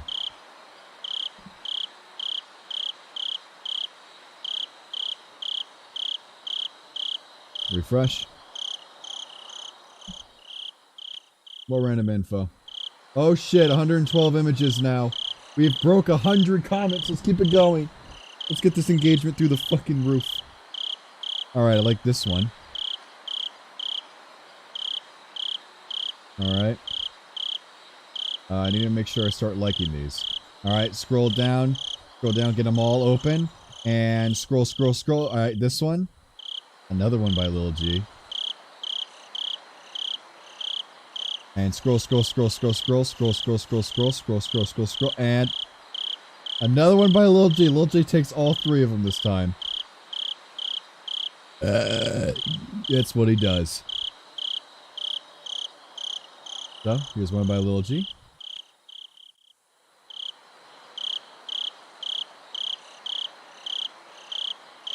Shout out to Artie.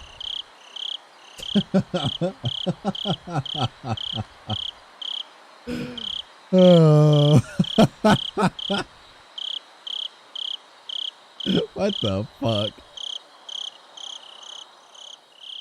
I don't get it, man. I don't understand this shit, dude. Up next. I don't quite understand. Very trippy. Nice. Get nay-nayed, I guess. How's it feel? Get nay-nayed, boy. Damn, we have so many to go through. And then finally, bring this out a bit. Another one by Lil G. Do you like Jesus?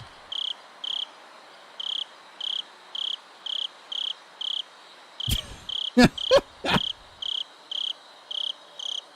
gonna go with that one.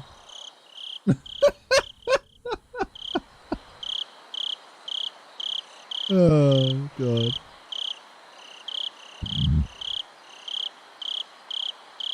Well, thanks for attending, everybody. It was a ton of fun. This story is really picking up. Like, keep in mind, guys, this is only 1 out of 7, guys. Like, the lore gets deeper. If you thought this wasn't already just thick as shit, it's gonna get thicker than any thigh you've ever seen in your life. It only gets deeper and better. We're only halfway through the first game. It's like a total time of like 100 hours. It's the Lord of the Rings of anime games.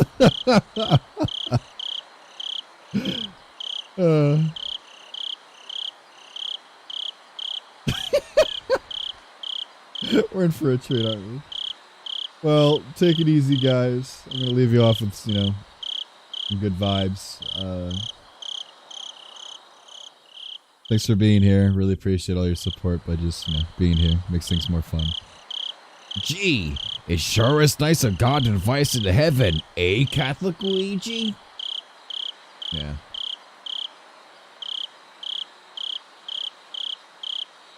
Well, let's baptize let's baptize Luigi to you.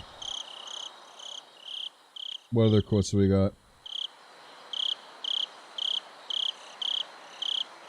King, I don't know. Bishop Koopa. Bishop Koopa. God damn it. That sounds so stupid. Bishop Koopa and the princess.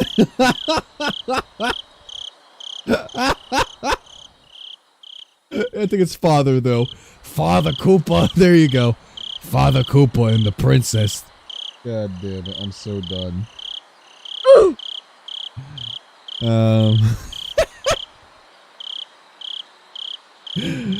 Okay. Alright, take it easy, guys.